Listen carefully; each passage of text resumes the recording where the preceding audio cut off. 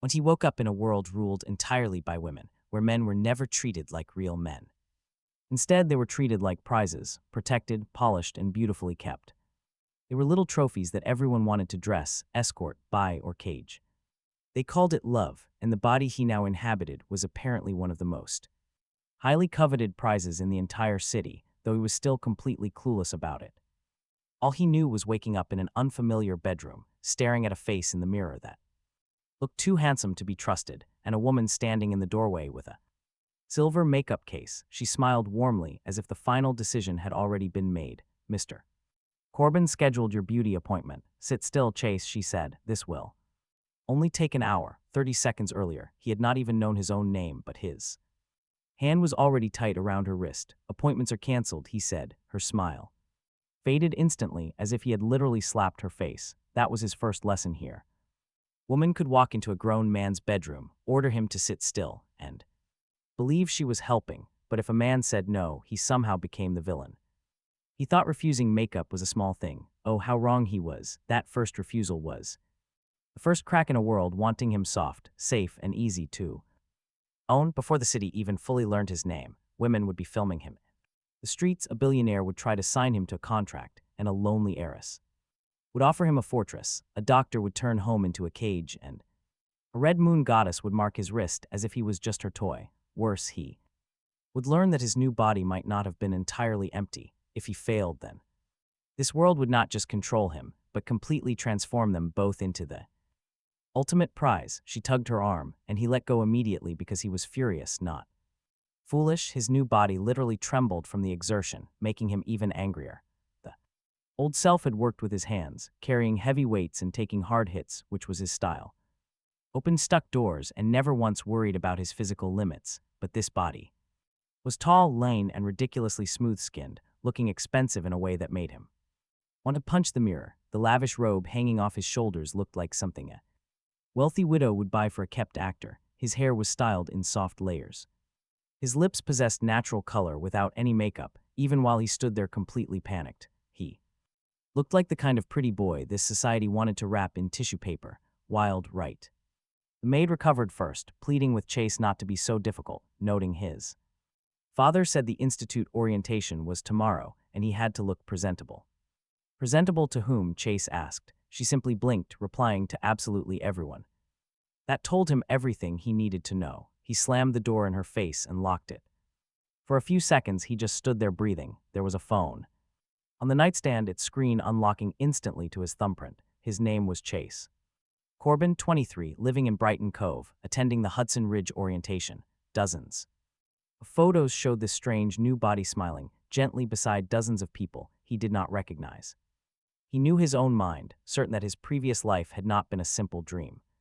He went to sleep under an unnatural red moon, but could not explain this new reflection looking like a model on a perfume ad. A sudden heavy knock shook the door, calling for Chase. A man's voice asked if he was all right. Chase ignored it, searching for clothes. After tossing aside silk shirts, soft cardigans, and pants that clearly shunned manual labor, the plainest black shirt he could find still fit his lean body like it was custom made. He put it on anyway, pulled on some jeans, and swung the door open.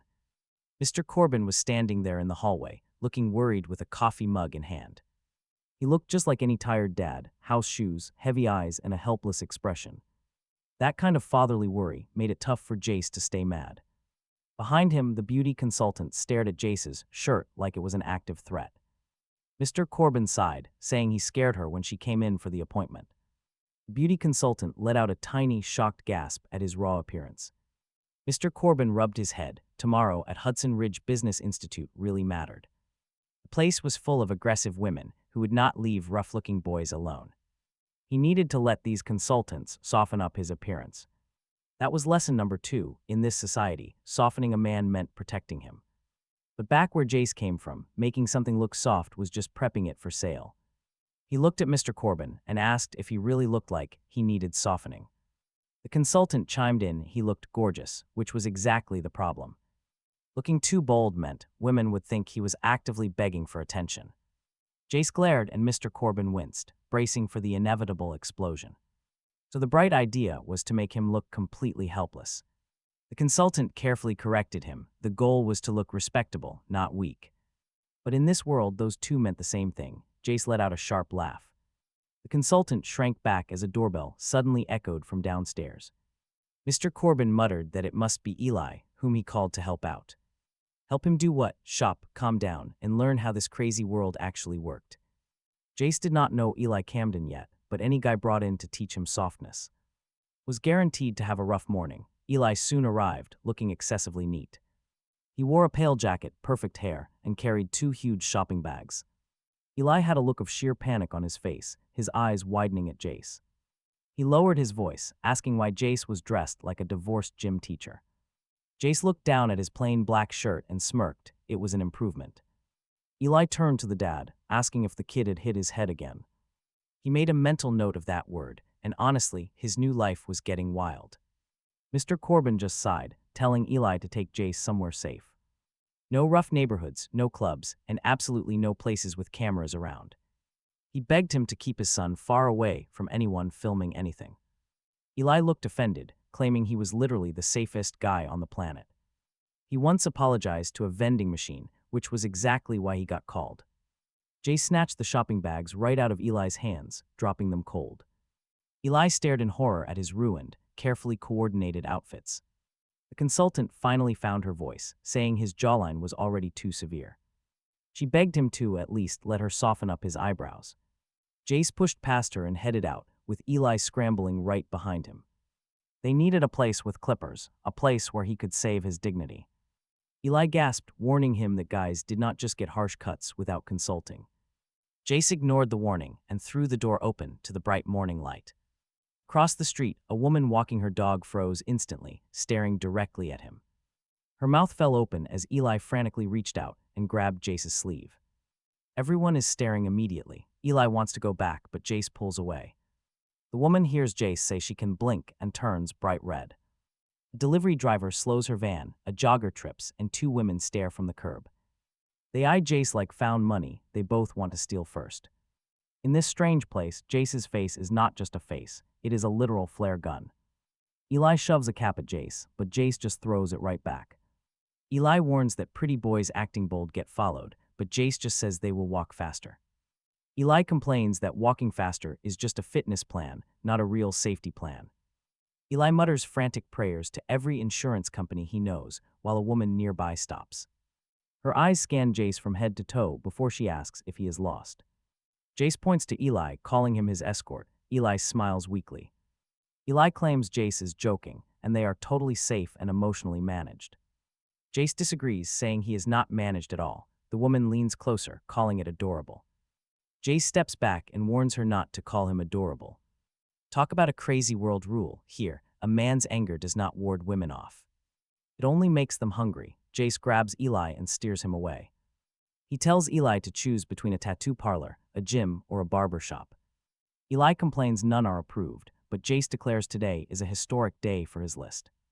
Eli tries to resist, but even in Jace's weaker new body, Eli is incredibly light. Jace easily drags Eli along until the friend gives up and walks. Eli warns him that people are filming, but Jace tells him to let them. Jace asks if he really hates it, softening Eli's panic.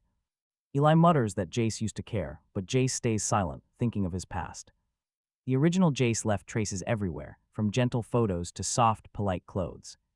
He left behind polite messages, a worried father and Eli, who constantly expects him to break. Jace has no idea where that gentle man went. He only knows he is in his place. Now this strange new world is already reaching for his throat with manicured hands. The fight in Tattoo Studio sits between a supplement shop and a salon. Not being approved on Eli's safety list makes it even better. A heavy bag hangs right in the front window. Inside, the receptionist slowly looks up. Once she spots Jace, she completely freezes, letting her pen roll right off the desk. Eli begs Jace to leave, but Jace ignores him and walks up. Jace demands a haircut, some hand wraps, and someone to test his new body's limits. The receptionist just blinks. Suddenly, a sharp laugh rings out from the mats in back. The female instructor is tall and broad, clearly used to control. Wearing a towel around her neck, she stares directly at Jace with obvious, mocking amusement. She warns that men do not train here without proper clearance and serious grit. She mocks him, doubting a pretty boy like Jace can handle bruises. The other women on the mats whisper that calling Jace just pretty is a massive understatement. Eli covers his eyes in dread as Jace confronts the instructor. He demands real training, not a romance policy, which only sharpens her grin. She tells him that talking like that might make someone want to handle him. Jace recognizes the disrespect. In his old world, this talk would end in a fight. Here it comes with a smug smile, treating him like some decorative little challenge. Jace ignores Eli's desperate warnings and steps right past the counter. Blocking the mat, she demands a guardian's signature. Jace replies he is 23. A safety sponsor is strictly required, but Jace only cares about getting a heavy bag. Move, he commands. Suddenly the room falls quiet, not silent, just expectant. Everyone holds their breath, waiting to see who will end up looking stupid. The coach folds her arms, push up. Go ahead, gorgeous, she mocks. The women laugh as Eli whispers in fear. Eli begs Jace to ignore her, but Jace already drops down. His weakened arms scream in protest. The first push-up is purely ugly. The second makes him shake. By the third, her smirk returns. A spectator snickers on the fourth. Normally, he would be embarrassed. But watch closely, that mocking laugh only wakes up a dormant, stubborn spark inside him. He grinds out the sixth, muscles burn like fire, sweat drips down. Wet hair falls in his eyes, the laughter dies, 10 push-ups are done. His body screams to stop, he does one more out of spite, he stands. Trembling like crazy, Jace points right at the heavy bag, now the bag. The instructor's gaze shifts, she is still amused, but the mock is gone. Did you hit your head? Jace snaps back that the whole country did. That sharp, sarcastic comeback hits hard, a woman nearby chokes on her water. Another covers her mouth, surprisingly the instructor steps aside for him. She yields because Jace forced the room to watch instead of laugh. Under their gaze he hits the bag, first strike, a dull slap. His wrist folds completely wrong, pain snaps right up his arm. Eli rushes to stop him, Jace fiercely shakes him off, strikes again. The second punch lands better, the third actually makes the bag move. She catches the bag, her teasing tone shifts, she treats him like a person now. Her blunt feedback calls his wrist garbage, and his stance even worse. Jace snaps that eyes don't pay, the counterwoman whispers that his money will. The young man has no actual cash, at least none he understands yet. But bold bluffs work. Now, Eli prepares to ruin his whole facade. Jace points a warning finger, shut up. Eli wisely closes his mouth. The instructor laughs, genuine this time. Fine, she says, 30 minutes. Absolutely no sparring, and his friend has to carry him if he faints. If I faint, shave me first, Jace jokes. The gym laughs with him. A petty, small moment, but it is his first step of reclaiming ground. 30 minutes fly by, wrapped hands, a sweaty shirt, and no more teasing nicknames. She calls him stubborn instead. Jace honestly prefers that title anyway. The counterwoman brings hair clippers over from the salon side. Eli stands beside him, grim. Your hair is your safest asset, he warns. Cut it, Eli begs. The counterwoman hesitates with the clippers in hand. She warns that short hair will make his features look incredibly severe. Good, Jace replies. Severe men are provoking, she adds. Excellent, he says. Eli groans, calling it a threat risk, while Jace calmly watches his friend through the mirror. He would much rather look like a fighter than let strangers make him look soft and pretty. The stylist freezes, clippers ready. The instructor leans back, smiling. She looks like she found a great bad habit, ordering the stylist to start cutting. She tells the counterwoman to just do it before he starts a revolution over conditioner. The first strip of soft hair falls onto the cape. Eli groans, a woman outside. The window stops dead, then another, by the time the clippers have. Strip the softness off the sides. 6 women are standing there pretending not to. Stare through the glass. Honestly, the craziest part is that the haircut does not make him look any less attractive. It just makes the problem sharper. His face loses its gentle frame and turns dangerous in a cold, clean way. His eyes no longer look like they belong in some beauty ad. Now they look ready to bury the entire agency. Even Jace hesitates. Eli whispers in horror, oh no, what, you made it worse. The instructor laughs so hard she has to turn away. The counterwoman sets the clippers down with both hands. You look careful, he says. She swallows the word. Outside, someone lifts a phone. He stands, tears the cape off, and tosses it onto the chair. Hand wraps training schedule fees. The instructor names an absurd price. Jace pays with a card from Jace Corbin's wallet. Hoping this body has better credit than biceps, the payment goes through. That little beep feels way better than the mirror. Eli watches him sign. The waiver, Eli points out his changed handwriting. Jace caps the pen, so has his mood. Eli accepts the answer, but his face shows he has saved the question for later. By late afternoon, the training studio has given him sore arms and a massive public problem. Clips of him are already bouncing between phones. Eli shows him 3 comments, then takes the phone away when his face darkens. Eli says people think he is bold. Good. Eli warns him that bold isn't always a compliment, as some women think it. Means he needs to be tamed. Jace remarks they can start a waiting list. Eli's sheer horror almost makes him smile, until a painful cramp hits his forearm. He has to flex his hand under the cafe table. Weak body, brutal world, bad rules. He won a haircut, not a war. A woman nearby watches his hand move. She asks if he needs help. Jace declines, but Eli cuts in before he can. Eli claims he is just exhausted and making choices as performance art. The woman looks disappointed, leaning closer. Eli begs him to stop sounding like he wants to be kidnapped. Jace asks if this country can stop treating no like flirting. Eli opens his mouth, then shuts it. For once, he has absolutely nothing cute to say. They return to the Corbin Keene estate at sunset, where Mr. Corbin meets them. His face twists with complex emotions. Upon seeing the haircut, relief he is alive. Fear because he is different, and grief because the truth is hard to deny. Whatever happened to his son can no longer be ignored. Jace, Mr. Corbin says softly. Asking what he did, Jace replies that he canceled the appointment. He got training instead. Mr. Corbin notes he can barely lift his arms. Temporary. He looks to Eli, who raises his hands, claiming Jace is now a blunt object with sharp cheekbones. Mr. Corbin does not laugh, making the hallway feel even tighter. Nora called from Cedar Medical Center because she saw the clip going around. She wants him home tonight. That would be Nora Keene, Mr. Corbin's stepdaughter, another name from this new life, another person with a claim before he has any real answers. I am home, Jace says. Mr. Corbin's eyes scan his face, asking if he really is. The question hits harder than a heavy bag. He almost lied, but instead says he is trying to be. It hurts less. He stepped aside, but the sleep that followed was miserable. The bed felt way too soft. Expensive sheets, yet the mirror kept reflecting moonlight and throwing a handsome stranger right back at him. His forearms throbbed. His new haircut made his face feel completely exposed. Closing his eyes, he saw red light in the darkness. Near midnight, the temperature plummeted, though the window remained tightly shut. Cold air still shifted. Red light pooled across the floor like water. He sat straight up. The moon outside was wrong again, bloated and red enough to stain the window glass. Before the sudden pain hit, a strange mark formed right on his wrist, a thin crescent. Under the skin, glowing like a brand of hot metal, pressed from the inside out. He clamped his hand over the burning mark. Suddenly, a woman laughed from the mirror. It was no beauty consultant or normal woman. She was far from human. The red moon goddess herself looked directly at him through his own reflection. She wore no crown, needing none. Her eyes burned with the same crimson as the moon, holding an amusement that made his sudden rage feel like some cheap toy. She spoke his name, J. Corbin, making it sound entirely borrowed in her mouth. Standing slowly, Jay accused her. She did this. She walked through his open door. He demanded to be put back. She just smiled, amused by his blunt directness. Cold seeped into his chest. What exactly had happened before he woke up here? The goddess tilted her head, warning him that he was not ready for answers.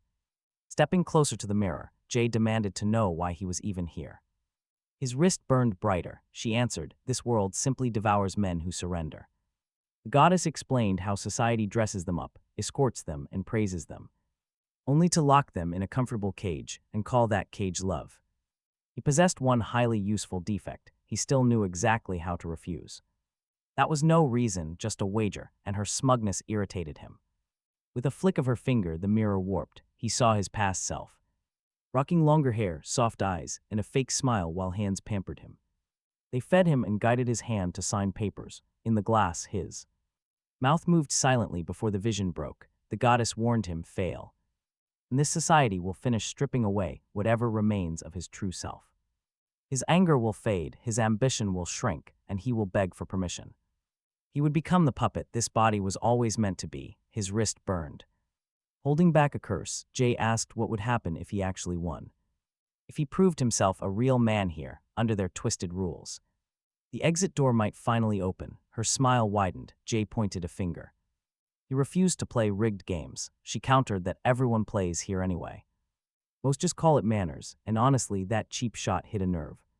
Jay flexed his aching hand, asking her what truly makes a real man. She replied, making choices under pressure and keeping control when surrender is easier.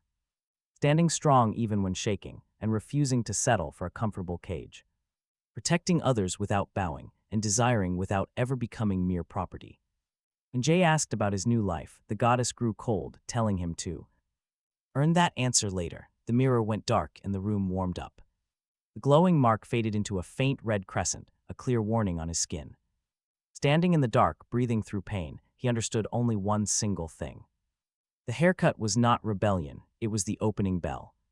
His phone buzzed. Eli had sent the campus schedule for the morning, followed by another warning: please, for basic survival, do not act weird at Hudson Ridge Business Institute. He looked at the red moon mark on his wrist, then he typed back, define weird. The reply came instantly: anything you think is normal. By dawn, the soreness had spread from his arms into his ribs. The beauty appointment was dead. The goddess had marked him as a player in her game, and Hudson Ridge Business Institute was about to meet the changed Jace before he understood even half the rules. Hudson Ridge met the changed Jace Corbin at breakfast, and the first weapon it used against him was a sealed protein drink. He stood outside the campus cafe with Eli beside him, a red crescent hidden under his sleeve, and a bottle cap that refused to move. The cap had one of those safety seals that mocked weak hands. In his old body, he would have cracked it open without noticing. In this one, his wrist complained from yesterday's bag work. His fingers slipped and the bottle stayed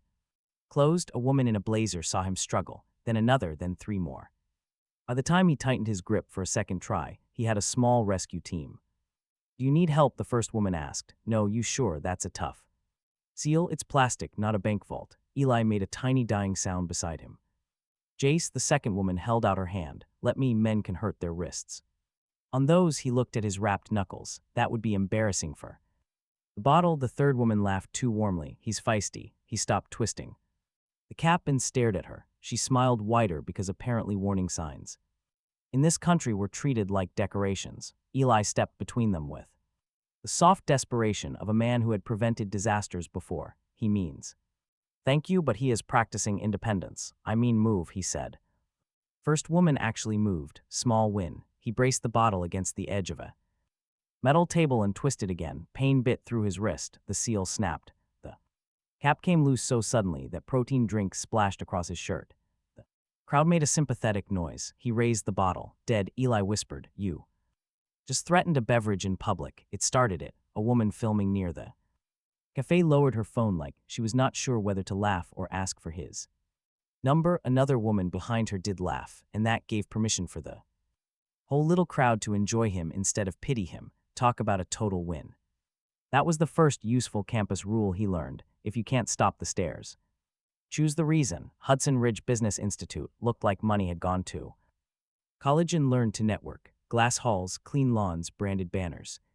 Women striding between buildings with tablets and coffee, men walking carefully in soft jackets that made them look like sponsored candles. Every bench had a cluster of watchers. Every window reflected his face back at him like the place was trying to remind him what kind of trouble he carried. Eli walked close enough to block one side of him. You're doing the stare thing, Jay said. I am scanning for threats. You look like a nervous purse dog. Purse dogs survived because people picked them up and ran. A pair of women heard that and laughed. One looked him over, then looked at Eli. Is he yours? She asked Eli. Eli's soul left.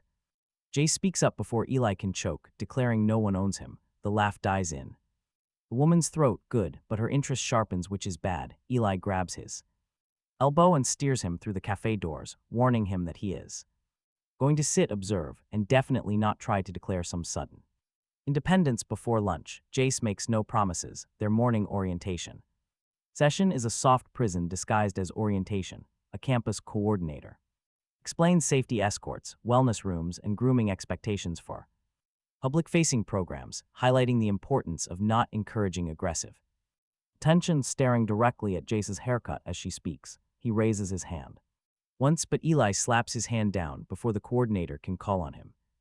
What Jace whispers, Eli warns him that he was about to ask if women are legally allowed to mind their business. Jace actually was, proving Eli is highly observant. As the coordinator keeps talking, Jace watches closely, the men around him take notes on how to exit campus parties and report unwanted gifts, even choosing clothing colors that suggest calm availability without any romantic invitation. The women take notes too, but their focus is entirely on investment clubs, sponsor meetings, leadership panels, and competitive internships. Honestly, this crazy social inversion is completely obvious right in the seating chart. Finally, the coordinator holds out a blue campus ribbon with a little safety charm attached. She offers it to Jace like a nurse offering candy to a child after a shot, explaining that new male students wear them during the first week. It helps campus aides keep an eye on them. Jace stares at the ribbon. He glances over at the women near the door who are already watching. Keep an eye on him for what, he wonders. Her smile stays professional, unwanted attention, emotional fatigue, and directional confusion. He knows how doors work. Eli leans close, whispering the ribbon is normal. So is that rescue squad. Normal is losing value fast. The coordinator lowers her voice, warning that refusing support can be read as provocative. Everything he does is read that way. He opened a drink and half the campus prepared a rescue mission. A few students laugh.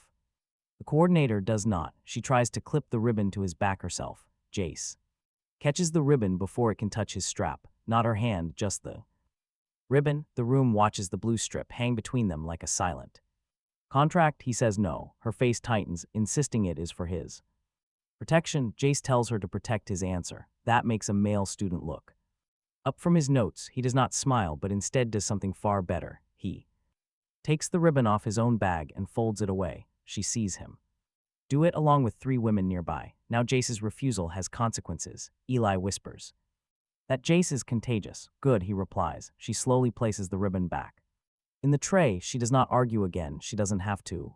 The look she gives him says he has already become a major campus problem. Before lunch, fine. If they want a problem, he will at least be well fed. When they are finally released for lunch, Jace is starving. Eli sees his face and goes pale. Eli warns him that men here usually eat light. Why? Because eating heavy is read as. Eli struggles for a word. Jace helps him. Human, crude, attention-seeking, and aggressive. Even food is aggressive now, and large portions. He looks over at the cafeteria line. A woman passes by carrying a massive food tray. Could easily feed a construction crew. Right behind her, a man carries a tiny salad. It looks like anxious garnish. His stomach instantly makes the decision for him. Hudson Ridge Business Institute's elite cafeteria features polished counters and gleaming glass. The prices belong in court. Nearby, men cluster around the smoothie bar. Women line up for hot meals, protein bowls, grilled meat, and heavy sandwiches. Servers smile warmly at the women while guiding men toward lighter options.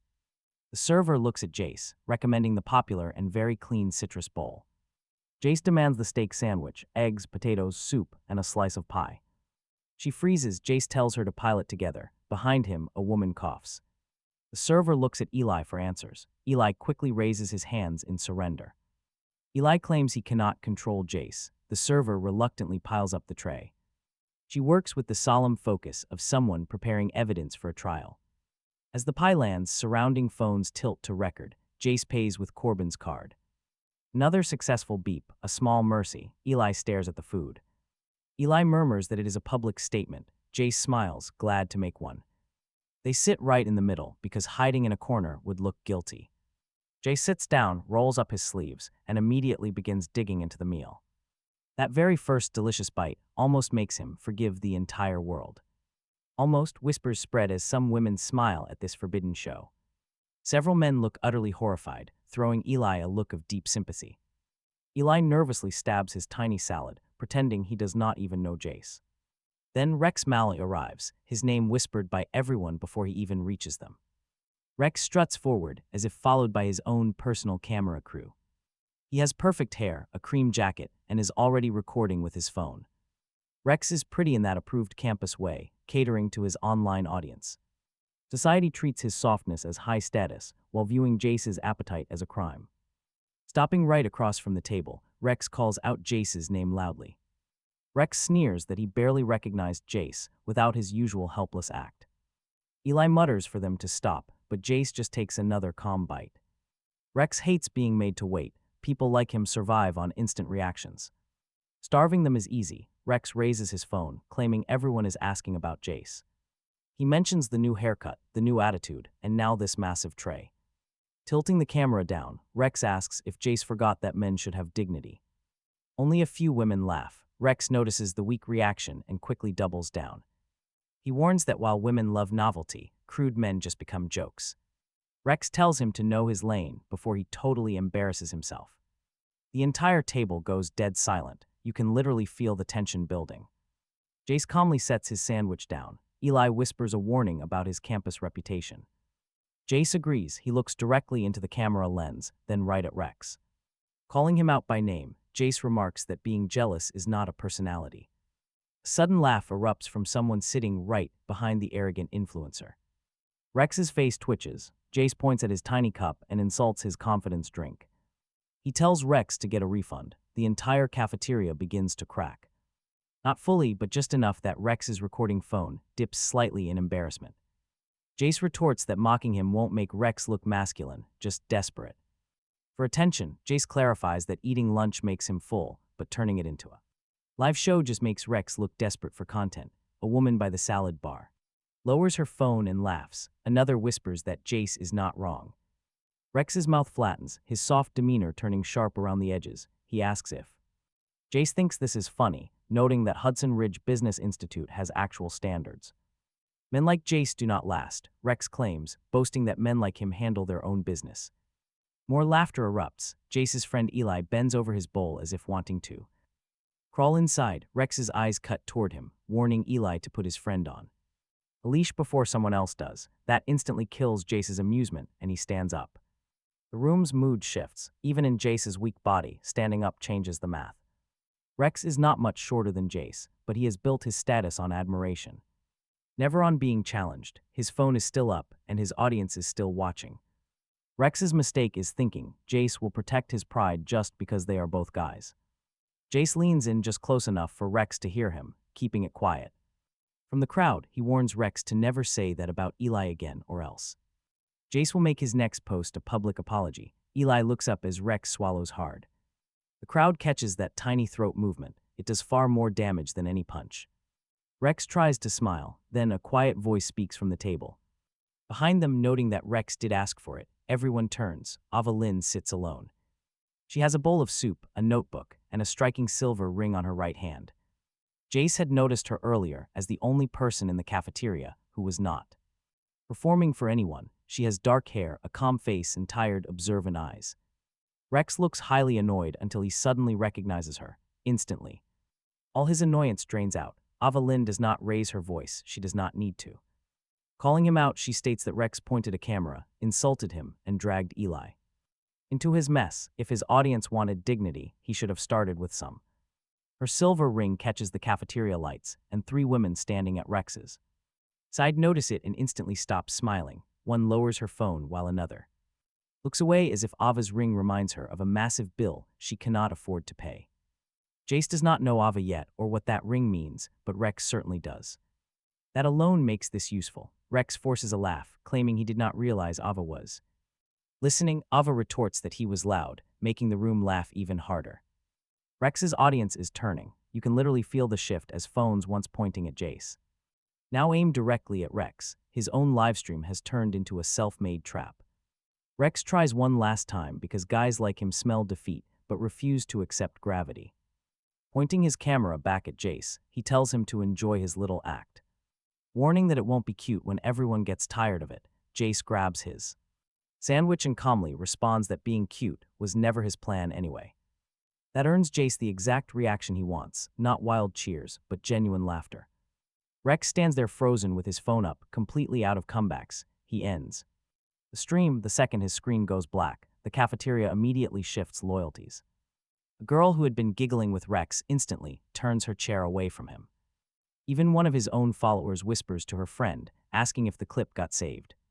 Meanwhile, a guy at the smoothie bar pulls his sandwich out from under a napkin, and he took a bite as if committing a felony. Rex saw that, too, that tiny bite made Rex look more offended than anything he had said. In a place like This rebellion sometimes started with bread. Nobody saluted it, but everyone saw it, and seeing it made them choose sides. Rex did not look beaten forever. Men like him could turn a bruise into a brand strategy by dessert, but for one lunch in front of his own audience, he had lost the room. They made him pay.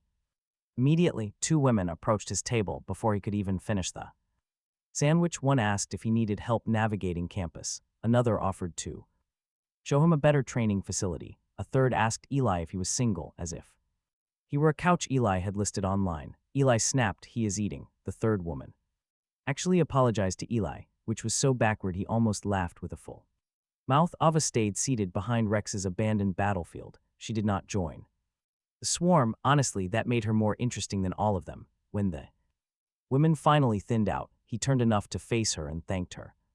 Ava looked surprised by the word. "You were winning. You made him lose faster." Her mouth curved barely. Rex hates efficient people. Eli leaned in and whispered that she is Ava Lind, warning him to be normal. He looked, asking why. "Everyone keeps asking for miracles." Eli warned. Ava heard that. Her small smile returned. It almost became real. He nodded at her ring. That scared them. Ava's fingers curled once, covering it. "Some names make people careful, sounding expensive." Sometimes she said it without pride, more like a weight she had learned to carry quietly. Rex, who had retreated 2 tables away, watched Ava speak to him. His expression had gone from public charm to private poison. He caught him looking and smiled like the next round had already begun. Good, let him plan. Villains who plan angry usually make better mistakes. Eli followed his gaze. Intense. "Do not start another thing." He claimed he did not start. But Eli said he ordered pie as war. "The pie is innocent," he retorted. Ava looked, asking if it was good. He slid the plate over without thinking. "Try it." Eli stared at him like he had handed her a weapon. Ava stared at the plate for longer than pie deserved. "You don't have to," he said. She knew, picking up her fork and taking one small bite, blinking. "It is good." The tiny softness in her voice did something strange to the table. Not romance, not yet. Something quieter, like a locked door clicking once. Then Tara Bellamy dropped into the chair beside Eli without permission and blew the whole mood apart, grinning at him. "Are you always this suicidal before dessert, or is Rex special?" Eli groaned, begging Tara not to encourage him. Tara leaned toward him. "Encouragement is free, Ba is not, so remember that." He liked her immediately and trusted her not at all. Ava's smile vanished behind her calm face. The ring disappeared under her hand again. Tara noticed, her grin softening, to ask Ava if she was going tonight. Ava looked down at the pie, then at him, planning to go. "To what?" he asked. Tara answered first. "Campus charity horror maze. Donors pay.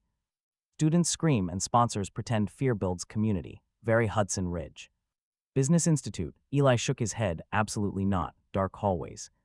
People grabbing cameras everywhere." "He is not going. He can decide," Ava countered. Her voice was quiet, but it cut through Eli's panic cleanly. He looked at her. He asks if she is inviting him, as Ava's fingers tighten around her fork.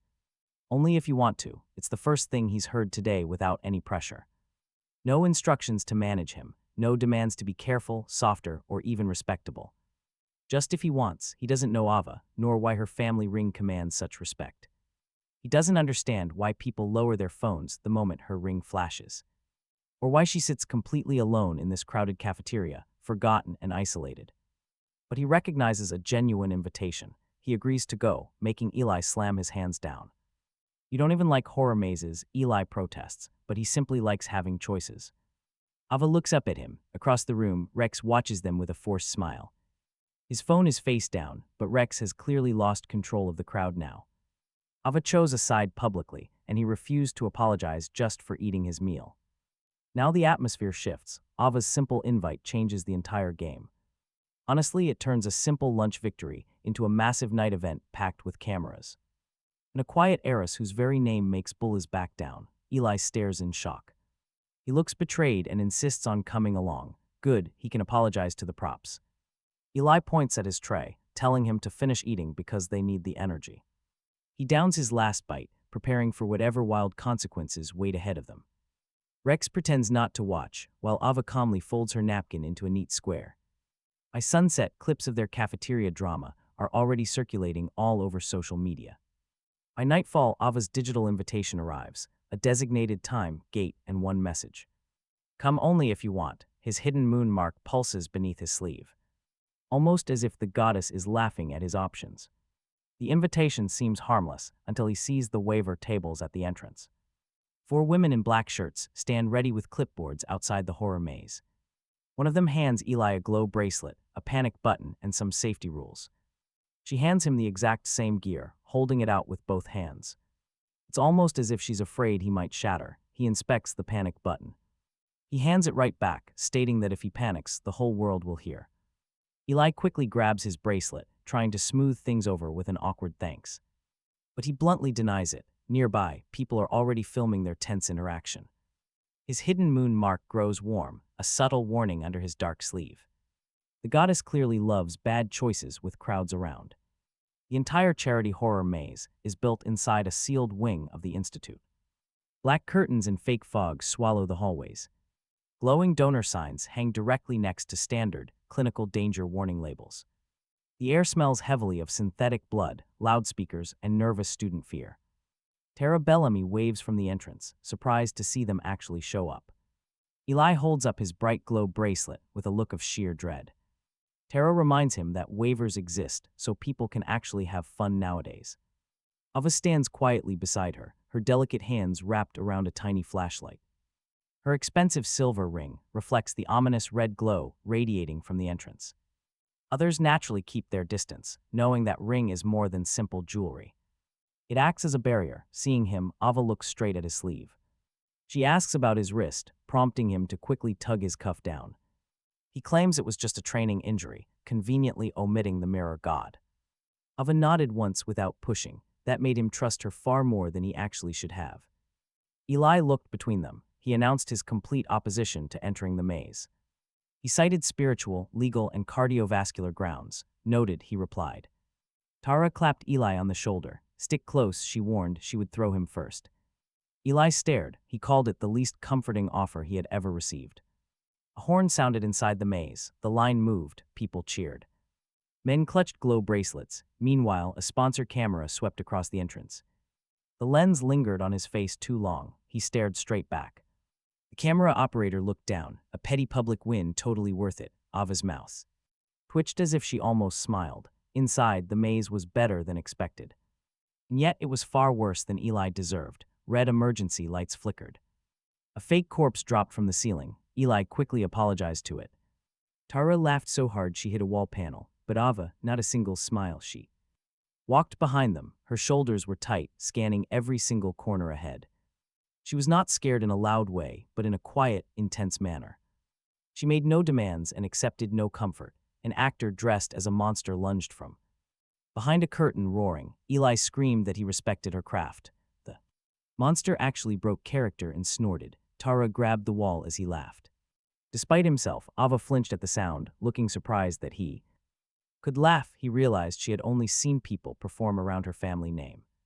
Very few ever truly relaxed around her name. The dark maze grew tighter after that. One sign pointed toward a mild route, another toward a challenge route with thick fog, actors, and a strict rule for pairs. They had to stay together. Eli pointed at the mild route, choosing that. Speak for yourself, Tara shot back. Meanwhile, Ava stared at the challenge sign. Second too long, do you want to go that way, he asked. She shook her head too. Quickly, her denial was immediate, but it was clearly a lie. Before he could ask again, a group of women behind them began whispering, wondering if that was Ava Lind. They questioned why she was even here, and who that bold cafeteria guy with her was. The whispering words of being the bold one found him instantly. Talk about bad timing, Eli muttered that his brand was developing without consent, sharing something in common with this country. The women heard him and one stepped closer. Closer, Ava tightened her grip on her flashlight. He made his choice quickly. Before overthinking it, challenge route, he announced. Eli turned on him. He absolutely refused, telling him to stay with Tara, but Ava's eyes snapped too. She insisted he did not have to, but his calm, knowing response froze her. The very words she had given him at lunch returned, but this time they felt different. Tara looked between them and threw her hands up, supporting whatever made Eli funniest. Eli protested that he was not comic relief, just as an explosion sounded nearby. Eli jumped toward Tara, who patted his head. He and Ava entered the challenge route together. The door swung shut behind them. With a magnetic click, the maze grew darker, the heavy fog thickening as walls narrowed until his shoulder brushed black fabric and Ava's sleeve brushed against. His arm, hidden speakers whispered from dark corners as something metal scraped. Up ahead of them, beside him, Ava breathed slowly through her nose, completely controlled. Jace quietly asks if she is all right. Ava nods, telling him to try once more. He keeps his voice low. If they want out, they leave. No questions asked. No dragging. Ava gazes directly into the thick, creeping fog. She warns that helping hands often push too hard. There is pain in her words. Knowing he has no right to ask, he lets it go. Then they walk. No dragging. They pass the first scare, an actress with lifeless white eyes. She lunges. Jace sidesteps effortlessly, but Ava flinches hard against the wall. The actor reaches for her trembling form. Jace acts, lightning fast. He catches the performer's wrist in a vice grip. The staff member completely freezes. The actor stammers. Jace warns her never to put hands on Ava. Ava softly whispers his name. He releases the grip before a scene breaks out. The shaken performer retreats. Behind them, a sponsor's camera blinks. Perfect, another viral clip captured. This is going to cause a massive storm online. Ava stares at him, whispers that he should not have done that. Jace shrugs. People gossip anyway, even if he is just sitting there eating pie. Ava stares, then a tiny laugh escapes her, small and startled. That rare laugh makes the future trouble completely worth it. They press on. The path forces them through a ruined clinic, then a corridor of hanging sheets. They enter a mock chapel, where fake paper moons dangle from the dark ceiling.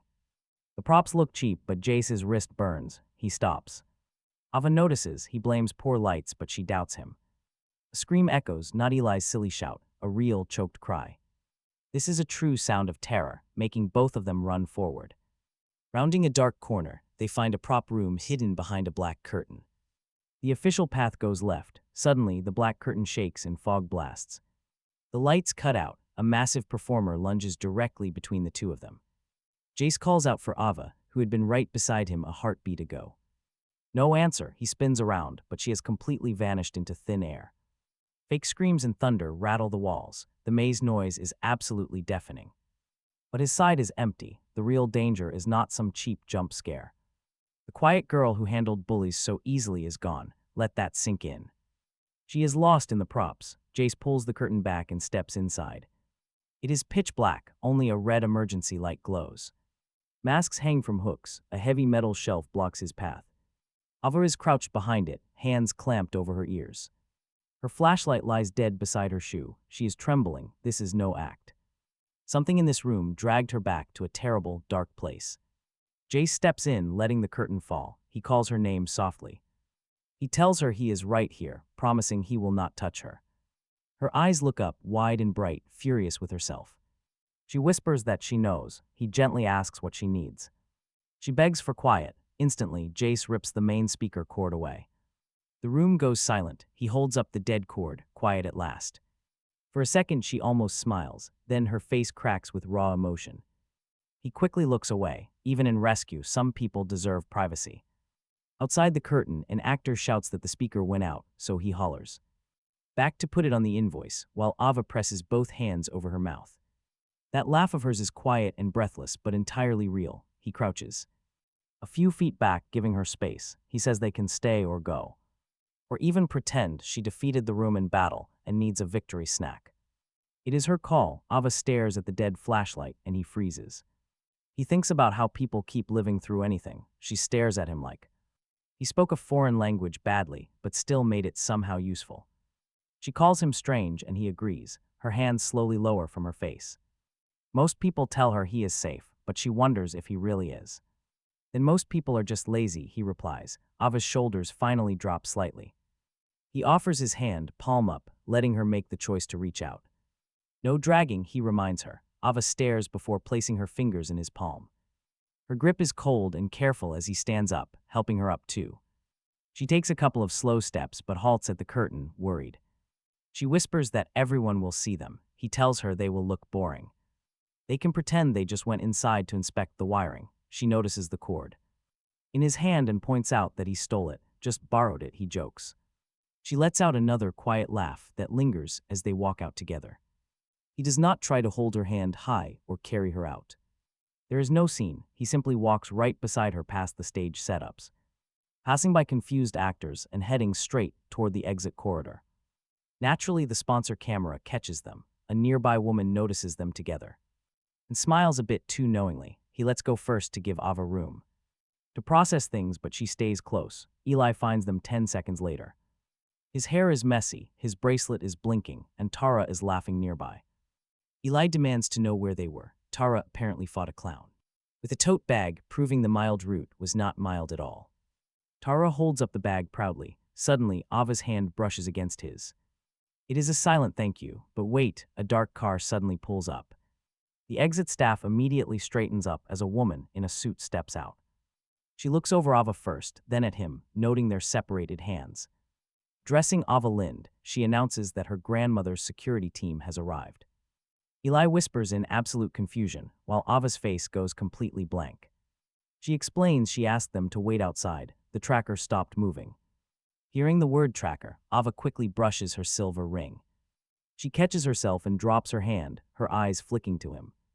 A flash of deep shame crosses her face before she hides it. He says nothing, knowing exactly how it feels to have your life micromanaged, and trust me, that sucks. The woman opens the car door, suggesting they return to Willamere Estate. That specific name completely changes the mood. Tara instantly stops smiling. Eli is left speechless. Nearby people try very hard to pretend they are not listening. Ava looks at him, gently letting him know he does not have to come. Eli frantically signals him to decline, but he ignores his friend. He asks if she wants him there. After a pause, she says yes. Dangerous consequence. He got into the car, and Eli followed right behind because loyalty sometimes looked like terror in nice shoes. Tara just stayed at the curb, grinning as if she had just watched 3 episodes at once. The drive to Willamere Estate did not take long, but the entire world shifted along the road. Campus lights gave way to towering gates, ancient trees, stone walls, and hidden cameras placed where only a paranoid person would think to look. He looked. The driver noticed in the mirror and quickly looked away. Eli leaned closer, begging him to say he understood that this was absolutely not a normal afterparty. He just pointed out the cameras on the wall. He noticed those too. Ava sat across from them, hands folded, saying he noticed quite a lot. A hard habit to kill. She looked like she wanted to ask what created that habit.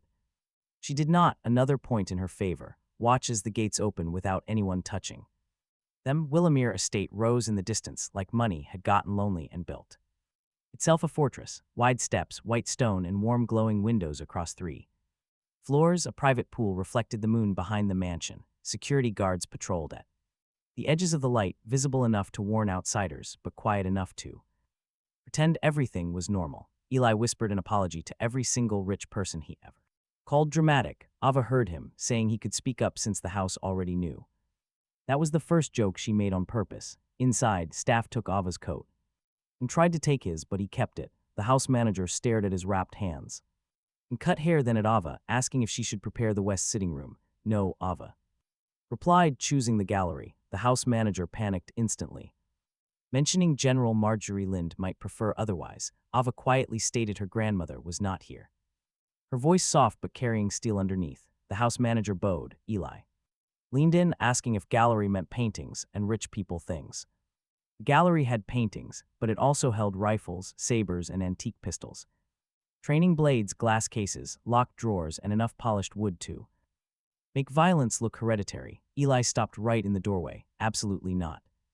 Art. He stepped inside despite himself, finding the weapons gallery completely ridiculous. Not because weapons were unfamiliar to him, but because this world always told men to be soft, while Ava Lind apparently lived in a house where history hung sharpened. On the walls, Ava watched him look, saying her family collects things. He noted they collect small wars. Her mouth twitched as if she liked that remark but did not want to.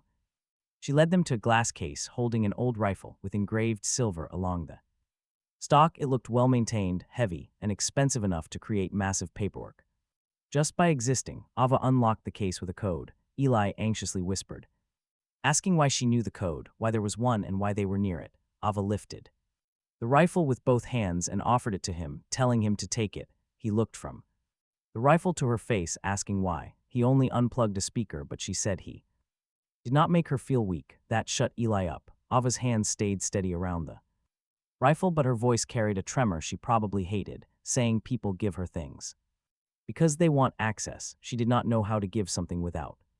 Making it ugly, it was valuable, it was hers, and she wanted him to have it. There was the emotional trap, not manipulation. Worse, sincerity with it. Price tag so massive it could crush them both. He took the rifle carefully. It had weight, real weight. His sore arms complained as his fingers wrapped around the. Jay looks at the stock, and for one brief second, his old-world side respects the craftsmanship before his new world brain remembers that accepting weapons from lonely nobles after midnight is how men end up in family feuds and news clips. He hands it back, Ava's face shutting down before he quickly speaks up. Refusal means rejection. He explains he is just trying to survive, not start a small war. Eli points at him, calling it the smartest thing Jay has said since the moon got weird. Jay glares at him, and Eli freezes under his heavy gaze. Ava does not even notice the slip, her eyes locked on the rifle. She asks if he does not want it. Jay says he refuses to owe her family, but he wants her friendship if that is truly on the table. The whole gallery goes dead silent. Ava slowly puts the rifle back, locks the case, and turns to Jay. With something raw and dangerous in her calm face. It is, she says on the table. Eli lets out a breath like a freed hostage. Ava's fingers linger on the locked glass case for a silent moment. The maze had given Jay one terrified girl in a prop room. Willowere gives him a fortress tracker, family weapons, and a woman offering immense value because she does not know how else to ask to be chosen. Before they leave, she tests his sincerity. Ava insists on riding back with them to the cheap burger joint near the campus. Shuttle stopped because Jay mentioned being hungry, and Eli claimed he would die without something greasy. Security follows them closely in a second car, but Ava pretends not to notice. Jay pretends not to notice her pretending. The burger shop is practically empty. Fluorescent lights, sticky table, no polished stone. No family weapons, no one asking if he needs a safety ribbon. For 10 minutes. Things feel completely normal. Then Jay ruins it by opening his mouth. The cashier looks at his face, looks down at a screen, and whispers, "Are you the cafeteria guy?"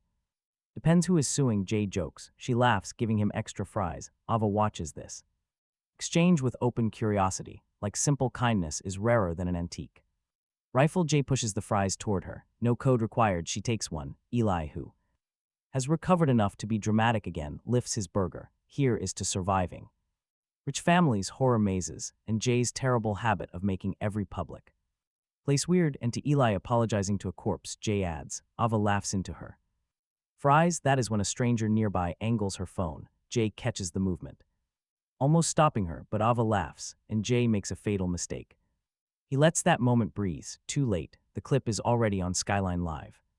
Just 12 seconds. Jay sits in a black shirt, sharp haircut, one wrapped hand round a burger. Ava Lind laughing beside him, and Eli pointing a fry like a courtroom exhibit. The caption treats Jay like some newly discovered product.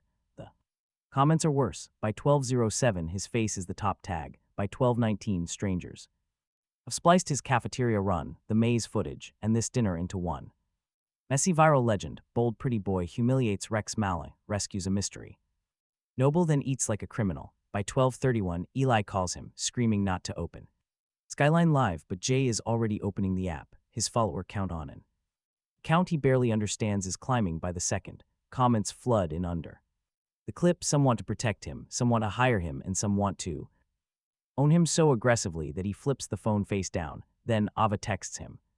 She asks if he is safe, angry, or embarrassed. Jay simply replies safe. Annoyed counts as safe. She texts back. In that case, stay annoyed. Jace almost smiles. Then a new notification. Skyline Live.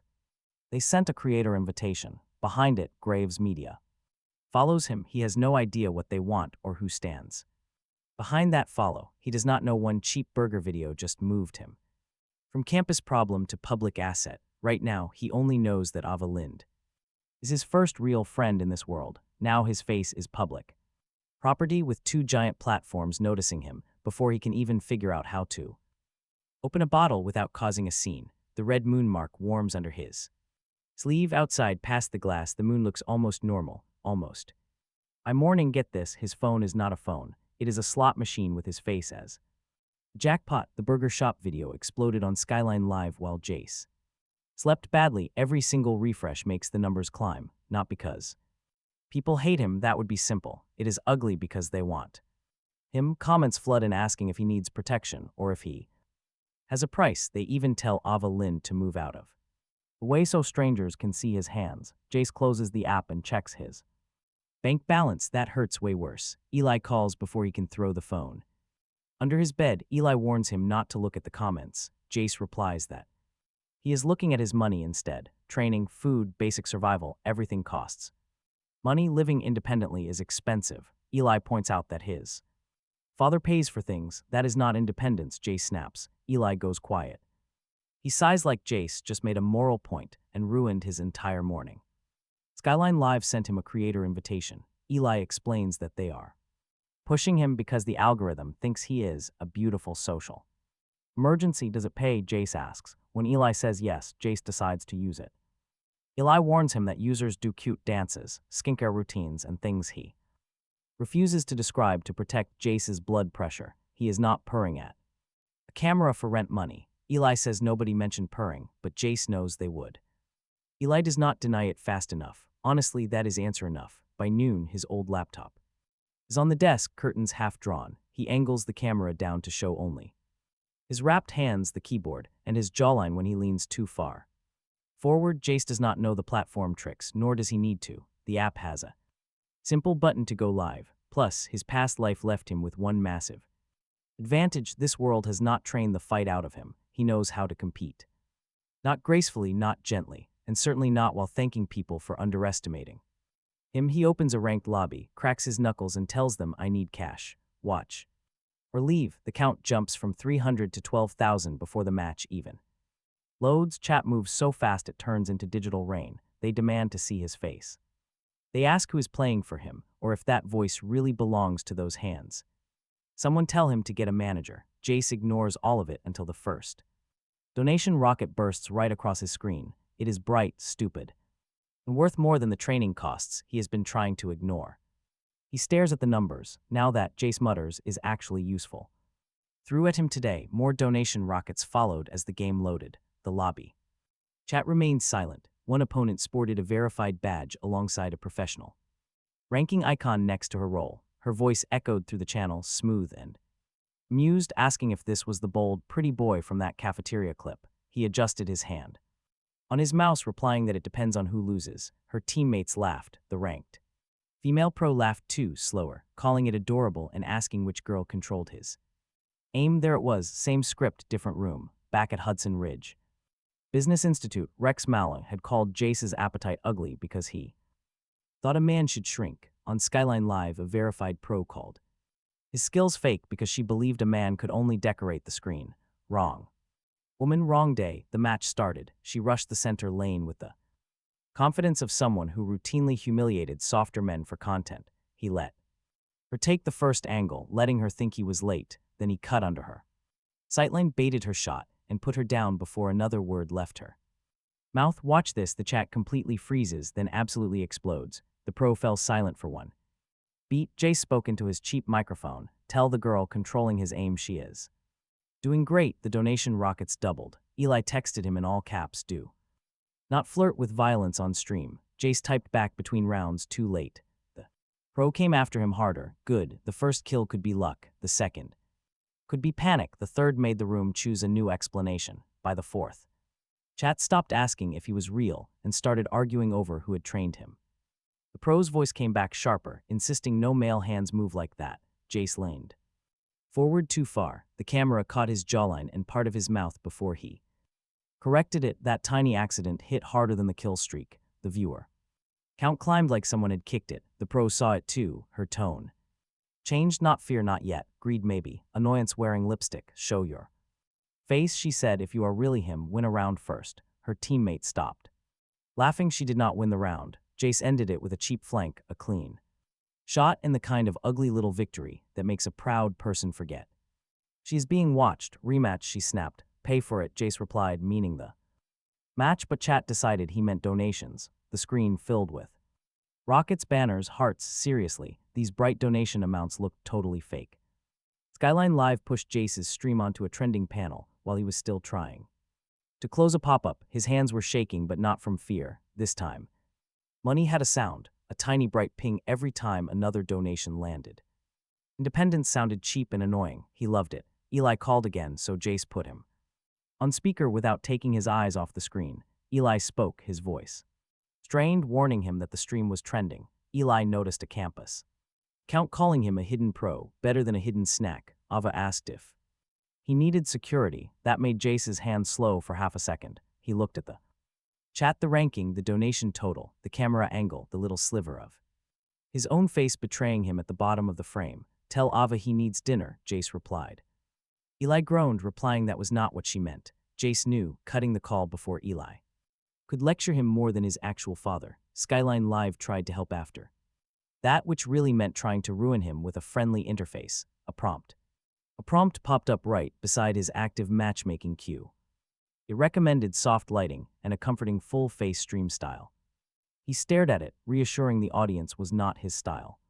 Shaking his head, he closed the box, but another quickly opened. This one suggested telling viewers he was safe and doing well. So he spoke into the mic, letting everyone know his status. He was safe enough to win, yet unsafe enough to be interesting. Half the chat begged for his face, while the rest donated.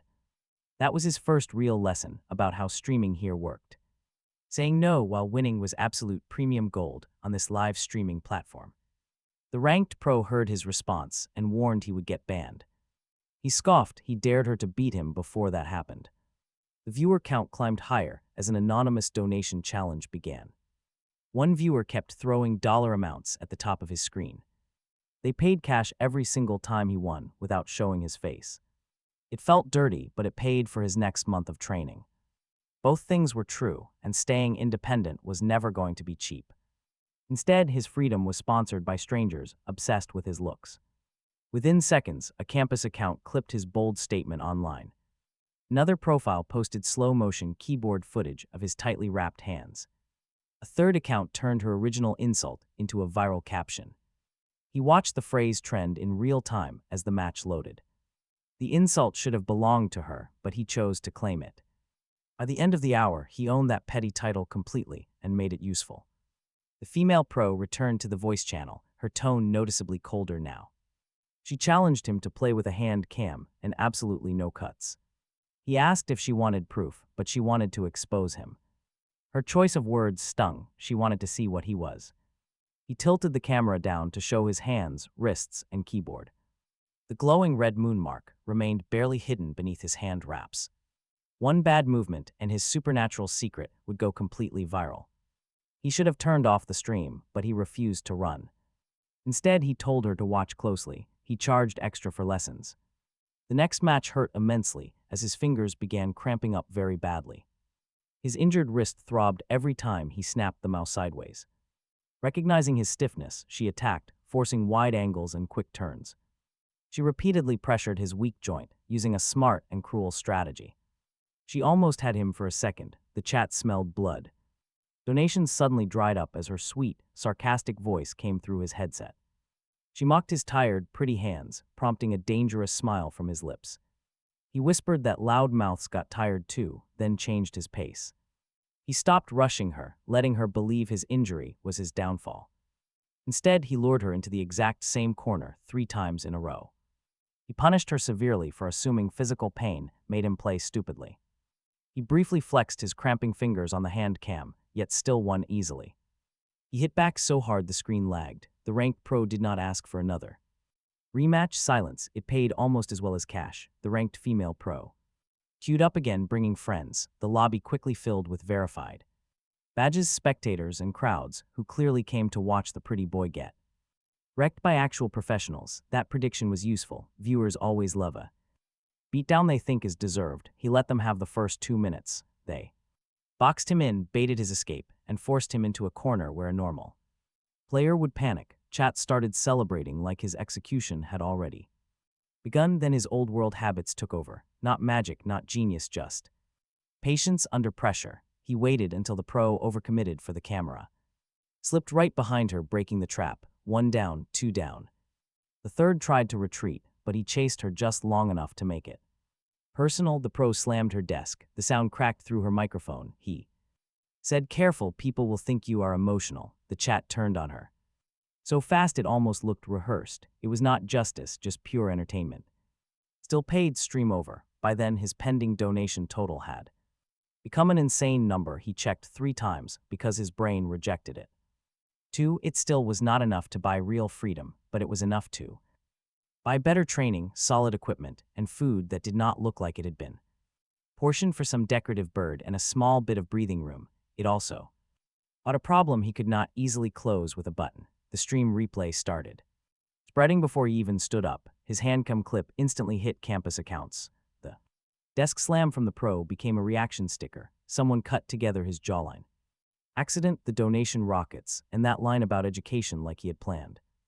None of it was planned, which made it dangerous. The platform did not care whether he understood the machine. It had found a pretty man who could easily humiliate a ranked woman in public, refuse to be cute, and make viewers pay just for the privilege of being ignored. That was enough for Skyline. Lived to push him in front of more strangers, enough for strangers to start guessing where he lived, enough for richer strangers to wonder if he could be packaged before someone else took a bite, and enough for him to understand the first rule of public money in this world. Those dollars arrived smiling, but they carried addresses, assumptions, and hands right behind them. Every ping had a hook. Under it, he did not know who held the line. Colder, that money felt colder. Then Skyline Live sent another notice, creator rank pending review. Graves Media liked the stream. That last part sat in his chest wrong. Graves Media had followed him after the burger clip. Now they had watched him beat a ranked pro. Show enough of his face to turn donations stupid, proving his value was not only pretty packaging. He should have felt proud, but he felt hunted by richer people. The red moon mark warmed under his wrist wrap. He muttered that he saw it. Silence, the goddess never showed up when actual answers were needed. Useful, Ava texted before he left the room, warning him not to walk alone tonight. Eli texted 2 seconds later, do not order food to his actual address, do not answer unknown numbers, and do not fight anyone claiming to be a talent scout. Do not improvise, actually scratch that, just do not leave. Jay carefully reads both of those incoming messages, instantly sensing the dangerous trap closing in. Ava is genuinely terrified, and Eli is completely panicking right now. But if every threat makes him submit, the goddess won't even need to destroy him because he would slowly erode his own soul through constant, tiny, practical compromises. So he makes a slightly smarter, bad decision by sending Eli his exact, lighted walking route. He changes shirts, tightens his wrap, and sneaks down the back stairs. He leaves without posting, streaming, or answering any notifications. 3 unknown numbers are already buzzing on his phone, showing his total maturity. His short burst of maturity lasts exactly 11 minutes before he walks out after sunset. Staying inside feels too much like hiding, which is pure irritation. The familiar streets of Bright and Cove look completely different to him after that live stream. People recognize his haircut, his hands, and his confident posture. He refuses to show any weakness as 2 women watch him. They whisper to each other and point their phones too late. A passing delivery driver even slows down. Trust me, everyone is watching him now. Jay keeps walking, passing a dark alley smelling of fresh rain and smoke. The second alleyway holds 3 women, and the one leading them has bright pink hair. She wears a leather jacket and a dangerous smile that promises trouble. She steps directly onto the sidewalk to block his path, calling out his name. Jay grips his takeout bag tightly, as if those warm noodles could actually defend him. If this is about autographs, he snarks, apologize to the trees. The woman laughs while her 2 companions stay completely silent and tense. She taps her chest, introducing herself as Roxy Slate, who manages gorgeous talent in this town. She claims handsome guys get eaten alive here, so he needs her protection. Her eyes drop to his mouth. Jay notices and steps aside, but she smoothly matches his. Every move, the sidewalk feels incredibly tight as a car passes behind them. Her 2 associates spread out in the alley, successfully blocking his cheap exits. Roxy holds up her glowing phone, showing his online gaming stream paused directly on the screen. Donation rockets are frozen around his face like bright, flashing neon bait. She asks if he truly knows his own financial worth now. Jay quickly retorts that his time is worth far more than this trashy alley conversation. Roxy only smiles, noting that handsome, talkative guys get highly lucrative offers. She mentions private VIP clubs, completely refusing to hide the ugly, predatory side of her business. Jay looks from Roxy to the dark alley behind her, completely unfazed by them. He wonders why she watched him beat professionals and still thought cornering him here was smart. Roxy fires back, pointing out his hands were shaking during those donations. She knows he needs cash, and desperate people tend to learn very quickly.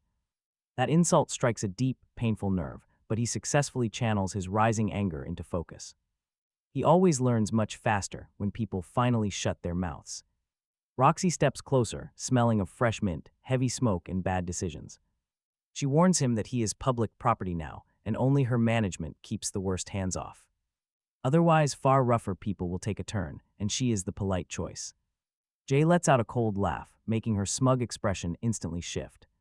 The cold amusement remains, but her right hand slips quietly deep inside her leather jacket. She pulls out a small, sharp blade, keeping it held very low. He stared at that blade. His new body was still weaker than his instincts wanted, having trained. Twice he had sore wrists, no weapon, and a takeout bag losing heat in his fist. His old self would have had better odds. This new body had a pretty face fast. Hands and too much pride to back into the alley on command. Roxy tilted the knife. Do not make her chase, she warned for her second lesson. He threw noodles at her face. It was not elegant, but it worked. Hot broth burst across her jacket. Roxy cursed and flinched. He kicked the nearest trash can sideways, slamming it into the woman on his left, drove his shoulder into Roxy's chest, and grabbed her knife wrist before she recovered. The pain in his hand was immediate, so was the satisfaction when her smile vanished. She was stronger than him, that part mattered. She twisted, and the blade grazed his sleeve before he slammed her wrist against the brick wall. The knife clattered once. One of her women rushed him. He caught a glimpse of pink hair, wet pavement, and his own reflection in a dark store window. Pretty boy, viral face, weak body. Then he put his elbow into the woman's ribs and ran like pride had finally learned math. Roxy laughed. Behind him, not angry, interested. That was worse. Jace, she called. He was not as soft as advertised. Ask for a refund, he shouted back, cutting through the next street, crossed against the light, and did not slow until he reached a crowded bus stop. His sleeve was torn, his wrist burned, his noodles were dead. His donation money suddenly looked less like freedom and more like a sign on his back. Across the street, a black car idled at the curb. He noticed it because the window lowered just enough for a woman inside to lift a tablet. On the screen, he saw his own stream, paused beside a blurry street clip of Roxy's knife.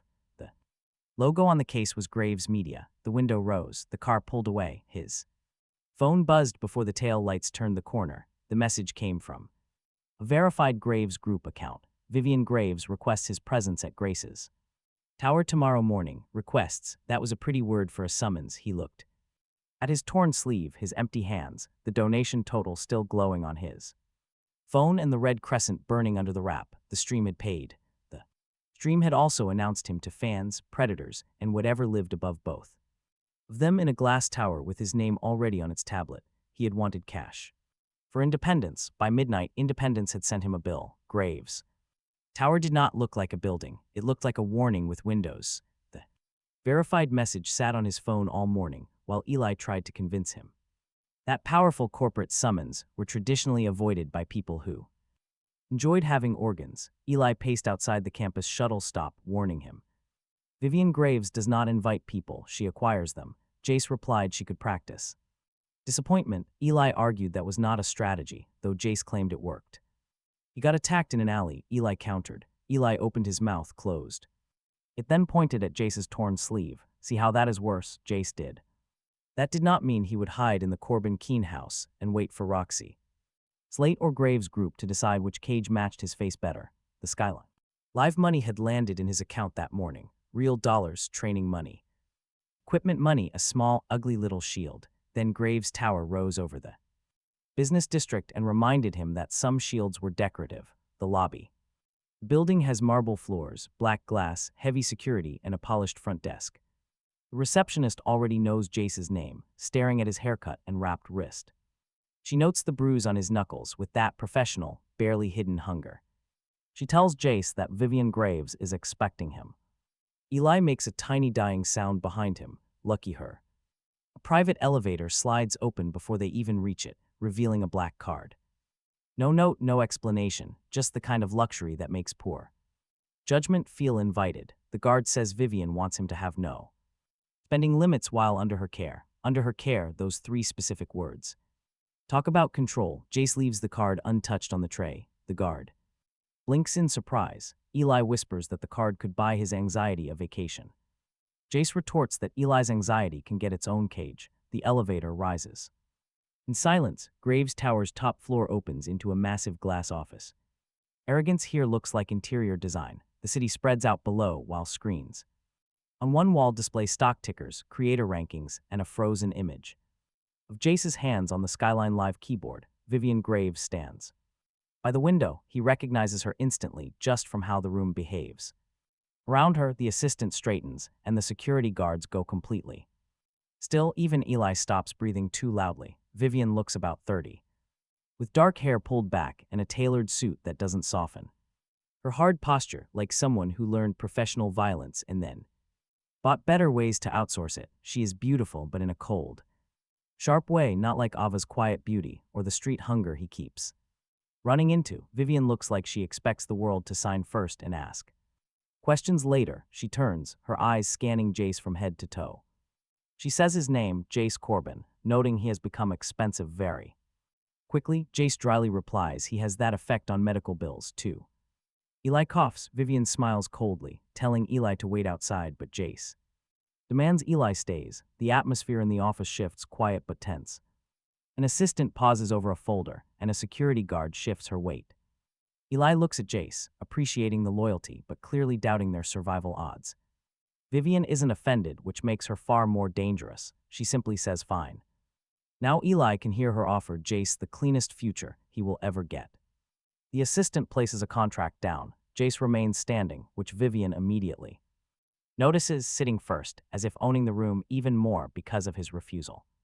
She says Graves Media will make his public image highly profitable, not cheap. Her security can keep street-level predators far away from him. They can provide him a penthouse, training, and transportation. Managed schedule, customized wardrobe, and controlled sponsor access. Jace asks who controls it. Eli whispers it's the person powerful enough to keep Roxy Slate from ruining his career. That is a brutal image. Vivian's eyes never leave him. The assistant slides the contract closer, alongside that black card. Vivian promises he would be fully protected. Jace counters he would be owned. She says paid, but he warns pets get fed too. The assistant's eyes widen. Vivian leans back slightly, completely unfazed.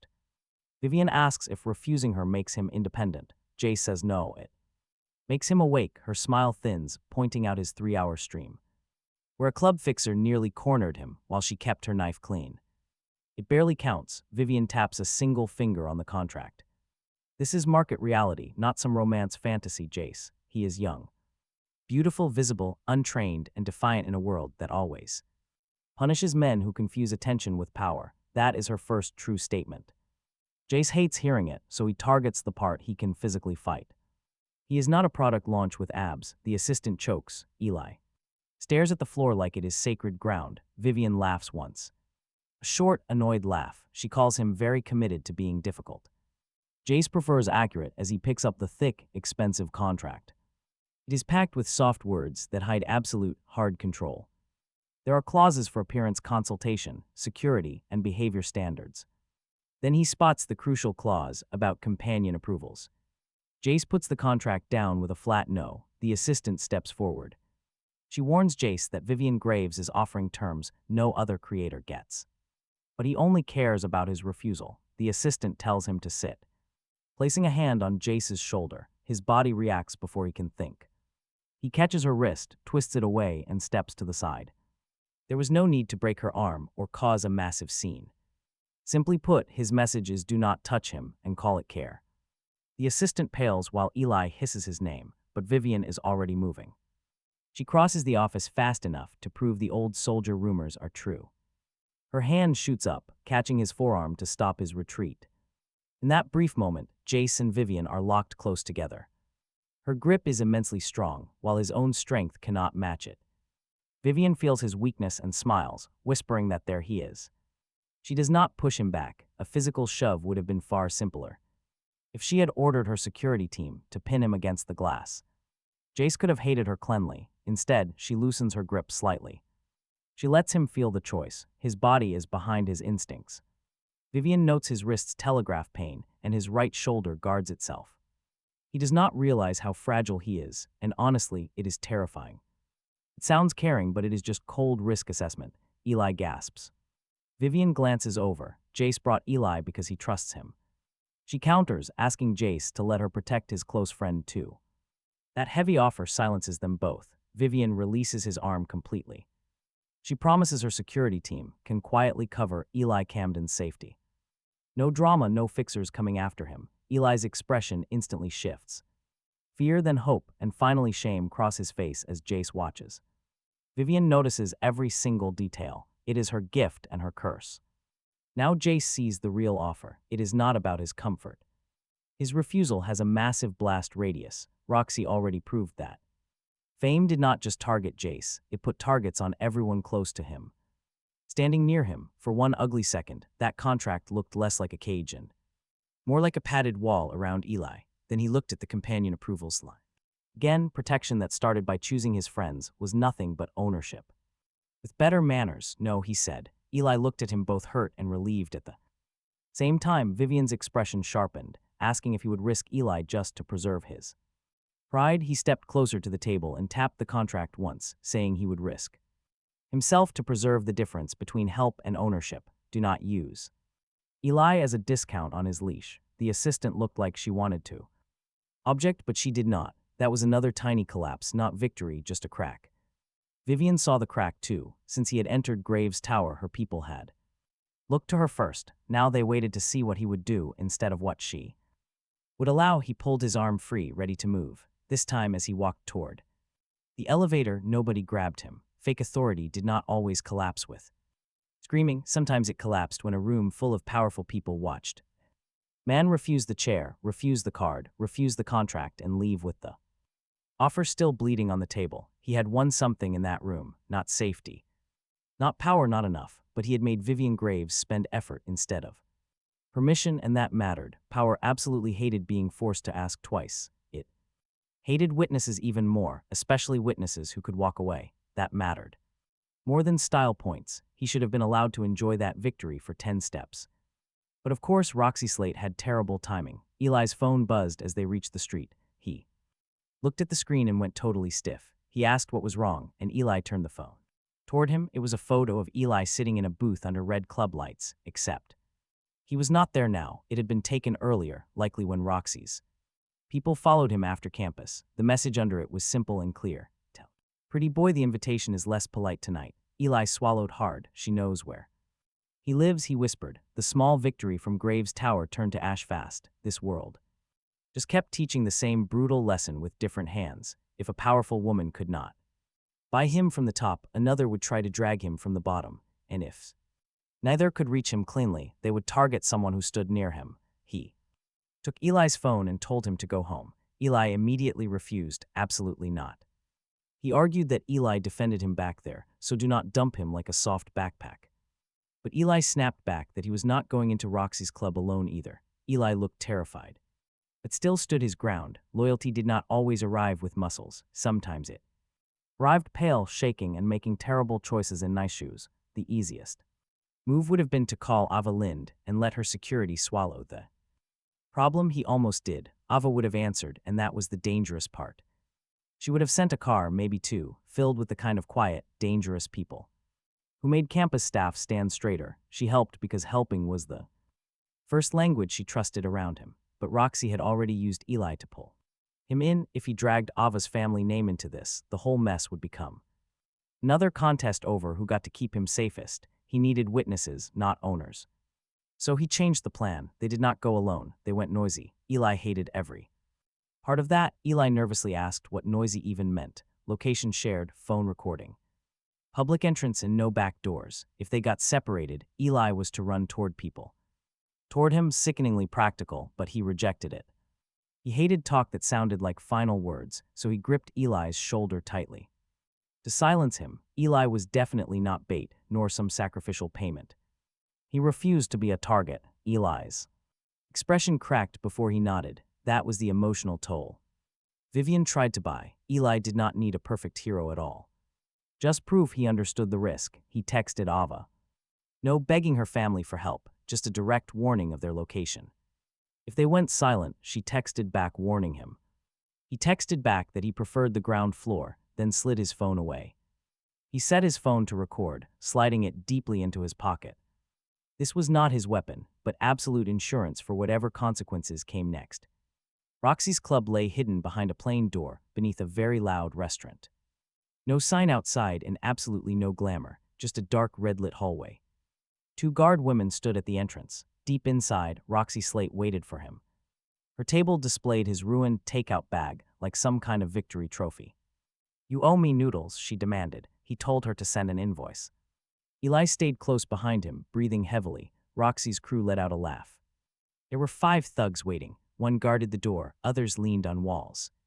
One of them stood way too close to Eli. He locked eyes with her. "Get away from him," he commanded. She grinned, mocking the pretty boy. Roxy raised a single finger, forcing the woman to take a step back.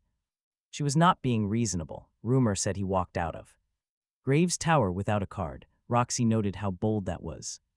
Flattery made her suspicious of him. She put men in glass towers, she claimed. But on Roxy's stages, men got applause. Others got knives. She smiled coldly. He stepped right up to the table, demanding she make her offer clear. Stream under her management, go where she directed, smile when clients demanded it. Keep the dangerous clients happy, and she would protect Eli from any trouble. And if he refused, the thug near Eli cut in before Roxy could. They would teach Eli a harsh lesson about listening to orders. The threat was fully out in the open. Roxy looked annoyed, but he just smiled. The recording would trap them later. Right now, they made a massive mistake. They thought he came to negotiate. He actually came to clear the room. He grabbed the heavy table and flipped it. Shattered glass flew everywhere. Smashed bottles and phones flew across the room as Roxy backed away. Eli shouted in pure shock. The nearby thug looked down in total confusion. Seizing the moment, he slammed his shoulder directly into her chest, driving her back. She slammed hard into the wall. "Run," he screamed at Eli immediately. Eli did not run. Instead, he threw a drink directly at the guard. Roxy lunged across the messy room, drawing a sharp blade. She was fast. He did not grab her arm this time. A chair flew instead. It slammed directly into her knees, dodging the blade. He drove his forearm hard into her wrist. Extreme pain exploded, but the knife hit the floor. Another thug lunged for the weapon, but Eli kicked it under the couch. He stared in horror at his foot, yelling that he played sports. As if that explained anything, the room erupted in chaos for 5 seconds. Broken glass flew, and his new body reminded him he was not invincible. He took a hit to the ribs, tasting blood as he grabbed someone's sleeve. He used her momentum to slam her into the wall, brutal and real. Then the music died, the hallway went silent. Later, he learned Vivian had put eyes on Roxy after the alley clip. Grave security entered right then. The building seemed ready to belong to someone else. Calm faces, black suits. Hands locked down wrists before Roxy's crew realized the room changed owners. Roxy looked past them and went still as Vivian Graves walked in. He spat blood into a napkin, refusing to give her a dramatic entrance. That felt like charity. He said she followed him, and Vivian's eyes scanned the broken room, seeing Eli's shaking hands and Roxy's knife. She noticed his cut lip, claiming she protected the market he had refused. Vivian replied that markets do not require consent to notice value. Roxy laughed. Roxy told Vivian she did not own this block. Vivian finally looked back. The room went cold. Vivian calmly stated that by sunrise, Roxy wouldn't either. Roxy's face went completely pale. You could literally feel the tension in the room. The crew, who looked ready to blade for her 5 minutes ago, now stared at doors and phones. Fake authority had collapsed twice today. First in a glass office, then right here under the heavy red lights. Roxy Slate learned her street crown was made of borrowed rooms and nervous friends. Vivian's security guard picked up the knife, placing it on the broken table. Another handed him his phone from the floor. The recorder was still running. Vivian glanced at it. He called it minor, saying the chair did more work. Eli finally let out a painful laugh. Meanwhile, Roxy stared at him with fury. There was something worse underneath. She asked if he thought Vivian saved him. Roxy asked if she had just put a prettier leash on his collar. He looked at Vivian, who didn't deny it. Grave security then escorted them out. They walked through the restaurant, while staff pretended to clean for 20 minutes. Outside, 3 black vehicles waited at the curb. They were not police. They were unofficial and worse in some ways, private power with clean tires.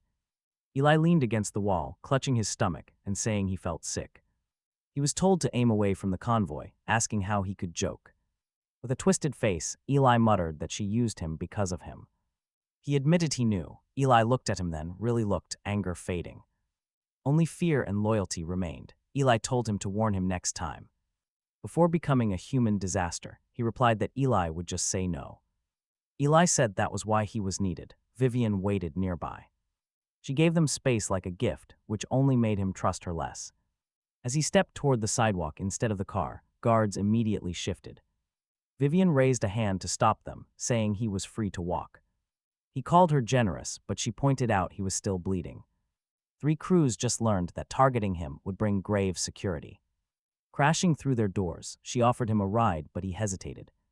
Letting Eli limp across Brighton Cove after being used as bait was not an option. Jace hated how Vivian made accepting her help feel like some heavy obligation. They climbed into the vehicle. Vivian sat directly opposite Jace while Eli claimed the far seat, trying his best not to tremble. A female guard slammed the door. Silence stretched for blocks as the cold city lights washed over Vivian's face. She focused entirely on his hands. His wrist wrap had loosened during the fight. The red moon mark was half exposed under the edge, suddenly burning hot. Vivian's eyes locked onto it instantly. He pulled his sleeve down, but too late. Her look was one of sheer recognition. She looked up and asked when it appeared.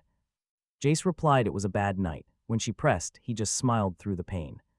His patience was shot. He joked about starting a collection, but Vivian remained stone-faced. The car neared the Corbin Keene estate. Eli stared out, praying for an escape. Vivian leaned in close, her expensive perfume cutting through the scent of smoke and blood. Jace, she said softly, what exactly happened to you after that red moon? That single question hit him harder than any blade. Talk about a massive reality check. He had rejected the contract, flipped the trap, and walked free from 2 cages today. Yet Vivian Graves asked the exact question nobody in this world should even know. For 2 whole days, Jace did his absolute best to dodge Vivian Graves. He was definitely terrified, but he busied himself pretending it was all strategic planning. Her texts about the red moon sat in his inbox like a ticking bomb. She did not send massive threats or beg for his time. She kept things brief. Just 3 words every few hours, we should talk, the mark of a true predator. She already owned the board. He kept deleting her messages. He focused on streaming, trained until his muscles screamed, and brushed off Eli's warnings. Eli warned him that people like Vivian do not wait, they schedule consequences. Eli was right. By the 3rd afternoon, a black security car arrived at campus. It parked right outside the institute before his final class had even ended. Students immediately pulled out their phones. Rex Mal watched closely from across the courtyard. He pretended to look away, which only meant he was paying absolute attention. A female guard stepped out but kept her distance, a wise move on her part. She announced Vivian requested a meeting. This was apparently the polite invitation. Eli stood nearby clutching a coffee, muttering about how much he hated these levels. He whispered that he hated when polite invitations came with unspoken threats. Jace weighed his options, glancing from the security vehicle to his hidden mark. Refusing in public would instantly create a viral scene in the courtyard. If he went with them, Vivian would dictate all the terms. Every path ahead carried major risks, so he decided to take control. Fine, he agreed, but if she put a hand on him, he would bill them. The guard barely reacted, while Eli begged him to stop mocking billionaires. Ultimately, Jace went alone. The high-tech elevator took him deep underground. He was not headed to a luxurious penthouse or a scenic glass office. The elevator doors slid open to reveal a sterile corridor with concrete walls. Bright white lights illuminated a secure scanner next to a heavy locked door. The nearby desk read Red Moon Lab. His breath caught in his throat. Cold fury replaced his panic. Inside, Vivian sat waiting in a stark office. The space looks half like a secure vault and half like a luxury museum. Glass cases line the walls, old books, antique jewelry all on display. There are sealed boxes, painted porcelain, and polished weapons, a fortune basically. In the center of the room, under its own spotlight, sits a red plate. The Phoenix plate. Jace does not know its name yet, but it looks expensive. Vivian stands right beside it in a dark suit, no assistants around. No audience and no Eli to witness his decisions. You came, she notes. She adds that his security staged a small parade. You like public scenes. He simply prefers choosing them. Her small nod of acceptance only annoys him. Behind her on the wall screen, 3 paused images show his old life. His skyline ranking jump, and the alley clip where Roxy Slate's knife flashed. Jace's hand caught her wrist, pure, undeniable contradictions. It is not a formal folder, just a wall of mismatching moments. Vivian touches a remote, and the first image enlarges, an old post. It was uploaded before he woke in this body, Jace smiling at a banner. The caption underneath, the Graves Media charity photo, makes his skin crawl. "Someday I hope a woman like Vivian Graves notices me," it reads. Below that, another says men are safest when a strong woman knows best. He stares at the words, written by his hands but definitely not his. Vivian watches his face. "You do not remember posting those," she observes. "I just want to throw up now," Jace admits. "Not an answer," she says. She clicks again. The next image is a video from some campus fundraiser. Before Jace arrived in this life, he stood at the edge of crowds. Wearing a soft sweater, hair in his eyes, trying to look tiny. On stage in the background, Vivian gives a speech to the quiet room. They watch her like gravity itself just entered the room in heels. The previous owner of this face looked up at her with open worship. Jace absolutely hates seeing it, not because admiring power is inherently ugly. No, he hates it because he recognizes the posture of absolute surrender. Vivian pauses the clip on that exact frame, 3 days before the red moon. "You waited 2 hours to ask my assistant about becoming an ambassador." "Did I?" Jace asks dryly, trying to keep his cool. "You said you wanted to be useful to a woman who knew what to do." His skin crawls. He remarks that he clearly needed some better hobbies. Vivian calls it a consistent pattern, but then the red moon passed. "You woke up, canceled your styling, cut your hair, and changed everything. You humiliated Rex, saved Ava, and streamed like an elite competitor. Then you fought Roxy Slate. Stepping away, she notes that is no phase." Jace shrugs, suggesting his old self got tired, but she is not buying it. "Or maybe the person looking at me now is not the author of those posts." The room falls dead silent. The red moon mark burns under his sleeve. It wants to confess. Flatly, Jace tells her that is a massive accusation. "It is not an accusation yet," she replies. He calls that comforting. "It is a question with sharp teeth." Vivian clicks to his handwriting, comparing his old campus form to the studio waiver from after he woke. Different pressure, different slant, a different man if someone knew what to look for. Eli noticed first, and seeing it on Vivian's wall felt even worse. "Who else has this?" he asked. "Almost nobody," she said. "Your father has eyes, your friend has loyalty, Ava Lind has instincts, Rex Malley has envy, none of them have my resources." That felt like a threat, but she called it a map. Maps are what people use before they come take something. Vivan's gaze drifted down to his covered wrist, or before they stop someone else from taking it first. That was the trap she kept setting, putting real danger on one side and herself on the other, acting surprised when he called both sides dangerous. He pointed at the scream. Those contradictions were enough to scare him. "Congratulations, what answer are you trying to force?" Vivan lowered the remote. "Tell me who woke up in Jace Corbin's body." There it was. Ugly, spoken out loud. For one breath, the old moon in Goddess's mirror, all pressed against the inside of his skull, but then he smiled.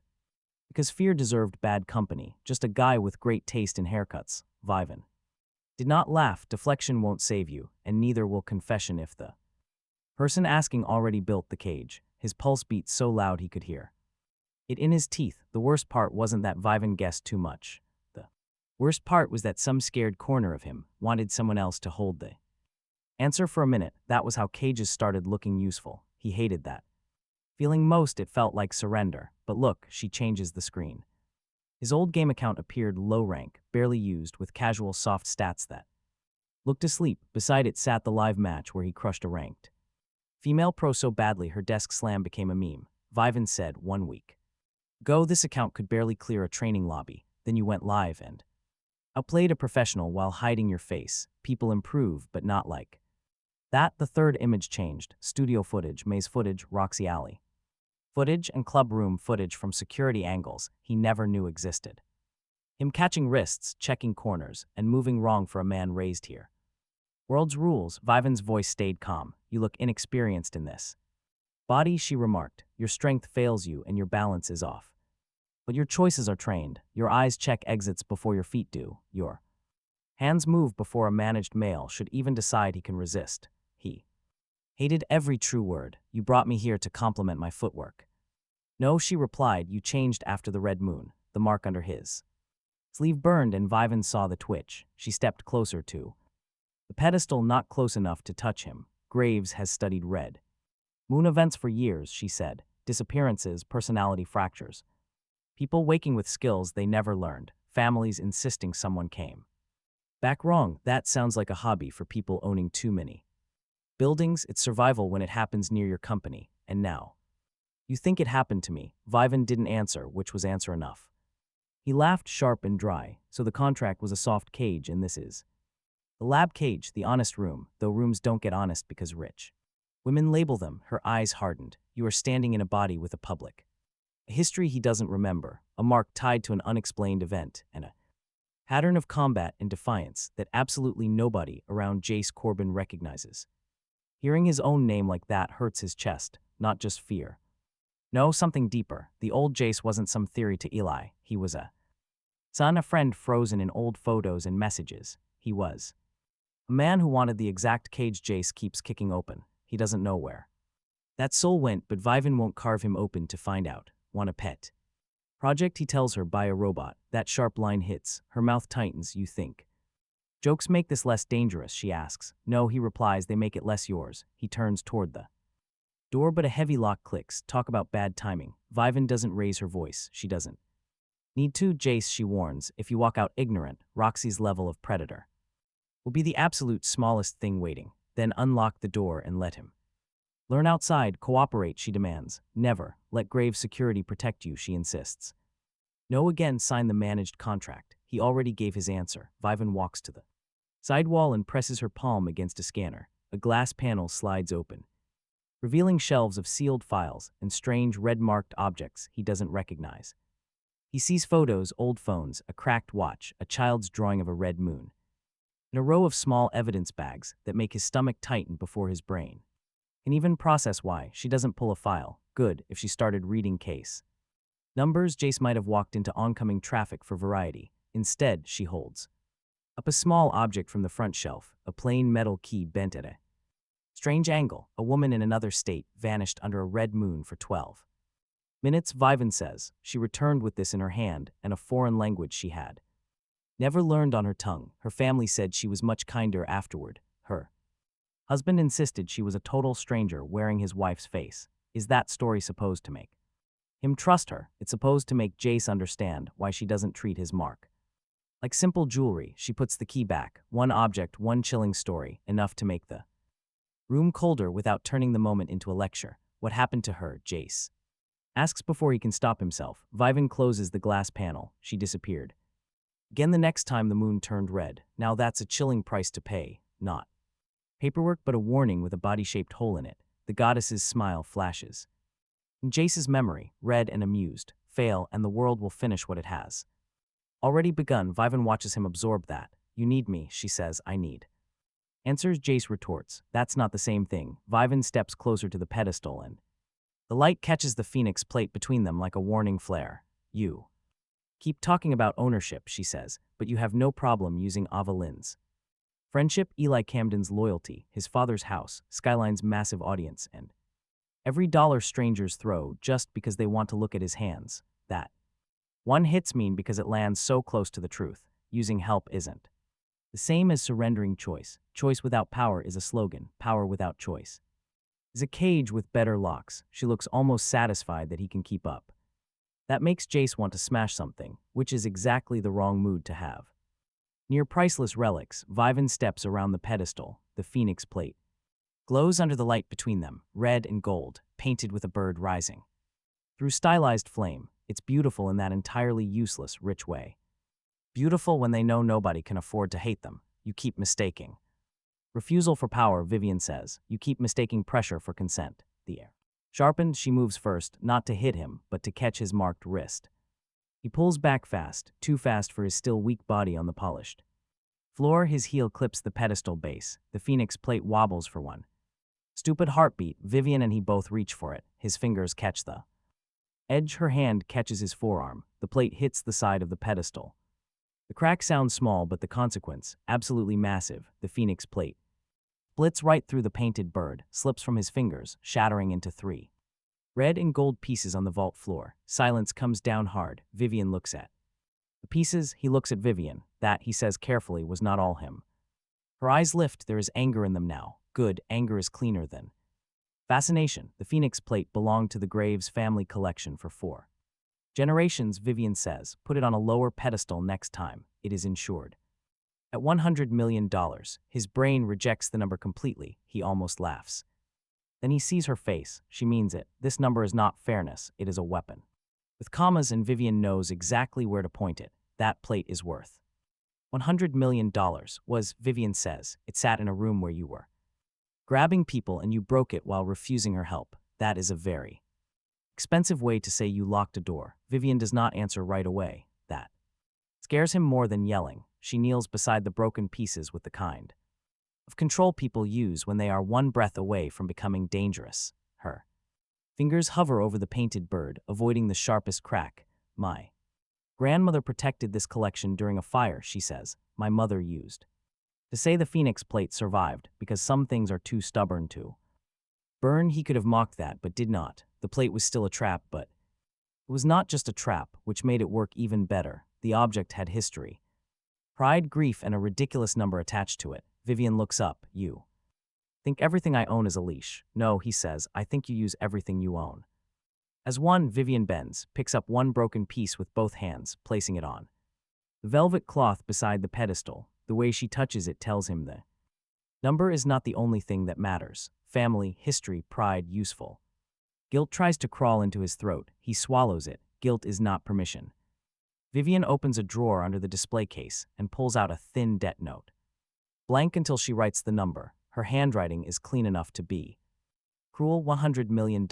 She signs her name, turning the paper toward him. 3 choices, Vivian says. Pay the debt. Cooperate with Red Moon Lab until I know what you are, or become my man under Graves' protection, and I absorb the loss. She places the black card beside the debt note. Same card from the elevator. Same silent argument, only now it sits next to a number, making his stream. Donations look like loose change under a couch. One swipe, Vivian says. 1 signature. 1 month under my terms. I freeze the debt, keep Roxy away, keep Graves Media profitable, and give you access to every Red Moon file I have. 1 month to start. Honest, practical. No, he says, predatory, just better. Dressed, her jaw tightening. You are not hearing me, she says. He hears her. She set a $100 million fire behind him, opening a luxury door right in front. Then she offered a rescue. For just a single second, Vivian looked almost impressed. Then that brief look turned back into anger. There stood the pretty, padded cage. For a fleeting second, the whole room tilted toward the easiest, simplest answer. No massive debt, no Roxy slate, no street knives, and no hunger-fueled panic over training costs. No begging for donations, while random strangers ranked his face like a product. Just Vivian, her tower, black cards, security, and a leash. A leash soft enough to fool a tired man. Suddenly, his red moon mark burned intensely. It felt like the goddess had pressed her hot thumb straight into his wrist. Fail and the world would finish its destruction. Slowly, his cold anger settled back down. He grabbed the note. Vivian's eyes narrowed, warning him he chose an impossible number. He replied that he was choosing the version where he still belonged to himself. He retorted that becoming furniture was not one either. She stepped closer. She pointed out he could live comfortably, just like expensive furniture. He replied that he was trying not to become that, though he instantly hated how dramatic it sounded. But the ugly point landed. Vivian heard it clearly, realizing his absolute stubbornness. She said he would rather owe her $100 million than admit he needed her, mockingly demanding answers. He needed money, training, and maybe even her research. Calmly, he folded the debt note. He put it in his pocket, stating firmly that he did not need an owner. Instantly, her face changed. Not soft, Vivian never softened, but her focus shifted from mere acquisition to active pursuit. That was not safer. In fact, it was just the next massive problem. Time for better shoes. She unlocked the door, telling him to start earning. Because the debt began now, he walked out, leaving $100 million of ruined porcelain behind. The folded piece of paper in his pocket weighed more than any weapon Ava Lind had offered. Riding down the elevator, his hands began to shake, not for the cameras but for himself. Not for the goddess either. the streaming money that felt huge 2 days ago was suddenly dust. Roxy Slate's knife was just a minor street problem compared to this. Vivian had turned his identity crisis into a number so massive it bent the whole story. Pay, cooperate, or be kept like a pet. Honestly, those are incredibly brutal terms. His terms were worse but cleaner. Survive long enough to forge a fourth option. At the lobby, a security guard handed him a dark jacket. His sleeve had torn again. It ripped near his wrist during the struggle, and the glowing red moon mark kept showing. The mark acted like a traitor, refusing to hide. Vivian Graves ordered him to cover it. He should have refused, especially with a lobby full of phones, but he took the jacket anyway. It smelled like Graves' tower, rich fabric, cold perfume, and her overwhelming world. By the time he finally reached the Corbin house, night had settled over Brighton Cove. Mr. Corbin's car sat parked in the driveway under the dim porch light. Home looked incredibly warm from the outside, which was exactly how traps and shelters both worked. They both get away with it that way. Gently, he opened the front door. Nora Keene stood in the hallway. She had not appeared in his life in person yet. Only through calls, family mentions, and the distant concern that travels through other relatives. In person, she was older than him by a couple of years, wearing medical scrubs. Under a soft cardigan, her tired eyes held a calm, heavily practiced hospital smile. She immediately looked at his face, then drifted down to his wrist and the jacket. Even as she took it all in, her gentle, practiced smile did not fade. That only made things worse when Nora pointed out his injuries. She stepped closer, acting so gentle that any normal person would have relaxed. But she did not, reaching for Vivan's jacket and stopping before touching it. Her eyes lifted to his, softly noting that the perfume was not Ava's. Meanwhile, $100 million debt note sat folded in his pocket. Vivan's questions still burned, and home was supposed to be his one safe haven. Yet home had already smelled another woman's claim before he could even escape. Nora Keene did not ask where Chase had been, she just smelled Vivan on him. That shouldn't have scared him more than the massive debt note in his pocket. Or the burned wrist under his sleeve, and the dangerous questions in his mind. Vivan's red moon questions still crawled through his skull, yet Nora terrified him more. Nora was definitely not reacting like a normal person finding another woman's perfume. Especially on a bruised man, she reacted way too fast, her eyes shifting.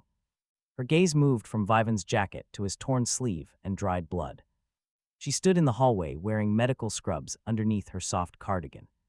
Her hospital badge was clipped to her pocket as she wore a deceptively calm smile.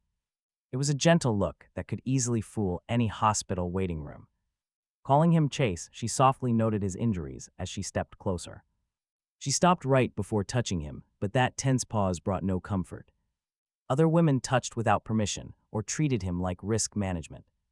Even Roxy Slate had touched with a blade hidden behind her sweet smile. But Nora paused, knowing exactly how far she could go before he snapped. She softly asked if she could see his hand, waiting quietly for his response. Chase stared back. Eli would have panicked, while Vivan would have pressed him. Ava would have waited like his choice mattered, and Nora waited too. She did it like she had spent years practicing how to wait, so he complied. Her fingers felt cool and entirely professional as she gently turned his wrist. She was not being gentle for comfort, checking his swelling and split skin. Her eyes cataloged old studio bruises and fresh ones from the club room. Her thumb stopped just a single inch away from the red moon mark.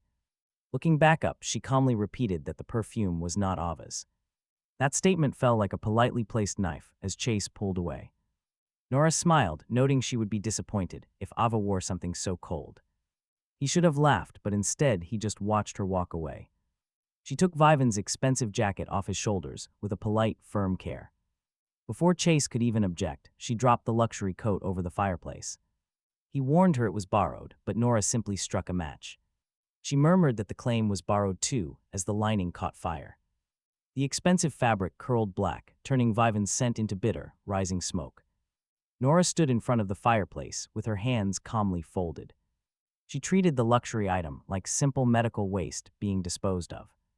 Chase pointed out that the burning jacket cost far more than her couch. She replied that Vivan Graves could easily afford to grieve for her loss. Nora added that she was not known for grief either, speaking with chilling calm. Upstairs, old Mr. Corbin was either deeply asleep or wisely pretending to be.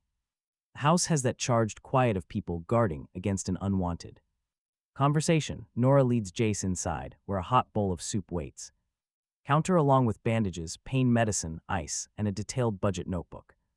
She prepared everything before he even arrived. That realization sits wrong with him. He points out he just got home, but Nora simply remarks he was late. To her, that is an answer when someone cares. She serves the soup. She slides the medicine over. Eat first, she says, ask questions later. He looks at the soup, meat, potatoes, salt, and no fancy garnish. His growling stomach betrays him immediately, and Nora notices. Of course she does. She remarks that Vivian feeds men contracts, while Ava probably feeds them rifles. Nora only feeds people things that keep them on their feet. It almost sounds normal until she casually begins ranking the other women. She shrugs it off, claiming threat assessment is just part of her job. Nora's smile warms slightly. Any woman who sends him home injured is dangerous. Jace argues he was already hurt, but she says that makes it worse. He picks up his spoon, knowing arguing with food nearby is bad strategy. For 3 minutes, Nora plays the perfect, supportive companion for a bruised man. She quietly cleans his knuckles. No scene, no unnecessary drama or prying. She pushes the pain medicine closer and asks if Eli got home safely. She avoids asking why Vivian knew about his wrist, keeping things calm. She does not ask why the jacket hid it. It almost feels safe. Then she taps the notebook, noting his father said he needs money. She offers to draft a plan for rent, training, food, and debts. Hearing the word debt, his hand freezes over his soup spoon. Nora's eyes flick to his pocket for a split second, incredibly fast. But he catches it. He asks what debt she means to test her. Every guy around Brighton Cove has some kind of debt hanging over him. Nora plays it cool, but the notebook sits there like a polite trap. He pushes it back, refusing to borrow, though she denies offering help. She claims she only wanted to stop other women from controlling him. It is exactly the kind of truth that masks a hidden trap. He stands up to leave. Nora does not stop him. She just hands him the ice. She tells him to keep his secrets, but to keep the swelling down. As he reaches the doorway, she calls out his name. He looks back. She smiles, warning him to avoid rooms with expensive objects if Vivian touches him. Inside his pocket, the note about the Phoenix plate suddenly feels very heavy. It feels like it has teeth. He decides to stay completely silent about it. He keeps quiet about Red Moon Lab and the intense question Vivian asked. Nora's care feels too warm, and warm cages are still cages in the end. The next morning, Rex Mal makes sure the whole campus hears about Graves Tower. He does not say it directly. Cowards with audiences rarely play it straight. But by 10, a sneaky campus video clip starts spreading everywhere online. The footage shows a Graves security car parked outside Hudson Ridge Institute. It highlights his burnt sleeve and shows Ava Lind standing beside him. A final zoomed-in photo captures him stepping out, exposing his secret entirely. Standing near Graves' tower in Vivian's jacket, the caption showed its sharp teeth. It asked how many older women an independent pretty boy needed by 10:30. The comments got worse. Some called Chase a bot, while others said Ava had been replaced. Some said he was pretending to be bold, while rich women passed him. Round behind black glass, some tagged Rex without actually tagging him, which was how. Cowards invited applause without fingerprints. Eli found Chase near the campus courtyard, clutching his phone white-knuckle tight with pure murder. His eyes on Eli, that glare looked like a kitten trying to file taxes. Eli warned Chase not to react, an opening that always guarantees the opposite. Eli begged Chase to ignore the bait, but Chase muttered that Rex should. Stand closer. Eli shoved the phone away, offering to find the main culprit. Eli insisted he only needed to ask 2 people, refusing to be helpless. His quiet words hit hard. Chase looked at him as Eli's jaw shook. Eli steadied himself, telling Chase to let him help instead of being baggage. It was an unfairly good point from a guy wearing fragile-looking shoes. Chase finally agreed. Just ask. Do not follow them. Do not threaten. He warned him not to become like him. Eli walked away. He left quickly. That was the mistake, not letting his friend help. Believing Rex Malloy would attack Chase directly was the real blunder here. Eli was far softer, easier to target, and loyal enough to take risks. He would go anywhere to help Chase. By noon, campus fans swarmed him. The malicious smear campaign backfired completely, only driving up intense campus curiosity. Crowds wanted to see if Chase looked guilty, asking about Vivian Graves. They pressed for any juicy answers about his relationship with Ava Lind. Some wanted selfies, others to touch his wrapped hands. Chase kept moving. Phones rose like weeds, crowds shouting to ask if Graves' group sponsored him. They asked if he belonged to Vivian. Chase stopped dead in his tracks.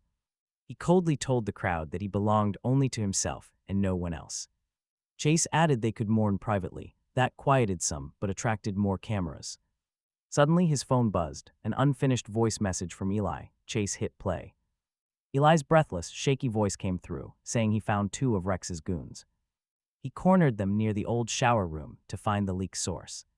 Suddenly, Eli panicked in the recording before it abruptly cut off entirely. The noise thinned, no questions. Chase didn't wait, he just ran. But get this, some fears make people stupid, while others make things simple. Eli was trapped wet and terrified simply because he wanted to help Chase. That was the only truth. He rushed down the athletic maintenance hallway. It smelled heavily of cleaning spray, but Chase heard frantic banging ahead. Eli screamed Chase's name from behind the door. He hit the handle, locked. His old self would have easily kicked it down, but his current body couldn't do it. Instead, Chase grabbed a heavy metal bin and repeatedly slammed the lock. On the 3rd hit, the lock bent, the door burst open. Freezing water flooded out. Soaked Eli stumbled out of the dark shower. Shaking violently, his pale jacket clung to his shivering body like a shroud. Red marks severely bruised Eli's wrists, where someone had brutally zip-tied him. He was tied to the shower rail, cut just enough to leave him trapped. Eli tried to smile, telling Jace he found the source right before his strength faded. His knees folded completely. Behind them, the first campus phone appeared at the corner. Jace pointed at the woman holding it. "Film if you want," he warned. "But aim that at his face," he said, "and I break it." She quickly lowered it. Useful fear, finally. Eli gasped that they recorded him, Rex's people. They told Eli that if he wanted to be Jace's guard dog, he should learn to like baths. Something cold and quiet opened in Jace's chest. Not rage yet, rage is loud. This was cleaner, the kind of terrifying silence that means someone is about to pay.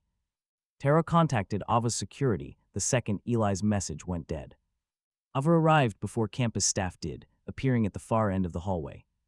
She was moving faster than ever, a family security alert flashing on her phone. Behind her, a campus safety woman was desperately trying to keep up. She looked like she regretted every single choice that brought her there. Ava stopped. Ava looked at Eli, then at the red marks on his wrist. Her calm face emptied. The safety officer stammered that they needed to bring this to administration. "No," Jay said, and she froze. He did not shout, holding Eli close.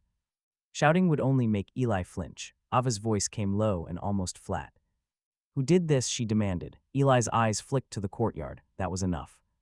Jace handed Eli his jacket, not Vivian's, his own, cheap, clean, and dry. "Put this on," Jace said. Eli caught his sleeve, begging him not to get expelled. He wasn't going to administration, which Eli didn't find reassuring. "Good," Jace said. "Reassurance is for those who haven't earned revenge." Jace told Ava to stay with Eli. Ava's eyes weren't soft now. "They hurt him because of you," she whispered. Jace knew. "They will do worse if they think there is no cost," she said. "Don't ask me to stand still." The safety woman pleaded for Miss Lind to follow the proper channels. Ava looked at her and the sentence died. That was the first time. Jace saw the true Willamere estate in Ava, stripped of her usual walls. Not wealth or arrogance, but an inherited authority that commanded instant obedience. People remembered her family name before they remembered policy. Jace grabbed her wrist. She looked down at his hand. "Don't maul anyone until I'm finished talking," he said. Ava blinked once then, for reasons he didn't have time to emotionally process. She nodded. Rex Malloy was out in the central courtyard, right where he could find a crowd. He needed spectators to feel brave, standing with a small ring of followers. He held a phone in one hand, surrounded by enough spectators to feel powerful. They were all pretending they weren't hosting a live public execution. The smear clip played on a phone, and Rex turned as the crowd shifted. His practiced smile appeared. "Jace," Rex called out, loud enough for everyone to hear. "Did you have a rough morning, or did your sponsors forget to send security?" Jace walked through the gathering crowd with Eli's soaked jacket in his hand. The courtyard went silent in layers, starting with the people closest to him. Then the silence reached Rex as Jace dropped the wet fabric at his feet. Water pooled between Rex's polished shoes. "Apologize to Eli," Jace demanded. Rex laughed for what he sneered, claiming Eli was just chasing rumors all morning. Maybe he got lost, and right there, a follower made the ultimate mistake of smiling. Ava moves before Jace. She crosses the space, slamming the follower back against a column, bunching her hand into the front of the girl's jacket. The girl's phone clatters to the ground as Ava presses a forearm against her collarbone. Just enough to terrify her without causing injury, the whole courtyard gasps in silence. Ava demands she say his name, her voice dead calm as Jace steps in. Jace grabs Ava's shoulder, whispering that she was there. Ava laughs, saying she knows. Her hand is shaking, which terrifies Jace more than any scream. He pulls her back. Not here, Jace warns. For a second, Ava hesitates. Then her fingers open. The follower slides down the stone column, gasping in pure terror. Her fear speaks volumes. It changes everything because now the crowd sees the truth. They realize three things. Eli is hurt, Rex's people did it, and Ava. Lind is definitely not the quiet, harmless girl they all thought she was. Rex watches the crowd turn against him and tries to salvage this with charm. He raises his phone, calling for calm and warning everyone about this exact violence. He claims Jace brings trouble everywhere, but Jace steps right into his camera space. Pointing at the wet jacket on the ground, Jace calls him out directly. Rex trapped Eli in a shower because he could not win a fair fight. Rex's smile twitches as he lies, claiming he never touched the guy. Jace demands an apology anyway, but Rex refuses to apologize for someone else's actions. Jace counters that he is apologizing for ordering it. Rex looks at his follower. The crowd catches his panic. These onlookers are brutal. They smell blood in the water. They tolerate confidence, but once they smell calculation, they demand a total crash. Cameras edge closer. Rex lowers his voice, muttering that Jace cannot prove anything. There is the desperate defense. Jace almost smiles, stating he is not in court. He's in Rex's audience. That line hits hard. Rex lowers his phone. Jace steps onto the wet jacket, pinning it down. Jace points out Rex built a brand teaching guys how to be charming online. But then Jace showed up and destroyed his entire fake act over lunch. He made Rex look like a cheap gimmick, so Rex targeted Eli instead. Rex flushes red, apologize, Jace demands. Otherwise, Rex can explain to his live stream why he locks rivals in showers. Someone asks if he is actually live. Rex's phone screen betrays him completely. Comments flood the stream, demanding answers about Eli and the wet jacket. Rex reads the screen and realizes he has lost everything in this exact second. His own fans turned on him, demanding he speak before Jace exposed him further. His throat moves, same tiny swallow as the cafeteria.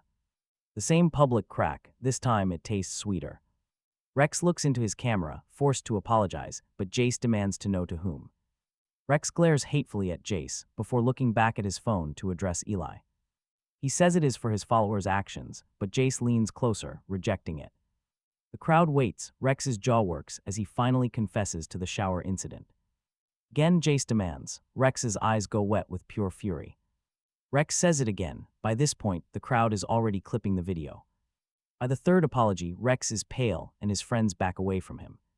They step back like he's contagious. Eli is still gone. Magically unheard, Rex was not destroyed forever, but in the same public ecosystem Rex tried to poison. He apologized to the man, his people. Humiliated, while Jace Corbin's fans watched him tremble, he let the silence sit for one breath. Then he picked up Eli's soaked jacket and turned away before he gave Rex a clean counterattack. The medical bag entered the battlefield. Nora Keene walked into the courtyard with her Cedarwell medical center badge still clipped to her cardigan and a medical bag in one hand. She moved through the crowd like she had the right to be there, and people made space because adults with medical bags make everyone feel 12. She saw the follower on the ground, Ava's shaking hands, Rex's dead live stream, the wet jacket in Jace's face. Her smile was calm enough to be illegal. Ava, Nora said. If you damage her, your grandmother's lawyers will have to pretend this was a misunderstanding. Let Jace have his revenge without turning it into your family problem. Ava stared at Nora. Nora stared back. The courtyard felt suddenly too small for both of them. Jace said, Nora, she turned that doctor. Smile on him. Why did Ava get to protect you today? It was soft. It was almost teasing. It was not harmless. Ava heard the claim inside it. Her eyes narrowed. Rex, still standing near the fountain, noticed the look between them and forgot his humiliation for half a second because envy had found a new wound. Nora came to his side and took the wet jacket from his hand. Eli is cold, you Are bleeding again, Rex is learning shame. We can move now. How did you know to come? Jace asked. Everyone posts you when they should be. Calling for help, that was true. It was also not the whole answer. She walked toward the maintenance hallway without waiting for permission, and Jace followed. Because Eli was still back there shaking in his jacket, Ava followed too. The joke stopped being about women staring at him. It had become a logistics problem.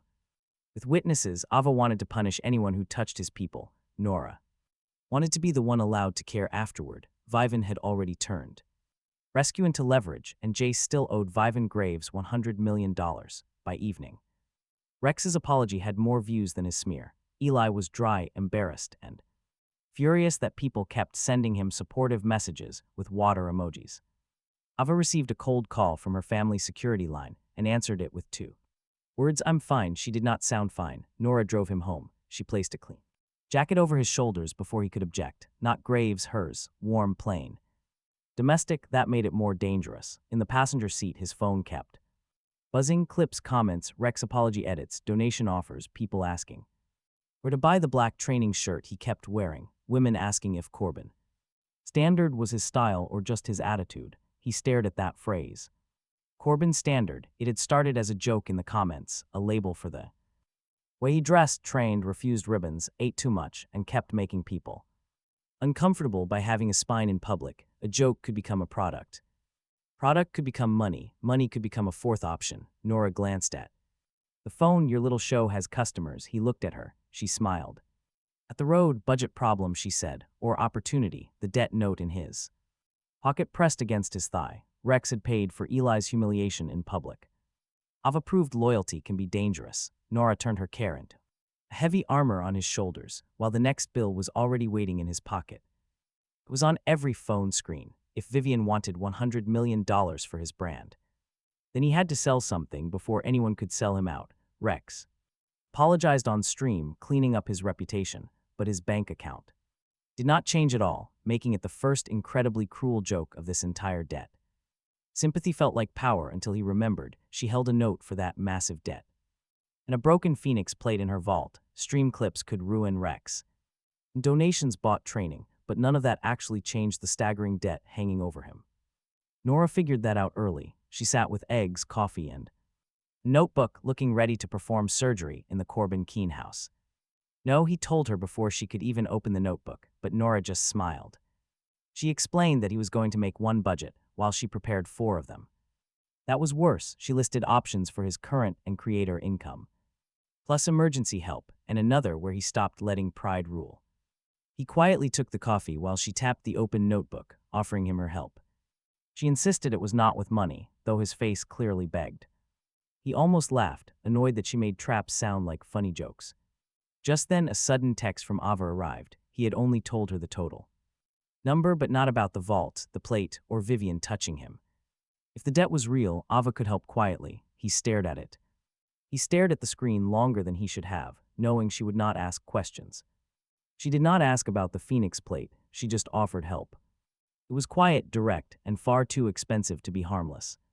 He typed a quick no, but her reply came back almost instantly to his screen. She wanted to know if he refused because of the actual money or because of her. Nora watched his face closely, asking if that was Ava texting him. He admitted she offered money, and Nora knew he had refused. She poured him more coffee, glad he refused assistance that would quickly turn into ownership. She was glad about his decision, but less happy that he stubbornly rejected the basic essential help that literally covered breakfast, medicine, and basic math. He accepted breakfast but rejected any ownership deal. Nora leaned back, warning him that Vivian Graves would act fast. People like her turn numbers into dog collars. A sudden knock shook the front door, and Nora's smile faded instantly when he opened the door. Security woman stood on the porch, holding a narrow black case in her hands. She did not step inside or even try to touch him, having learned her lesson. She simply stated that Vivian Graves requested he receive this package. He told her he was not accepting any gifts, but she replied that this was worse. She opened the case to reveal a single red and gold porcelain shard. Of the Phoenix plate, the painted wing curved across the broken porcelain, like it had been cut straight out of a fire. Beside it lay a small note. Written in Vivian's handwriting, the note told him to confirm the value. There was no written threat, just a piece of what he broke, delivered right to his front door like tracked guilt. Nora stood right behind him, going completely still. She asked about Vivian, calling it a dead reminder. The guard glanced at Nora, then back. It remains Vivian Graves' property, but he is allowed to show it to one expert. It must return by sunset. He was told to tell Vivian she loves borrowing pressure. The guard's mouth twitched. He definitely would not deliver that message. Her loss then. He took the case because walking away felt like hiding from fear. Refusing would look like fear. Nora shut the door after the guard left. Silence hung between them for a moment. Then Nora admitted she hated how beautiful the shard was. He agreed. Gorgeous things were always the most dangerous traps in this world.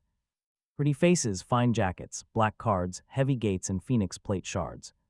They disguised greed as high-class taste. He set the case down, but Nora did not touch it. Her quiet self-control meant everything. Then Ava solved their verification problem. She simply said her grandmother knew a reliable antique dealer. Just one quick look, no contracts needed. He almost turned down the offer again. He looked at Vivian's shard, the debt, and Nora's cheap budget notebook. Even online comments were still mocking his clothes. He needed another path forward. A route built on raw facts, not endless meetings with suits explaining history. He just needed one quick answer so he could make his next move. They met the dealer in a quiet back room near Riverside Mall. Eli was furious because he was promised lunch but got history instead. He called it trauma, not a lunch. Meanwhile, Ava waited outside with family guards. Standing with folded arms, her calm face showed she was trying to keep her distance. The professional dealer did not ask for names. She simply slipped on her gloves. She opened Vivian's case, stared at the artifact for 10 seconds, and froze. Her professional shield cracked, completely wiping away her polite, bored expression. "Where is the rest?" she demanded. "Broken," he replied, making her look up. "In 3 pieces," he said. She let out a sharp breath. She noted the value was real, since clean breaks could still be restored. It was worth 100 million. If the complete Phoenix plate existed, the true insurance appraisal would make that estimate look incredibly small. Eli sank into a nearby chair, muttering that conservative was now his least favorite word. He closed the case. It was official. The massive debt was real. This terrifying truth did not free him. Instead, it lit a dangerous fuse. As they left, Ava stopped him near the exit, offering her help once more. He quickly refused, assuming she meant cash, but she claimed she only meant security. He pointed out that security was just money in boots. Ava looked down, hurt. He hated causing her pain, but he refused to accept a more comfortable cage. Her help mattered, but he could not replace Vivian's leash with her own. Her expression remained neutral, but her fingers gripped her bag strap tightly. She told him to make his own money, and he promised to do it quickly. He found her surprisingly bossy, but she warned him that time was ticking.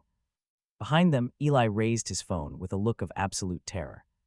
He announced that the online followers had officially named his plain training shirt.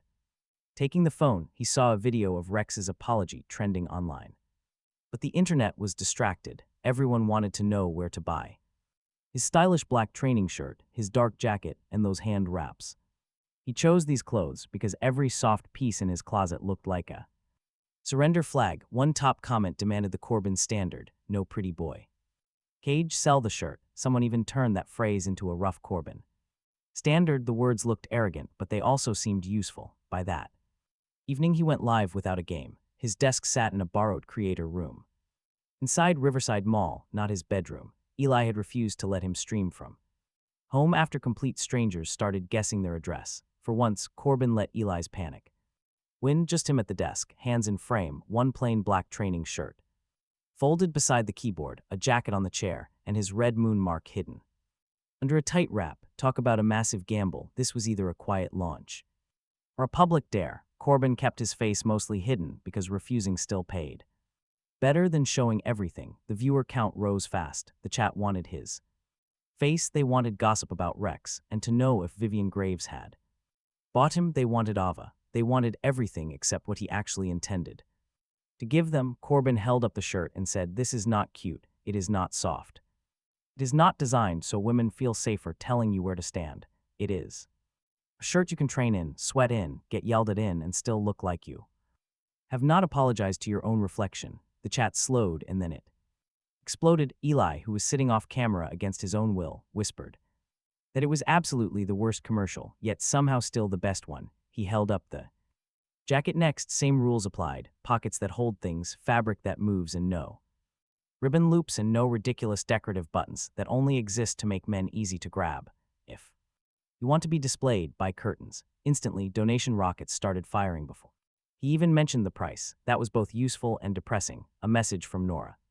Hopped up on his phone, curtains are expensive, so charge more. He ignored the smile trying to form on his face. A message from Ava arrived next, asking for smaller sizes too. Then Vivian's message landed, bold, inefficient, and highly profitable. He stared at it, then looked back at the camera, announcing limited pre-orders tonight.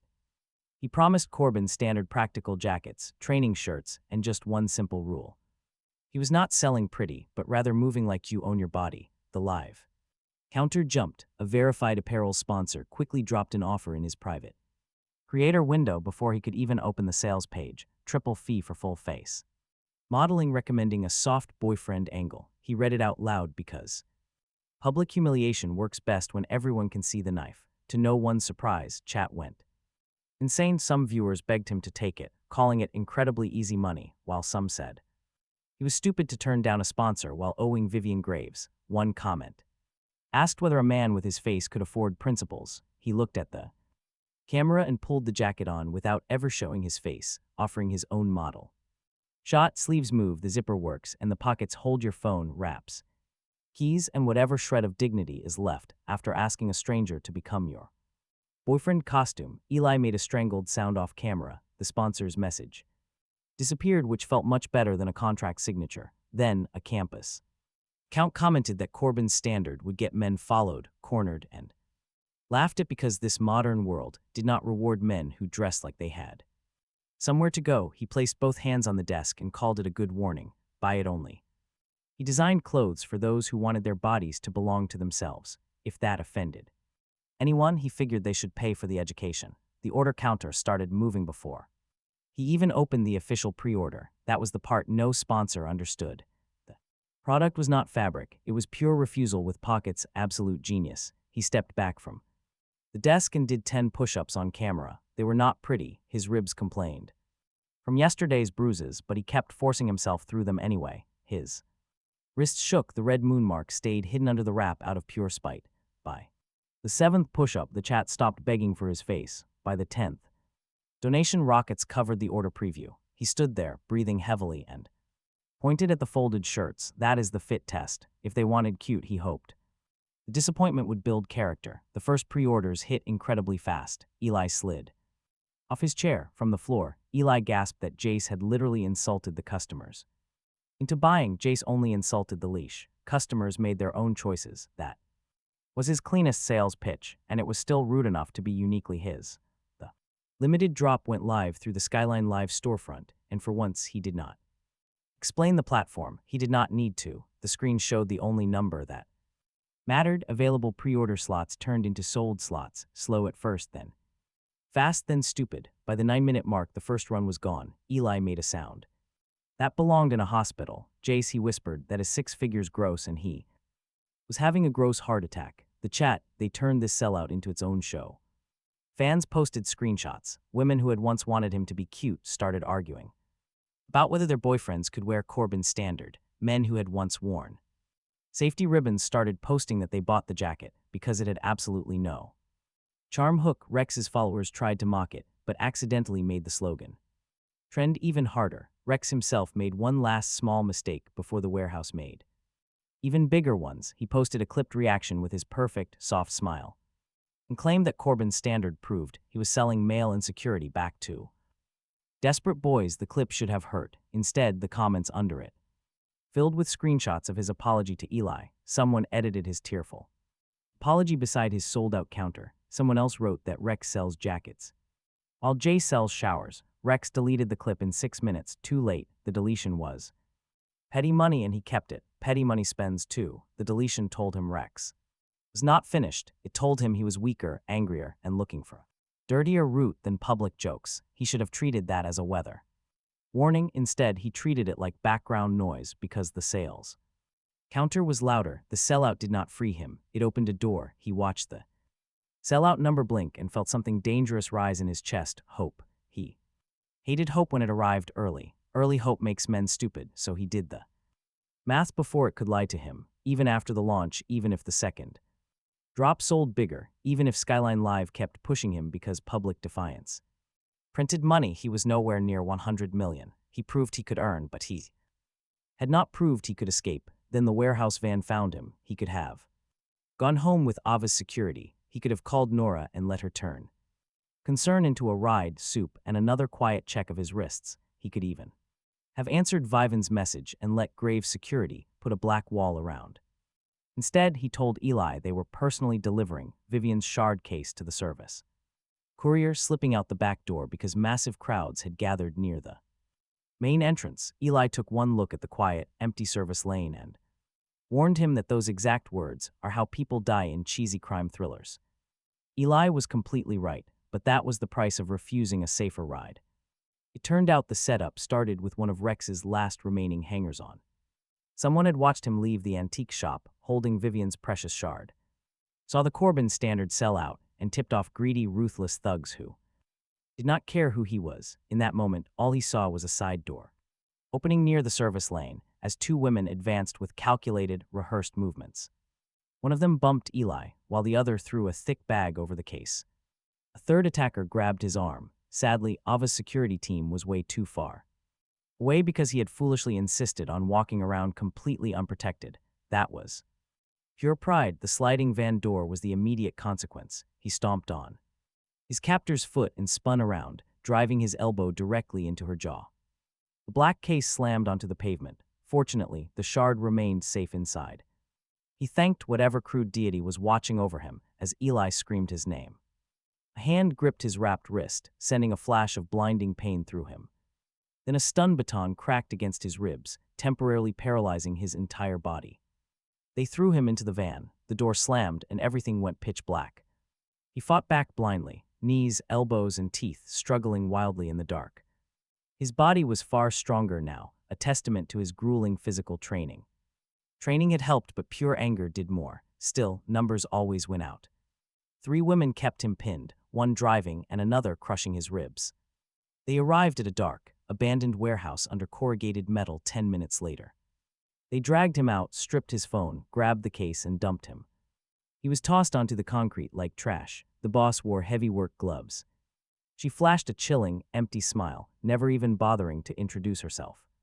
Instead, she simply announced that their pretty shipment had finally arrived. He laughed bitterly from the floor. He was completely out of patience. She crouched down, calling out his connection to the valuable Graves property. He sold out products instantly, making rich girls act incredibly stupid for him. Everyone valued him differently, which was incredibly annoying. Suddenly, she slapped him. It was a brutal, no-nonsense strike, a harsh business correction from a predator. She hated inventory talking back. Normally, he would have lashed out right away. But he had learned to wait, recognizing that the boss had made a critical mistake. She assumed his pride was his primary weapon. She was dead wrong. His true weapon was a heavy metal bar resting right beside the wooden pallets. When the guard holding his arm laughed, he dropped his weight and twisted violently. Ignoring the blinding pain in his shoulder, he kicked the bar toward his hands. The boss saw it far too late as he lunged upward, swinging the bar with absolute fury. It shattered her wrist with a loud crack, making her scream in agony. It beat every polite complaint Hudson Ridge Business Institute could ever invent. When the baton rushed him, he brutally smashed the iron bar into her knee. He grabbed the third attacker and drove her into a wooden pallet until it completely splintered. For 10 beautiful seconds, the fragile shipment actually had handling instructions. Then, numbers came back. 2 more crew members burst in from the side office. One tackled his legs, another caught the bar, his injured wrist folded wrong. Under the weight, he hit the concrete hard. Light popped behind his eyes. The warehouse boss stood over him, cradling her broken wrist, tears of pain. Ruining her smile, she hissed that he would wish Vivian bought him first. The red moon mark burned under his wrap. He spat blood onto the floor, telling her to bid faster. The overhead lights flickered. At first, he thought it was Mark, then the whole warehouse shook with a sound too large for the roof. A helicopter. The warehouse crew looked up. The boss's face went from rage to disbelief to real fear. That reaction mattered because street Predators could handle a man with a bar. They could not handle the sky belonging to Vivian Graves. Of course, Vivian had tagged her own shard case. Of course, he found that out after it mattered. The warehouse doors blew inward under Grave. Security's battering ram before the helicopter fully settled outside. Black suits poured in, calm, fast, brutal. No speeches, no legal explanation, no dramatic countdown, just private power turning the warehouse boss's territory into a room she no longer owned. One crew member ran, a Grave security woman. Put her into the concrete without raising her voice. Another crew member lifted both hands, calling it useful, efficient, and very Vivian. Then Vivian walked in. She wore a black coat over a suit and looked at the warehouse like it had personally insulted her schedule. Her eyes found him on the floor, then the split in his lip, then the crushed wrap around his wrist, then the warehouse boss cradling her broken hand. Vivian's face did not soften, it got colder. Who touched his wrist, she asked. Nobody answered. The silence confessed enough. Vivian stepped over broken wood and stopped beside him. He pushed up on one elbow because being rescued while lying down felt like losing twice. Do not, he warned, look satisfied. Vivian knelt, checking his eyes with 2 fingers under his chin, and ignored the warning like an expert. She was not satisfied. She said she was late. That was worse. She lifted him, actually lifted him, one arm under his back, one under his knees, like he weighed less than the debt note in his pocket. The warehouse crew saw it. Grave security saw it. The helicopter lights outside caught them at exactly the angle he would have chosen if he were a director. Hired to make Vivian look like his savior and owner in the same shot. He hated how good it looked. Put him down, he muttered. When she noted he was bleeding, he replied he bled vertically. She refused, carrying him toward the doors while the boss watched her entire operation collapse around a man she had called shipment. He had fought, broken the boss's wrist, and made every woman in that warehouse understand he was not cargo. Then Vivian arrived from the sky and made the whole fight look like a preview before the real power entered. The helicopter swallowed them into noise. As it lifted from the ground, he saw Ava's car racing into the warehouse lot below with Eli half out of the back seat.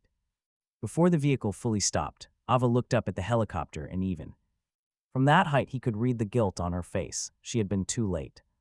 Vivian had not. That consequence was going to cost him. Inside the helicopter, Vivian buckled him in herself. He hated that too. Her fingers moved quickly, professionally, without lingering. The restraint clicks tight across his chest. Has his debt increased, he asks. She calls it romantic asset preservation, paying his medical costs. That word is why nobody trusts her. She leans close enough for him to hear her above the helicopter blades, whispering that trust is not required for survival. He looks out at the shrinking warehouse, the black cars, and the flashing phone in Ava's hand far below. No, he says, but it matters after. Vivian does not answer. Soon they reach Graves' tower, and the warehouse footage is already leaking online from multiple angles. Orders for Corbin's brand spike because apparently getting kidnapped in his own jacket makes excellent marketing. The Phoenix plate shard is back in the hands of Graves. The warehouse boss is left defeated with a broken wrist and no territory left to her name. Vivian thinks this rescue strengthens her claim, while Ava worries her delay endangered him. Nora texts a single warning line that makes his stomach turn colder than that helicopter ride. Do not let either of them decide where he sleeps. Then the elevator doors slide open inside Graves' tower and the entire lobby falls silent. Ava Lynn stands at the security gate with 2 family guards behind her, her calm expression replaced by a look sharp enough to cut glass. Give him back, Ava demands. The helicopter has not even finished cooling on the roof. She has already stormed the tower, but Ava Lynn does not raise her voice at the Graves' tower gate. That makes it worse. She stands in front of security with 2 family guards behind her, her hair wind-tangled from rushing inside, her hands completely empty, and her face so calm that every guard looks incredibly nervous. Give him back, Ava says again. Vivian Graves just stands beside the private elevator with Jace's blood still on the cuff of her coat, and the expression of a woman who considers the entire lobby a minor inconvenience. Vivian declares Jace is under Graves' protection. Ava shoots back that she did not ask what they named the cage. The lobby goes dead silent. Jace stands right between them with a bandage over his ribs, a split lip, and the realization that warehouse kidnappers are easier to handle than 2 powerful women deciding who has the better claim. Vivian smiles coldly, calling Ava very bold for someone whose security team Lost him in a service lane. Brutal move. Ava's face does not change. Vivan has found the wound and presses it cleanly. Ava steps forward, declaring he is not cargo staff. Or your debt toy. No, Vivan says he is a debtor with enemies who now understand that touching him brings helicopters. Ava says she saw it. Vivan smugly replies, good. Then you understand who has the upper hand. Ava's eyes flick to him for a second. Pure ugly guilt flashes across her face. He hates seeing it. Vivan he warns, but she does not look away from Ava, explaining Jace broke an heirloom of her family for 4 generations. He is much safer near the only person who can keep that massive debt from leaking. Into a public frenzy, Ava quietly offers her family can pay. No, he interrupts. Both women finally look at him. His simple refusal stops them both for completely different reasons. Ava because he refused her again, Vivan because she expected him to refuse Ava, though she hates that it actually pleases her. He steps away from Vivan's side, making 2 of her security guards instantly tense. He points at them without even looking, warning them to back off. They actually freeze. This is completely new. But after that warehouse rescue, Vivan's people know he will make a scene if pushed. Blood dripping from his mouth, Jace faces Ava first, telling her she is not paying his debt. Her jaw tightens. Jace notes he knew she would offer, an offer that felt like an exit. But every leash starts out looking like an exit. He turns his gaze over to Vivian. Jace refuses to stay just because her rescue was expensive. Vivian narrows her eyes. It was expensive, Vivian says. Jace tells her to send the bill to the warehouse boss. No warehouse by morning. Great progress. Ava steps closer, seeing his injuries. Quite popular, Vivian says he needs medical supervision, but Ava objects. Ava wants someone who does not use treatment to control him. Vivian smiles. Meaning yourself, Vivian asks. Ava's hand twitches slightly, a subtle movement everyone catches. Everyone noticed. The lobby instantly starts predicting a clash between these powerhouses. Former soldier and CEO Vivian versus Ava's Lind family guards, with Jace stuck in between. Jace feels like a walking debt note with cheekbones, but not this time. He walks past. Vivian turns first, asking where he is going. Home, Jace replies. Ava offers a ride. Vivian insists he take her car instead. Jace tells them both to back off and walks. Talk about a total power move. Jace just walks out on them without a word, leaving Vivian Graves and Ava Lind in the middle of their fight over protecting him. The whole lobby watches. The guards stare. Even the receptionist is secretly filming the drama. Behind him, Vivian quickly commands one of her elite security guards to assist. Get him a car, she orders. Jace refuses, but Vivian tells them to buy the taxi instead. Jace stops completely dumbfounded. Ava blinks in surprise, and even her own guards look confused. The security officer actually heads outside to intercept a nearby cab. She flashes a black card at the driver and returns with the deal already finalized. The shocked driver proves Vivian just resolved public transit through corporate intimidation. Jace stares. Did she really just financially assault a taxi driver? Vivian notes he refused the limo. Jace snaps that he did not ask for aggressive capitalism. Ava fights back a smirk. Vivian remains serious, but her eyes show smug satisfaction. She technically obeyed his command, while still making the entire situation incredibly awkward. Jace climbs into the cab. Arguing more would only cause a massive public scene. Ava reaches for the door but hesitates. That small bit of restraint actually hurts. It feels heavier than if she had grabbed him. Text me when you arrive, she requests. Vivian stands behind her, adding that her security team will track and confirm his safety. Jace leans out, warning that if either follows him, he will jump out at a red light. The taxi driver quietly mutters a plea to not make things difficult. Jace dryly notes that at least one person respects basic boundaries. The door slams shut. The cab leaves them standing outside Graves' tower, looking absolutely ridiculous. They are powerful, furious, and clearly not finished. The driver nervously checks his rearview mirror. He is not staring at the blood, but thinking about the insane prepay amount. Vivian's guard flashed a card with a number that completely blew his mind. Now the driver acts like he accidentally became a corporate subsidiary of Graves' group.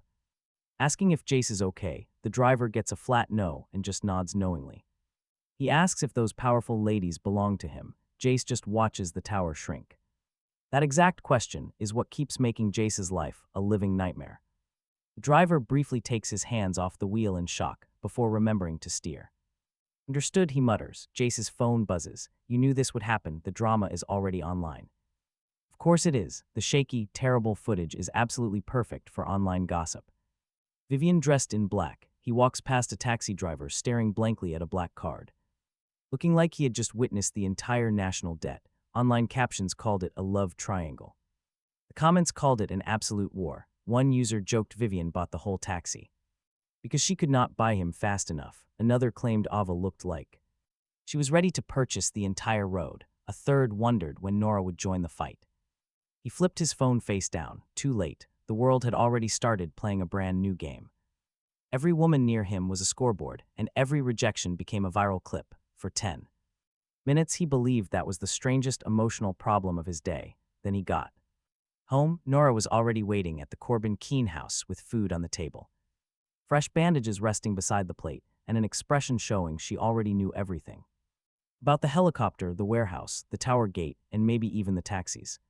Credit score, she quietly asked if Vivian had carried him or if Ava got a turn. He froze right in the doorway, offering a sarcastic hello in return. Nora smiled gently. The soup was hot, the bandages were lined up perfectly, and this domestic trap had a great kitchen. She mentioned seeing the clip, prompting him to ask which one. All of them, she replied, a terrible but necessary hobby. He sat down because his ribs ached and standing in protest had lost all value after the warehouse floor. Nora stepped closer to check his bandage, then paused to ask for permission. He nodded. She worked with quick, professional hands, no wasted motion, no dramatic flinching, and absolutely no questions about Red Moon Lab, no questions about the mysterious shard, no questions about why Vivian looked like she wanted to put him behind glass, while Ava looked ready to fight that glass barehanded. That heavy silence did not comfort him, it only waited.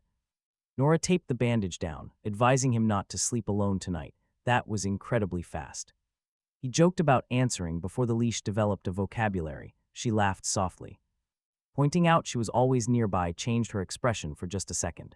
Then the doctor's smile returned. She reminded him she lives there, and he playfully claimed the same. She brushed the edge of the bandage with 2 fingers, keeping physical contact brief and professional. She requested a favor for tomorrow, shutting down his quick refusal before he even heard it. One of the male residents at Cedarwell Medical Center had been following her after shifts. His sharp response died in his throat. Nora saw it and seized the opportunity with surgical precision, explaining the guy did not scare her, he just annoyed her. He thinks her rejection is just a negotiation because she behaves nicely at work. She wanted him to see her with someone and stop. When he suggested reporting him, she confirmed she already did. Now he simply waits near the parking entrance, smiling like paperwork made him some romantic hero. That sounded exactly like this bizarre world, only turned sideways, in a female-dominant society. Men were often protected, excused, and handled like highly delicate public property, a man using that fragility to make a woman look cruel for rejecting him too harshly was the exact same ugly story, just in a different key. He asked what she wanted him to do. She suggested walking together at Riverside Mall tomorrow afternoon, just letting the stalker see they were together. Nothing dramatic, though he doubted anyone invited him without some drama. Nora smiled, suggesting they make it mildly dramatic. He should have refused. He had Vivian's debt, Ava's guilt, warehouse bruises, Corbin's standard orders, and a red moon mark that warmed every single time desire turned toward ownership. But Nora had fed him, patched his wounds, burned Vivian's jacket, and never once asked him to confess what he was. A man who ignored a stalked woman because his own life was too complicated, had no right to call himself free. Fine, he agreed, no stunts. Nora's smile turned small and satisfied. Of course, she replied. After all, that really should have warned him. The very next afternoon, Riverside Mall was exceptionally bright, loud, and packed with people pretending not to recognize him while staring at him aggressively. Corbin's standard had sold out again after that warehouse clip, which meant half the mall was now actively staring at the guy whose jacket got kidnapped. It was better advertising than money could buy. Nearby, 2 women pointed at his jacket and then at Nora. One whispered, "Is that the doctor's sister?" The other whispered back, "Or maybe his girlfriend now." Nora heard it, but she did not correct them. She only adjusted his sleeve as if some lint had offended her, and those whispering women reacted like she had just signed a public claim across his chest. He looked down at her hand, and Nora smiled without even looking up. Lint, that. Lint had an audience. Most things around him did. Another tiny move, another Public seed, not enough to call betrayal, but enough to make his skin. Remember the Graves jacket burning in their fireplace? That was how Nora operated before her mask cracked. Vivan made power loud, while Ava made loyalty obvious when she lost control. But Nora, she made one small domestic gesture and simply let everyone else build the cage for her. That made her so much harder to fight. Nora wore a simple dress under a long coat, with her Cedarwell Medical Center badge tucked away for once. She looked softer without her scrubs, not weaker, just softer, like a knife wrapped in cloth. Where is he? Jace asked. Near the fountain. Convenient. He likes public spaces, thinking Jace won't be rude where people can see. People keep making that mistake around him, too. Nora's fingers gently brushed against his sleeve. No, she whispered. The male coworker appeared right where she said he would. He was good-looking in that standard soft way, complete with perfect hair, a cardigan, and a wounded look. Prepared before he even reached them. He looked at Nora first, then at Jace, then at their distance. Nora, he said, I did not know you were here. That was a lie. Jace knew because the guy glanced at the camera above the fountain before he even finished saying it, a small, useful detail. Nora slipped her hand round Jace's arm. Now you do, she replied. The coworker's face immediately tightened. I was worried about you. You stopped answering. That means stop contacting me, Nora fired back. He smiled sadly, an expression that annoyed Jace so deeply he almost respected it. I just thought after everything at the hospital you would understand. I care, Jace. He stepped forward, her hand tightened, not warning. An invitation. Jace looked at him and she said, no, this is the part where you practice.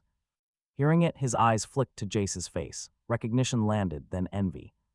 Then fear, because he knew enough from the clips to understand Jace was not the type of pretty man who apologized to keep a room smooth. You are Jace Corbin, he said, tragic for both of us. He looked at Nora. Are you using him? Nora's voice stayed sweet as she said, I asked for help. The coworker's gaze dropped to her hand on his arm. Family help, he asked. There it was, the old safe zone label. Nora's fingers flexed. Jace should have hated the next part before it happened. Honestly, he only realized it was a trap after walking right into it.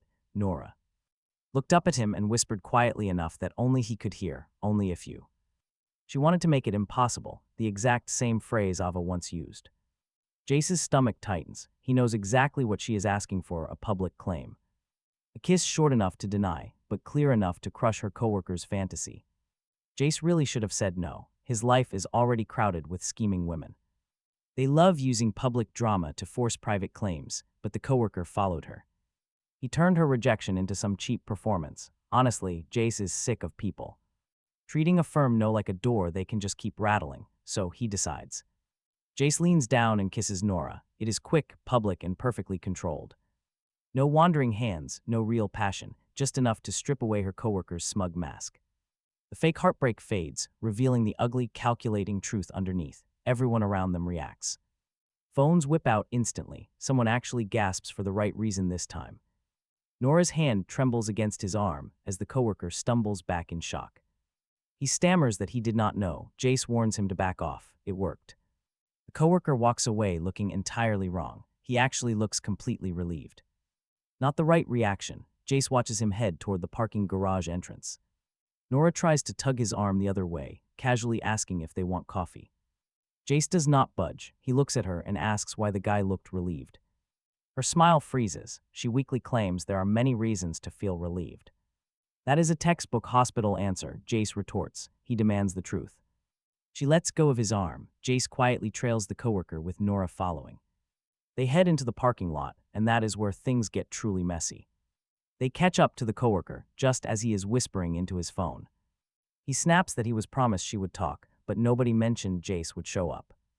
Nora freezes behind him. The coworker spins around, spots them, and goes completely pale. He does not need to say another word. His terrified face says it all. The entire setup is painfully obvious now. Jace turns his cold gaze to Nora. Around them, the bright, noisy mall carries on, as if absolutely nothing has happened. The illusion of peace is completely shattered. Jace quietly commands her to explain. Her perfect, calm smile does not just fade, it completely dies right there. That composure was her armor, but now she just looks exhausted and incredibly defensive. She admits she lured the coworker here because he was becoming a genuine threat. She knew Jace would never show up just because she claimed to be jealous.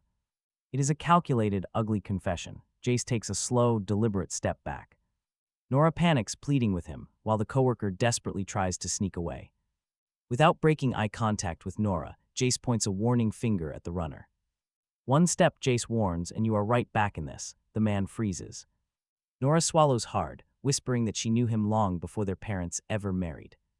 She remembers a gentler, quieter version of him, not this cold stranger. Hearing about the original Jace makes him feel like a complete imposter again. Jace remembered seeing Vivan pin his old letters on a wall, but hearing Nora speak of him here makes his own skin feel borrowed and fake all over again. He asks her when this was. She explains their parents shared mutual friends. He had once sat with her at a charity event when she was terrified. She smiles sadly, assuming he forgot, but he actually remembers it vividly. That was just the beginning, she whispers. The rest gets much worse. She knew. Nora looks toward the mall entrance, then back at Jace, years later. I found your father's name through my mother, she confesses. Mr. Corbin was lonely. My mother was tired. I told her he was kind. I made every dinner easy and pushed every meeting softer. I wanted them to choose each other. Jace stares at her. The corridor feels too narrow. You pushed your mother toward my father, Jace accuses. So you could be near me. Her eyes shine, but she doesn't cry. That would be easier. To hate, yes, she whispers. The quiet word hits Jace like a slammed door. The safe zone is never neutral. The Corbin Keene house, Nora's soup, and the budget notebook, the burned jacket, her waiting in the hallway, knowing exactly how close to stand, how long to pause, when to ask permission, when to joke, when to make warmth feel like rescue. It has a history, a strategy, and it has him inside before he even knows there is a board. Did Mr. Corbin know? Jace asks. No. Mrs. Keene, no, not like that, Nora replies. That simple denial is doing heavy labor. No.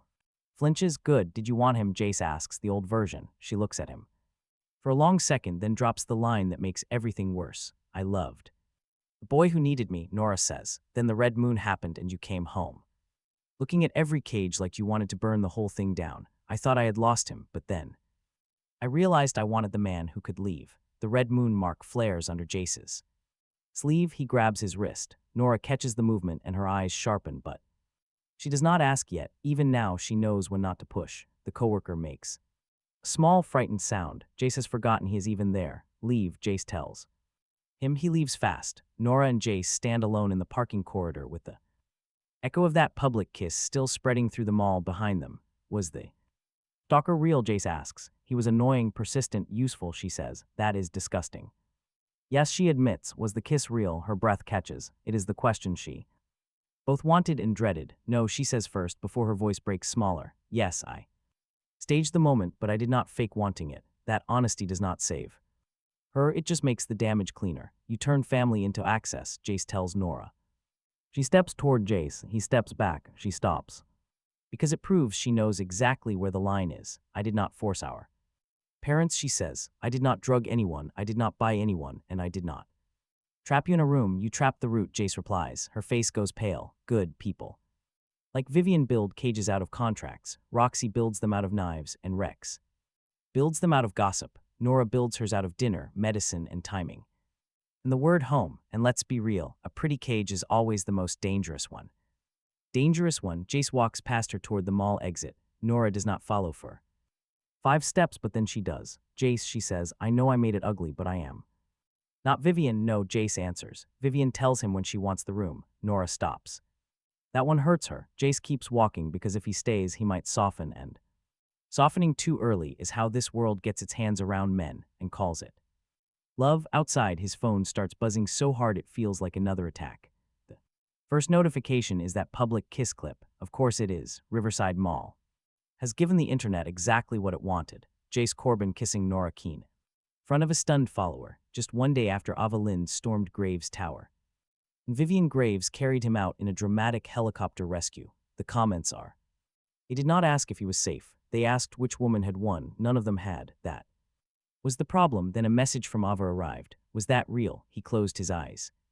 For 1 second, Vivian's message came next. Busy day for a man avoiding claims. Then Nora's phone buzzed behind him, and she looked down at it with a face he could not read. His own phone lit up a third time with a formal invite from Graves Group to Corbin Standard. Featured creator brand launch Caldera K. Live audience sponsor stage dead exposure. The message was short and Sharp Corbin Standard has a slot if he is brave enough to sell Independence in. Public under it, another line from Skyline Live confirmed the same thing.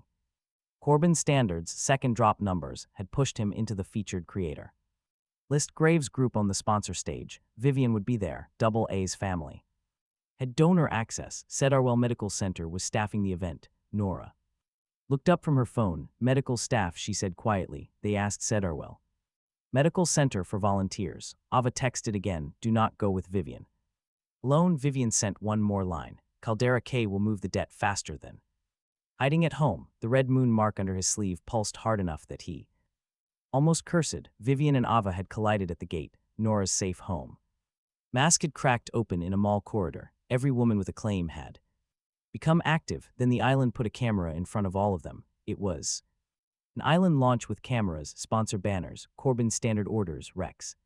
Still bleeding for relevance, and all three women holding separate reasons to appear. He had wanted to stop being a prize. Caldera K was about to put him on display, but get this, Caldera K did not look like a trap from the helicopter feed. It looked worse. It looked like a paycheck. Bright water, white sponsor tents, black cameras on smooth tracks, Graves Group banners snapping in the wind, alive audience counter already climbing above the stage, and a Corbin Standard display set near the center like somebody had built a shrine to his bad decisions, and added price tags. The first rush batch had barely made it to the island tables.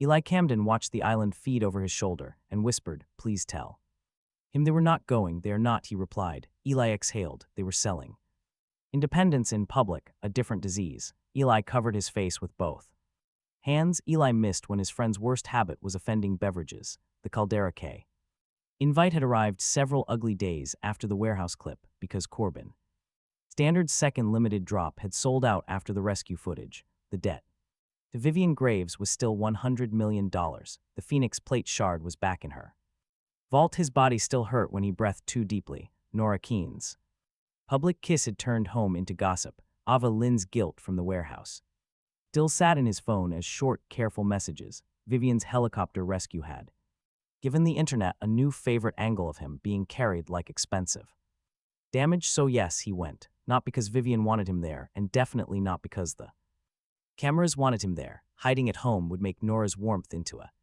cage. Staying at Willamere Estate would make Ava's guilt feel like another, and hiding in Graves Tower would hand Vivian a leash with a security badge. Caldera K was public. Public meant ugly. Public also meant nobody could quietly call ownership protection without giving him a microphone first. The island hit him with Jay steps off the launch boat right into a wall of heat, salt, and pure spectacle. He came because he claimed someone had to apologize to the ocean if Jace picked a fight. Eli wears oversized sunglasses. He carries a massive first aid kit.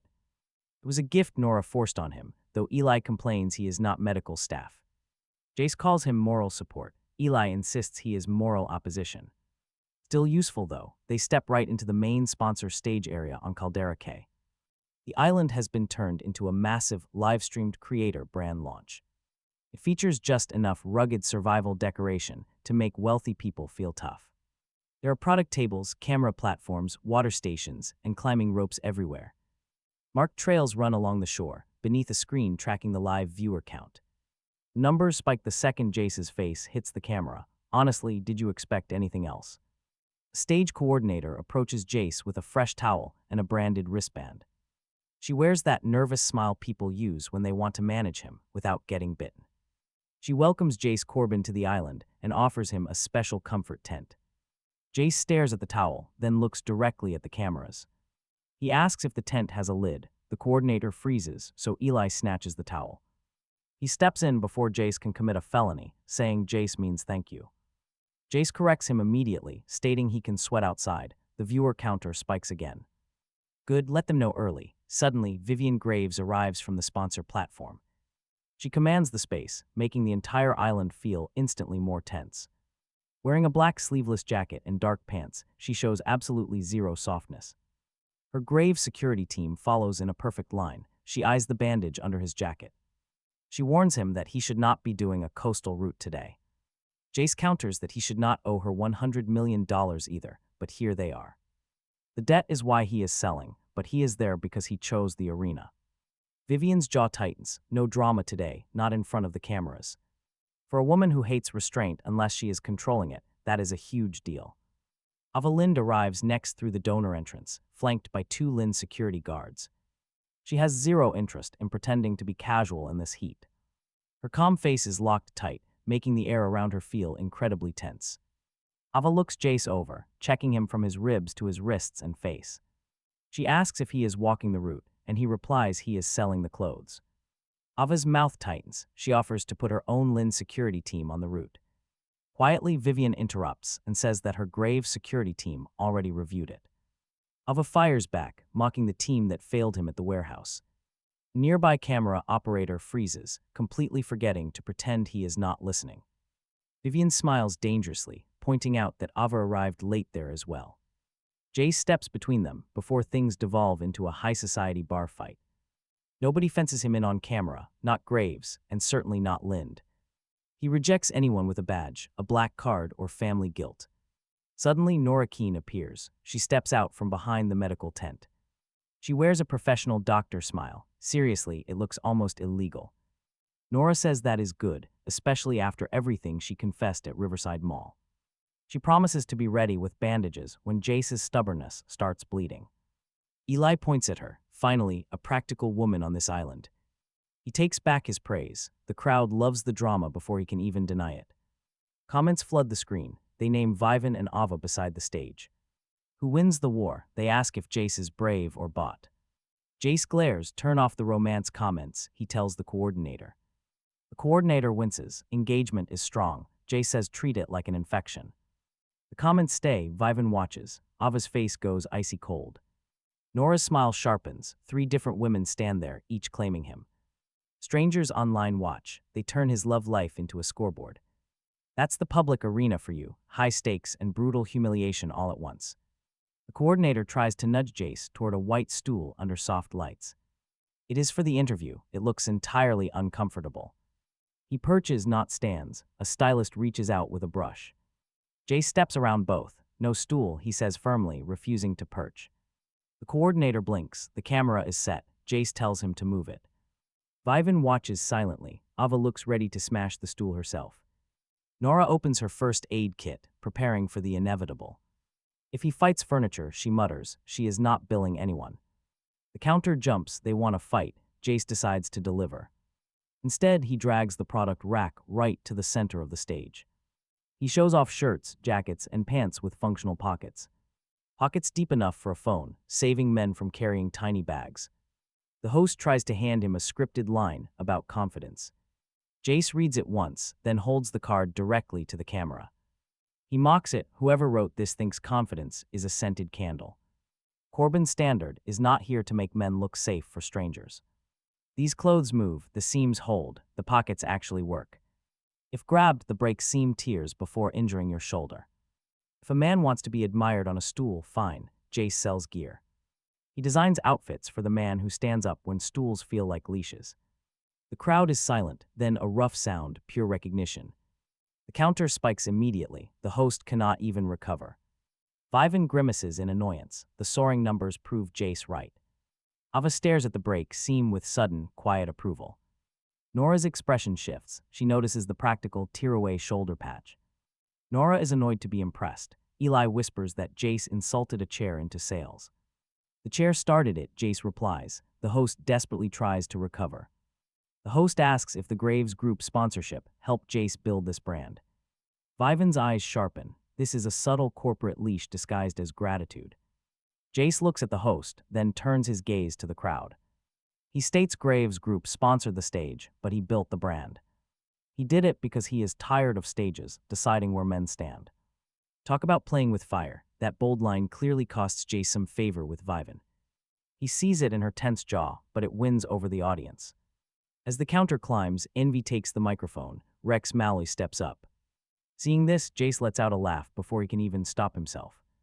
Someone whispers a warning. Why is he here? Rex stands there in a pale resort jacket. In a smile polished so hard it looks freshly glued on, he has lost the cafeteria fight, lost the apology, lost the Corbin standard mockery, and still somehow managed to find a microphone. That is what Envy does when running out of Dignity, it hunts for equipment. Rex waves directly at the audience camera. Caldera K. Deserves honest commentary, especially when certain creators build brands on. Pretending their rich female sponsors do not exist, the crowd makes it tense. Sound of anticipation, not shock. Vivian's eyes dart toward the stage coordinator. The coordinator goes pale. Rex got a guest segment through Skyline Live. Audience. Demand. Jace calls it out as cowardice hidden behind analytics. Rex's smile twitches because he hears Jace through the stage monitor. Rex speaks up into the microphone, asking if Corbin's standard is actually about independence.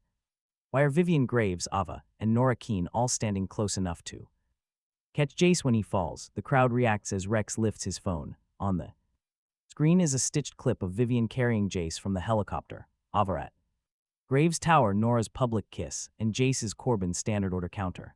The caption is ugly and simple, bought by 3 women, sold as independence. There is the final smear. Bigger stage, better cameras, worse timing. Rex looks straight into the main lens, claiming the order spike is not bravery, it is female money. Laundering a pretty boy's ego. Eli inhales sharply while Ava's security shifts. Vivian whispers that she can remove him, but Jace insists he can sell over him. Jace walks onto the stage before anyone can stop him. The sponsor host tries to hand him a talking points card, but he puts it face down. Rex, Jace says into the microphone, you keep calling me bot because you cannot understand a man getting paid without kneeling first. The crowd goes wild. Rex laughs into his mic. Then prove it. Coastal product test. Hard route. No personal guard. Holding your hand. No Ares rescue. No CEO helicopter. And no doctor sister patching your courage together before the finish line. Nora mutters this from the medical tent. She hates him with clinical precision. The big screen shows the route map: beach sprint, rope climb, cliff walk, cave flare, checkpoint. And the finish platform, it is stupidly theatrical and exactly the kind of public test Corbin's standard was built to survive. The coordinator has repeated one rule twice: a red flare means a competitor emergency. Cameras and staff move first, questions later. Trust me, this is a total trap, not because of the route, but because Rex wants a flat refusal, framing Jace as a fraud protected by women. Every single slip will become proof that his independence is just a costume. The audience sees the question that makes it so compelling: can the pretty boy who sold refusal actually take the hard route on camera? He takes off the mic, pulls on the Corbin standard jacket, and faces the main lens. Hard route, he says. Cameras. Stay on. If I fall, clip it clean. If I finish, by 2, the order counter jumps before he even reaches the sand. That is why he hates and loves public stages. They punish weakness, but they pay for pure nerve. Vivian catches his arm at the route gate. He looks at her hand, and she lets go before he has to speak. The cave section is not necessary, Vivian warns. The tide is moving much faster than scheduled. Then tell your stage people to quit building masculine branding. Vivian scoffed at his warnings about fake danger, noting her brand logo was still on the banner. Ava stepped up beside him, warning him to stop if anything looked wrong. She insisted he did not need to win every dare, while Nora stood right behind them, warning Jace she would sew his bandages shut if they ripped, which felt terrifying. But it was great motivation. Eli then handed the first aid kit to Nora like he was handing over a child, declaring Jace her problem. Nora quietly agreed. She immediately regretted saying that in front of Ava and Vivian, as Ava's eyes cut right to her. Vivian smirked, but Jace quickly warned them all to avoid fighting. He told them to use calendar invites if they had to threaten each other. That joke earned a laugh from the crowd, along with 3 deadly glares. They remembered Jace was alive, but his real challenge was just beginning. The horn sounded and he ran. The hot sand was brutal and his ribs ached. His wrapped wrists throbbed with pain, but his tactical jacket fit him beautifully. There were no annoying decorative straps, useless buttons, or soft spots to grab. The stadium drone tracked his run, broadcasting Rex's annoying live commentary to everyone. Rex mocked whether his pockets could carry oxygen, but Jace ignored the jabs. He saved his breath for the rope climb, his arms burning on the 3rd pull. Memories of his pathetic first morning push-ups suddenly flashed through his mind. He remembered the instructor laughing as his body shook, but he climbed anyway. Spite had become his new muscle memory, and the crowd roared with every inch. At the top, he looked down and caught Rex's stunned face on the broadcast. Rex wanted to see him stumble, but instead, Jace got a major sales boost. But just as the orders spiked, things took a dangerous turn on the cliffwalk. A route volunteer in a pale resort jacket quickly looked away from the rocks. The official course flags were blue, but Jace noticed a strange red flag. It was tucked between two rocks, far too clean and visible to the drone. It was a fake shortcut for television, as Rex announced over the speakers. Rex hyped up the shortcut, claiming bold men always take the boldest paths. Spotting the obvious setup, Jace stopped right in front of the red flag. He stared directly at the camera, saying Rex's shortcut had way too much makeup. The crowd went absolutely wild as Jace kicked that fake flag into the water. He took the rugged blue route instead, completely crushing their first sabotage attempt. Instead of showing fear, the move made him look incredibly sharp and brave. It proved his apparel brand was made for real action, not just show. His gear survived the rocks and sweat, sending the sales orders absolutely wild. Rex went completely silent for 3 seconds before desperately trying to recover. He praised Jace's instincts while hinting at backstage help. Just then, Vivan's angry voice cut through the live sponsor feed. She demanded to know who cleared that marker, her voice echoing over the speakers. Rex's microphone remained active, revealing the trap was meant only for Jace. He hissed panicked orders to his crew, but the audience heard everything.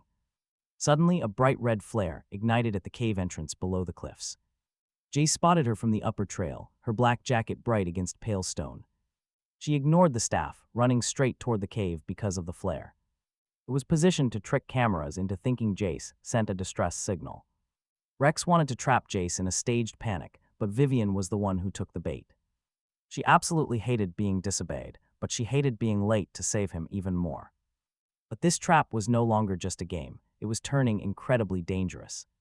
Massive waves slammed the cave mouth, throwing violent white foam over the rocks. The crowd gasped. Ava screamed Vivian's name from the gate, while Nora grabbed the radio. Nora quickly demanded they halt the race and clear the lower path immediately.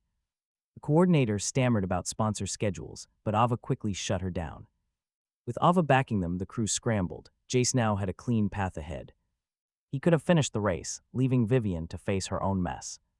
He could tell himself she walked into danger because she trusted nobody else. It would have been the perfect payback, letting Rex's sabotage hit her instead. For a fleeting second, he actually considered it. The goddess would have approved. But then Vivian disappeared into the dark cave. Jace immediately spun around. The camera drone followed him as the audience erupted in sheer panic. Now they had their ultimate drama, the debtor going back for his captor. The brutal cliff route tore Jace's palms open as he slid down the rocks. He hit the bottom hard, feeling a hot pain rip open under his bandages. Nora's voice crackled through the stage speakers, sounding sharp and frantic. She warned Jace not to go in without backup, then send backup faster, he roared. Ava was already rushing down, but her security team had to hold back the crowd. Meanwhile, Nora was busy forcing the medical team to clear a direct lane. The two women were not fighting over him, they were clearing a path. Ava used her family power, but she did not use it to claim him. She strictly ordered security to keep cameras away and stay back unless Jace called for help. Nora used her medical badge to clear obstacles, not to hold Jace back. She snapped at an assistant to bring blankets, ropes, and lights right away. They focused on actual safety gear, not generating statements for the live feed. For once, they both respected Jace's choice. That was a completely new feeling. New things were dangerous enough to command real respect, even from him. Darkness swallowed the daylight in seconds. Cold salt water splashed around his ankles. Red flare smoke smeared the damp air. Jace heard Vivian before he saw her. She was not screaming or panicking, just trying to breathe through the pain. It was that quiet, controlled breath of someone refusing to let fear take over. Vivian, Jace called out. Her voice cracked as she answered, hitting him surprisingly hard. He found her trapped near a fallen rock shelf, one leg completely pinned. A massive slab had shifted when the wave hit. Blood slowly dripped down her temple. Her hands were braced against the stone, but even Vivian Graves had no leverage. The wet rock kept slipping. She glared up at him, absolutely furious he was there. "Leave," Vivian ordered. Jace shrugged. "Bad offer, terrible timing," he replied. "Besides, the tide is coming in." With that, they stopped talking. He wedged his shoulder beneath the stone slab and shoved upward. His ribs screamed. His wrist burned like fire. Suddenly, his red moon mark flared beneath the bandages. Bright crimson light pierced the wet fabric. Vivian saw it, her voice dropping instantly. She whispered about his mark, but Jace told her to focus on pushing. They both shoved together, shifting the slab slightly, but the freezing water surged in. Round his calves, outside, Ava shouted something he could not hear clearly. Nora's voice answered. Security lights flashed at the cave mouth, but the path was too narrow for a crowd and too wet for a clean rescue. Of course it came down to ugly leverage. He slid his Corbin standard jacket off, twisting it into a strap, hooked it under Vivian's trapped leg, and pulled while she shoved against the rock. Fabric tore at one seam but held. For a second he thought about that stupid online product page. Then the stone moved. Vivian yanked her leg free. Gasping and trying to swallow, he caught her before she fell. The woman who had carried him out of a warehouse now had one arm over his shoulder, blood at her hairline, and no clean way to pretend this was dominance. He smiled. Despite the pain, asset preservation, he joked. Vivian laughed once. It hurt her.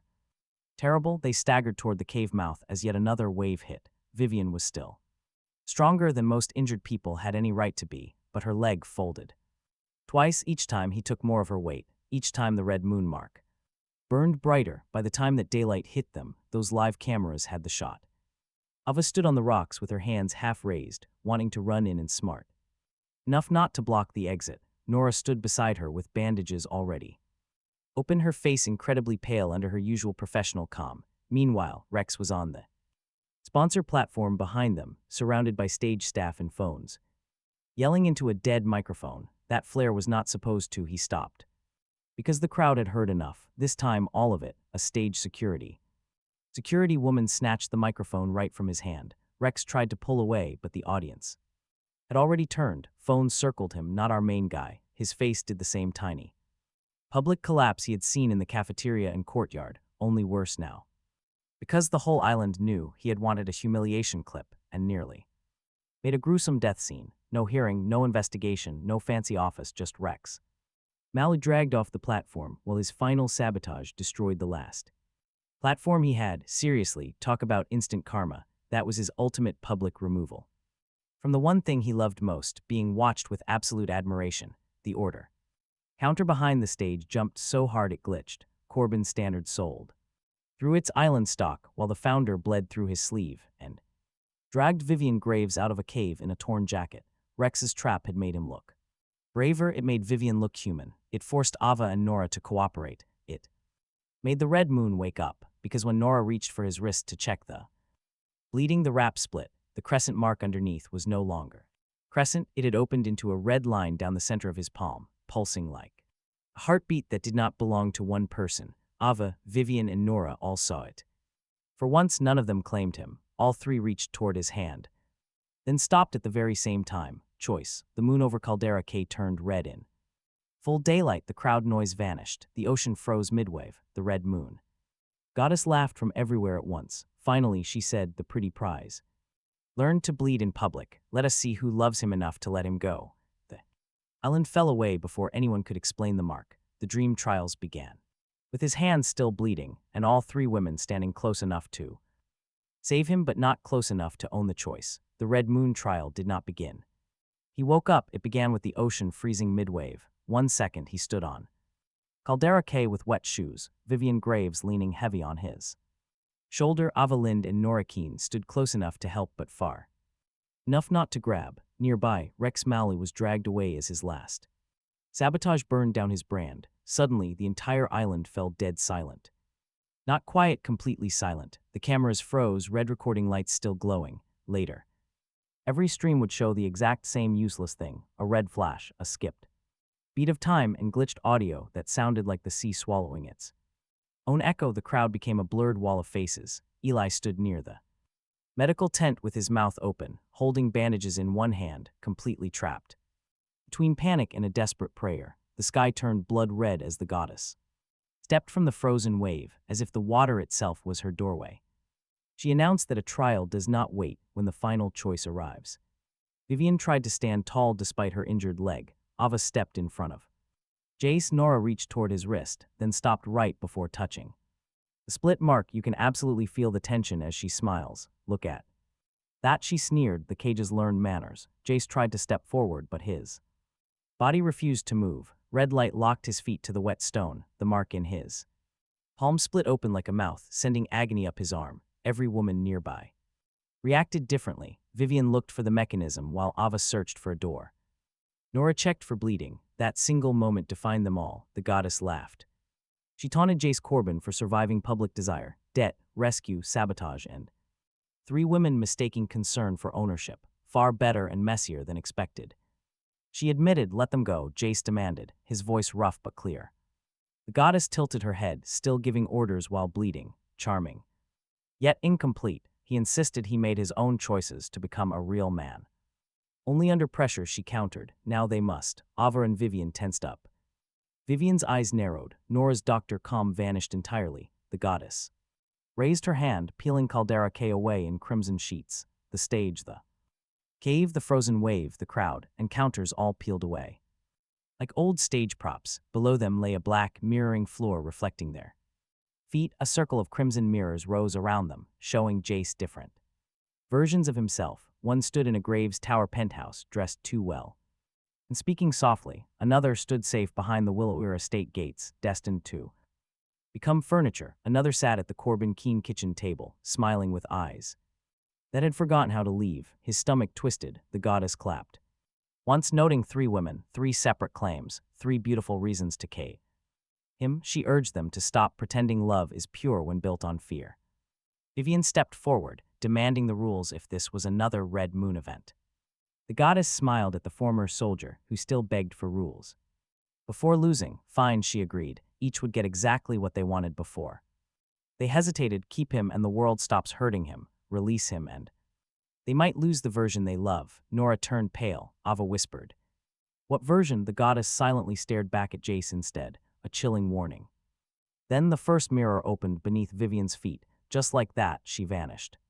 Graves Tower rebuilt itself around Chase, not the office he had once refused. Not the vault where the Phoenix plate shattered, but a private, insanely quiet penthouse above the city.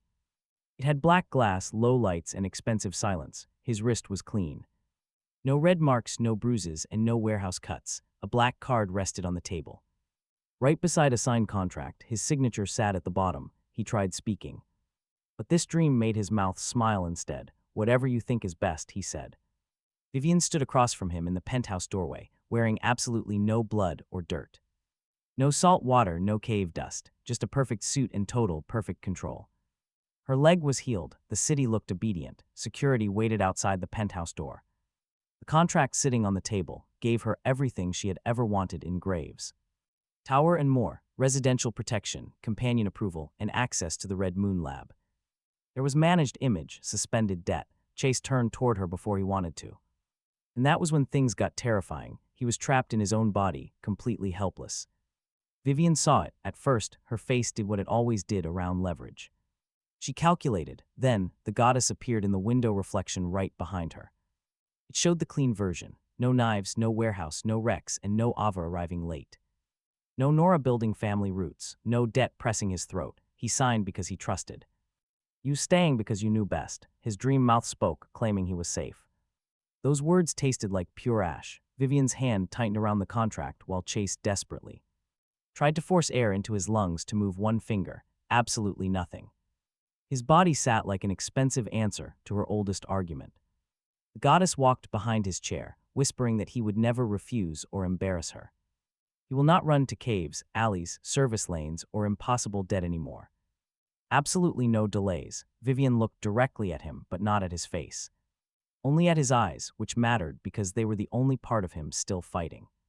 Chase, Vivian said. His dream mouth smiled again, whispering, yes, Vivian, the old part of him almost vomited. Vivian flinched, just a tiny, very real reaction. The goddess's smile widened, mocking her. He was yours. Was that not what she wanted? Vivian stepped closer to the table. The black card gleamed beside the contract. The whole room waited. Were we about to watch her take the easiest cage ever? She touched the contract. For one terrible second, Chase actually believed she would take it. Then she tore it in half. The dream staggered as she tore it again. She picked up the black card and snapped it against the table so hard. The window glass cracked. If he could not refuse her, Vivian said her voice cold and shaking. Then he was not hers. He was completely gone. The goddess's expression sharpened. Vivian turned toward the penthouse door and opened it herself. No security commands, no assistance, no black card, and absolutely no signed contract left behind. The moment that door opened, Chase's dream body gasped like he had been drowning. He fell out of the chair and Vivian caught his shoulder, letting go. Before the touch could become a claim, "Get out," she told him, and everything cracked. The dream shattered. Chase hit the black mirror floor on Caldera K's red. Reflection gasping with his hands still bleeding. Vivian landed heavily on one knee. Right beside him, breathing incredibly hard, her face pale from something far worse than pain. She did not explain what she felt. She did not need to. The broken black card lay between them before the floor swallowed it. He looked at Vivian. Vivian looked back as if wanting to say the right thing, hating that the right option even existed. For a second, she spoke softly, so only the three of them heard. She wanted the signed version. That quiet confession hit harder than. Ava watched closely. Nora's mouth tightened. Vivian did not soften under either look. Once she saw his eyes, Vivian admitted she understood. She had won a room but lost the man. He did not thank her. Gratitude would have made the moment far too clean. Instead, he forced his hand flat against the black floor and pushed himself up. Did she hear that? He silently asked the goddess, even Vivian. Graves figured out a signature without refusal is just decoration. Vivian's eyebrow rose. He should take the compliment before she improved it, for half a breath. The crimson courtroom felt almost human. Then the goddess dragged the next cage open, far less amused. The goddess noted one cage refused. How traumatic the AI is next. Ava vanished and he went with her. Willamere. State rose around them under a moonlit sky. The gates were closed. The house glowed warmly. There were no cameras, no campus whispers, no warehouse vans, no Graves Tower, no wrecks, and no comments turning friendship into a scoreboard. Ava stood inside the gate with a silver key in hand. He stood on the lawn beside her, wearing a clean Corbin standard jacket that had never torn. His hands were unwrapped, and the red moon mark was gone again. Staff waited far enough away to be invisible unless summoned. Security lined the wall. Like a promise no one had to name. Peaceful, right, but that peace felt utterly ugly. A staff member carried a tray across the lawn, asking Ava if he preferred dinner inside or out. Another waited by the pool, showing private rules and schedules, private everything. This dream built the safest version of Willamere. The dream had built the safest version of the estate by removing the outside world, one polite service at a time.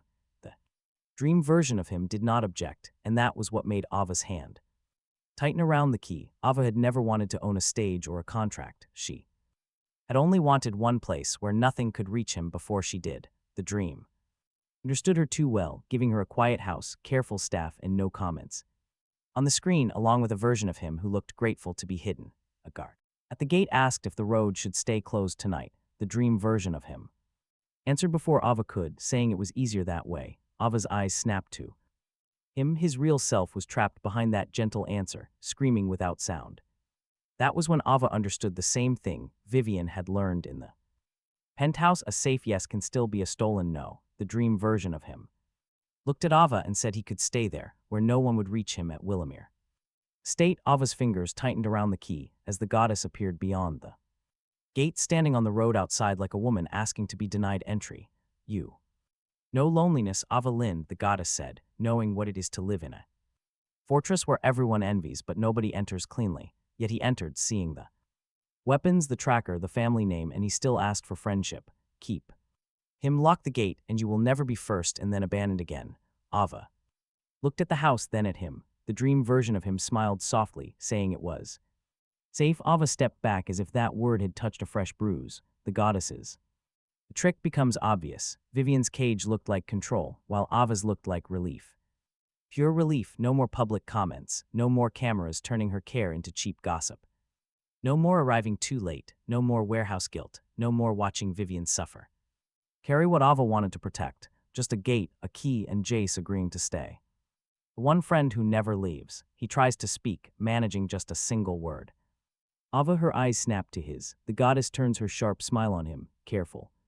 If she opens that gate, the world gets Jace back. Knives, debts, cameras, and gossip. Women who arrive faster, men who punish his friends. If she keeps him, he lives. Is not that love? Ava's hand shakes around the key. Outside, the road stretches. Stretched out into red fog. Inside, the Willamere estate waits with warm, locked safety. Ava walks to the gate and puts the key into the lock. For 1 second, she pauses. She does not turn it. Instead, she looks back at the dream version of Jace. A friend who cannot leave, Ava says, her voice quiet and clear, is just a collectible. She opens the gate. The entire estate groans like a living thing being denied. Security steps forward, but Ava lifts one hand and they stop instantly.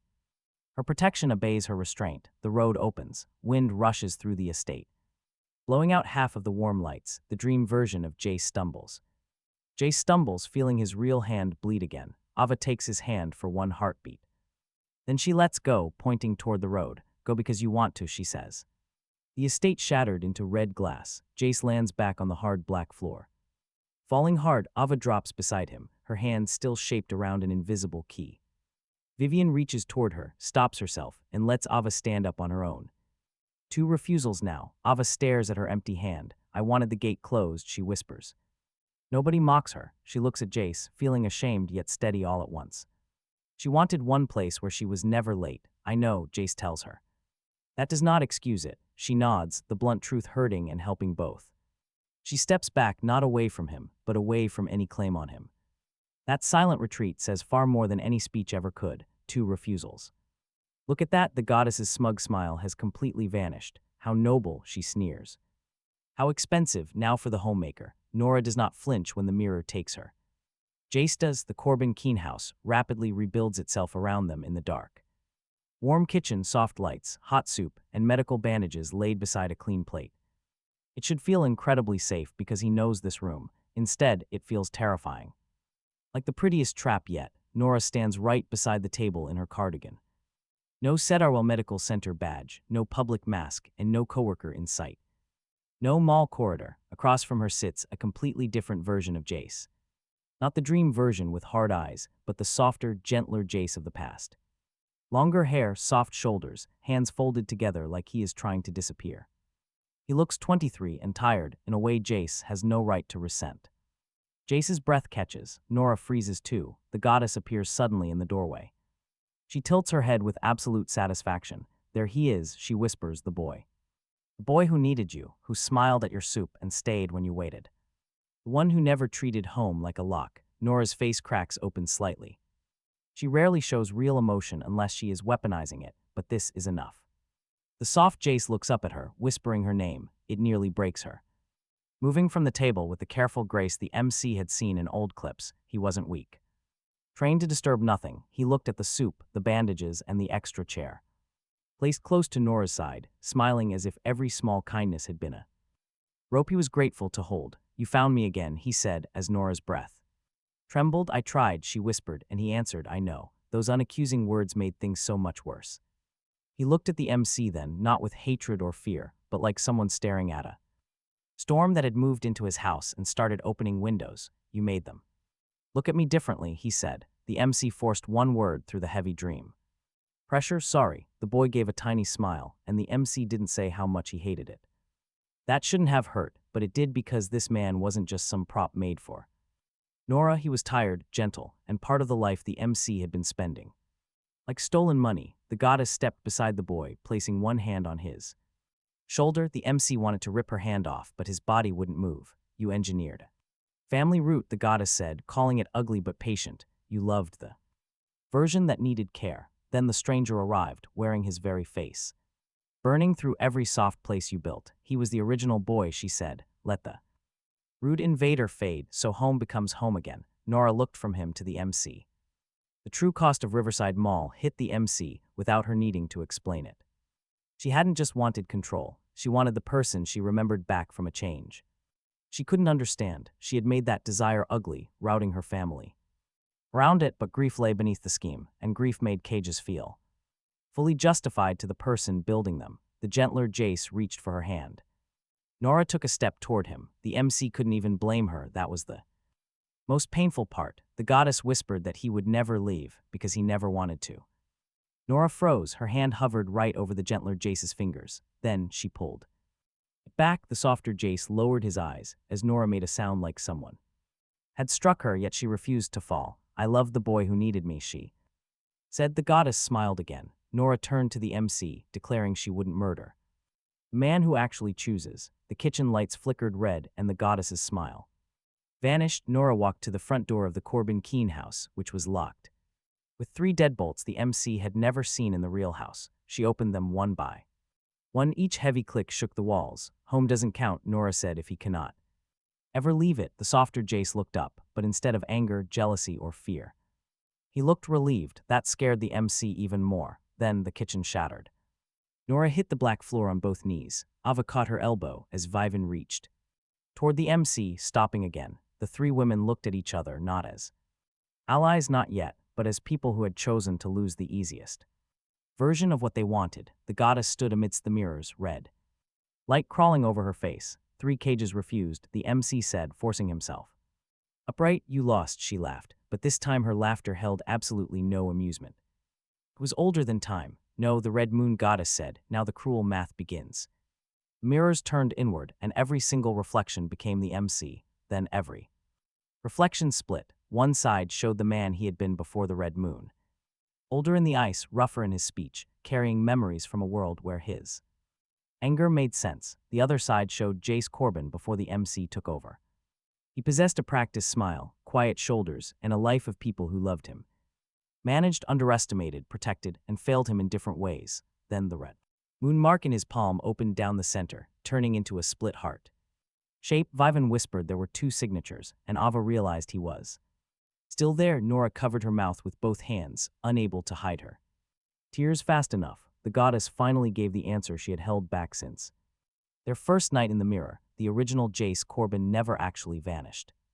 She explained he folded inward, saying Jace did not steal an empty body but entered a life already cracking with 2 selves, jammed into one vessel. Assimilation was the world's correction, trying to choose which one survived. The floor moved under him, not physically but morally. Every refusal he had made, every joke, every punch, every public face slap, every time he had claimed this body as his, another man was breathing somewhere behind it. He had not known, but that did not make the cost vanish. Vivan's face looked completely stripped of strategy, while Ava looked sick thinking of the quiet friend she had never fully met. Nora looked like the confession had reached back to cut her years late. He looked at the goddess, wondering why she told them now. She smiled with no warmth. All 3 women had chosen his freedom over ownership, and that made the old game boring. A fair game required a harder choice, fuse, and neither man would remain untouched. Refuse, and the red moon would choose one. When next wave arrived, Vivan asked about fusing, demanding to know the cost. The goddess was pleased someone finally asked like a strategist. The cost was memory, shape, certainty. The old world man would not stay pure, nor would the original stay hidden. Everyone who loved a convenient version would lose it. Ava looked at him. If he refused, the goddess warned, the next red moon would choose for him. She added that worlds hate unfinished accounts. Nora wiped her face with her hand, then lowered it, done pretending the tears were not there. The choice was either transformation or execution by moonlight, a truly ugly summary, but Nora called it accurate, and for once the goddess had no quick smile ready. The mirrors behind her opened into one larger mirror. A shape stood on the other side, showing Jace's face, softer and tired but alive. The original Jace Corbin lifted one hand to the glass. The 3 women reacted before he could. Vivan stepped closer, as if she could interrogate the mirror into obedience. Ava covered the lower half of her face, eyes wide with the grief of realizing her first friend here was actually 2 people in one body. Nora reached toward the glass and stopped so hard her fingers curled into her own palm. The softer man on the other side noticed her stop and looked at Nora first. She whispered his name, and he gave her a smile belonging to old kitchens, hospital events, and all the years she had turned into a route back to him. Then his eyes moved to Vivan, and something like embarrassment crossed his face, quick and painful, as if he remembered every old post she had put on her wall. When he looked at Ava, he seemed almost confused by her sadness, like he did not know he had been someone she could lose. Then he looked at Jace. Same face but different weather behind it. His voice came through as if it had traveled a very long way to say something simple. That Jace was louder than him. Just as expected, he murmured. The final choice waited beyond the mirror, and that glass was already splitting, red and hungry as it parted. A man stepped through, the owner of the life he was living. Same face, same body, different damage. The original Jace Corbin stood right across the glass. He had soft hair, tired eyes, and a polite posture. But that politeness was just armor, no villainous look, no evil intent. Nor did he look like a ghost, just a worn-out man. He had spent years making himself small, nowhere left to hide. Looking at his double made it harder to hate himself. Jace watched him. He noted the torn Corbin jacket, the blood on his sleeve, and his palm. Scanning the three women behind, Jace really made a mess, he remarked, leaving a soft closet and 100 gossips with opinions about his wrists. His mouth twitched into a near smile, calling it fair. Behind him, Nora whimpered. Not dramatic, worse, it sounded like controlled pain leaking out. The original Jace looked past him, whispering Nora's name. She stood frozen. Ava and Vivian stood near. The woman who engineered this family route watched. Now she faced the boy she kept and the man she trapped. She whispered that she thought she lost him. Gently, he replied she did. It was a little before the moon and a lot after. Ava's eyes welled. Though Ava's eyes shone, she stayed quiet. Meanwhile, Vivian watched with total stillness. She was cataloging every single cost, searching for a clean asset she could seize. Talk about a twisted choice. The goddess treated this like a paid theater show. Touching, she mocked. She demanded they decide which Jace remained useful. He looked at her, noting how committed she was to bureaucratic murder. The original Jace let out a weak, surprised laugh at his dry words. That laugh did something strange inside his chest. It did not feel foreign. This was the first sign their fusion had already begun, the goddess. She raised her finger, splitting the floor into two red paths, one path. One went behind him toward Caldera K, Vivian, Ava, Nora, and Eli. It held every ugly thing he fought. The other lay behind Jace. There a quiet version of the Corbin Keen house opened up, softly lit. No red mark, no public stage, two men but only one life. The intruder could keep the body, he would erase his soft side. Or the original could reclaim everything, the intruder would become a memory. Lose certainty of wounds, enough, he told her to stop talking. Brave but useless, the original Jace looked back and saw the temptation. It was extremely clear, no debt, no Vivian's vault, Rex, or Roxy. There would be no warehouse or island, no body treated like public property. He had finally stood up in public, just a softer life returned. The original Jace looked back, asking if he truly believed he loved cages. He swallowed, admitting he thought Jace chose them, because sometimes he did too. Perfect calm, that made it much worse. He did not like the lock. Instead, outside the lock, someone bigger always decided his safety for him. They wanted nothing loud. The red moon mirrors around them showed sudden flashes. There was no explanation or mercy. A younger Jace stood beside Mr. Corbin. At a family gathering, someone pinched his cheek and called him precious. Then came a campus hallway. There, girls crowded him against a wall, laughing as he apologized just to get by. He was only trying to pass. Later, a midnight text to Vivian Graves, not because he loved her, but because powerful women meant shelter when the world taught you to fear. It trained you to stay guarded. Then Nora at a charity event, young and scared. She sat beside him as they both pretended they didn't need a soul. The mirror showed him enough, not just a history, but a wound with receipts. The original Jace looked at him, saying, "You hated the softness because you woke up inside the result. I lived through the pressure that made it," he had. No joke ready, good. Some moments deserved a shut mouth, then he looked at his bleeding hand, adding, "But you did what I did not. You made them stop." Laughing, you made no sound like an actual word instead of a flirtation. You made Eli brave enough to throw a drink in a club. You made Ava open the gate. You made Vivian tear the contract. You made Nora unlock the door. They chose that because you kept forcing the choice into the room. The goddess sighed. How sentimental. Choose. The original Jace ignored her, stepping closer to the glass until their reflections overlapped. "If I take it all back," he said, "I survive, but I go back with your courage haunting me. If I take it all," he said, "I survive, but I turn you into a body-shaped apology. And if we fuse," the goddess smiled, "then neither of you gets to pretend he was the only real one." The price slid under his ribs. Not pain, not death, something meaner, humility. The old-world soul within him wanted to be the obvious hero. The man who arrived refused. The script took the body, saved the day, and set the terms. The original Jace forced him to admit he had been using his life like a stolen car with sentimental upholstery. The original wanted safety, while he forced him to admit safety without choice had been killing him quietly. The hidden leverage had never been only his gaming hands, old-world instincts, public defiance, or Corbin standards. Money, it was both of them, his memory of this world's wounds and his refusal to keep Bowing to them, two incomplete men inside one impossible life, he put his bleeding palm against the mirror. The original Jace put his hand against his from the other side. Nora took one step forward. Ava caught her wrist. Gently, not to stop her from caring, but to stop her from interrupting the choice. Vivian's hand flexed once at her side and stayed there. Three women who wanted to grab him held still. Their hands stayed empty. His was next. No. Erasing, he said. The original Jace nodded. No surrendering, the goddesses. Eyes brightened, then break. The mirror shattered inward. Red glass passed through him without cutting skin and tore through places glass had no business reaching. Memory hit first. Mr. Corbin teaching young Jace how to tie a tie with gentle hands. Eli apologizing to a vending machine in their first week at Hudson Ridge Business Institute. Nora at a charity event with younger eyes. Ava's family name whispered like weather. Vivian on a stage before she ever knew he existed. Every old post, every old surrender, every old hunger to be chosen by someone stronger because choosing yourself had never seemed safe. Then his memories hit back. The old world work in rough hands, the red moon above his old window, the beauty consultant's wrist in his grip, the sealed bottle dying in his severed hands, Rex swallowing his pride in public, Roxy's knife hitting the floor, Vivan's contract tearing, Ava's gate opening, Nora's deadbolts clicking free. Those two sets of memories did not line up neatly. They fought, they burned, then very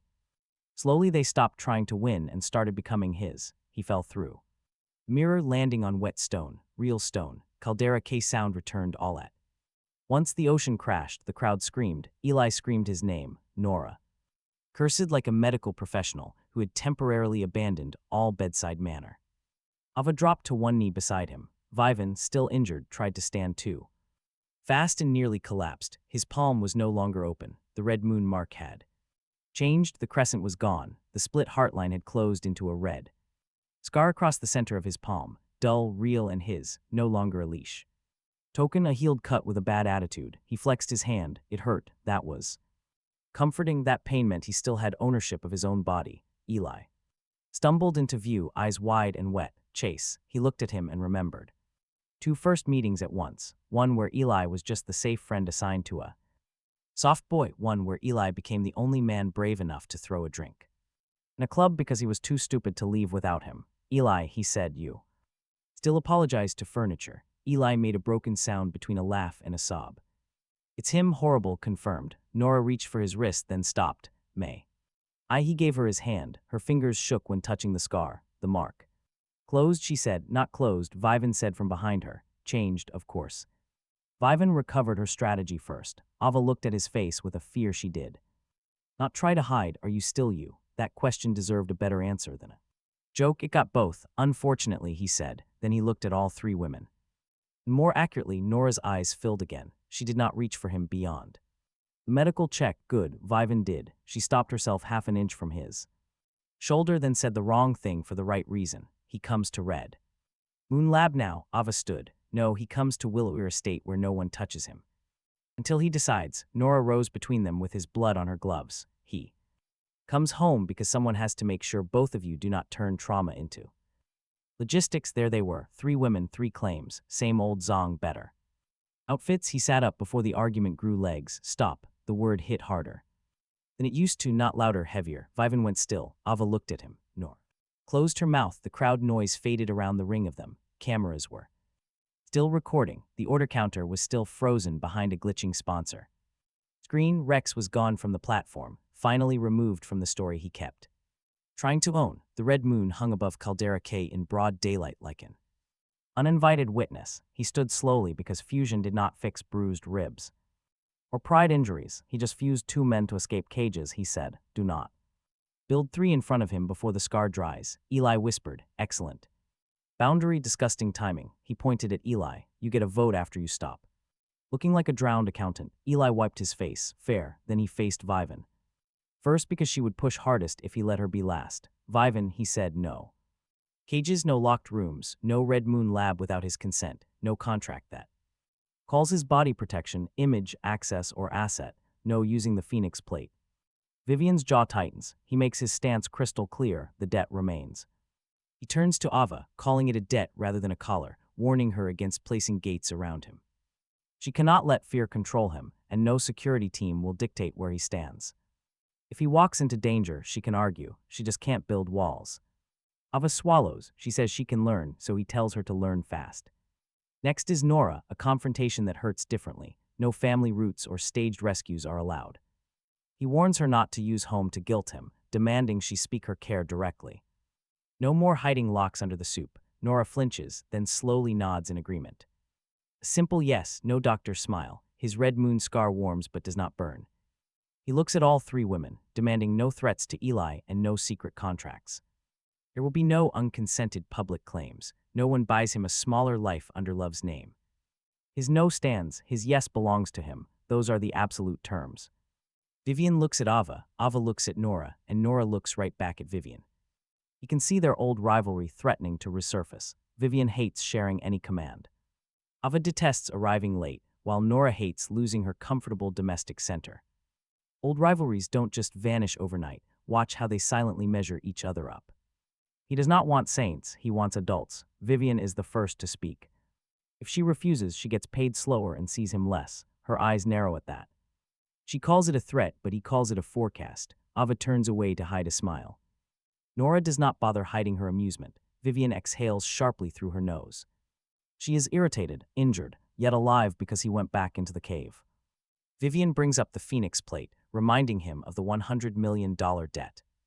He acknowledges the debt, but refuses to owe his body, raising his scarred palm. Before she can answer, the plate breaks. Ava's antique dealer said the damage is repairable.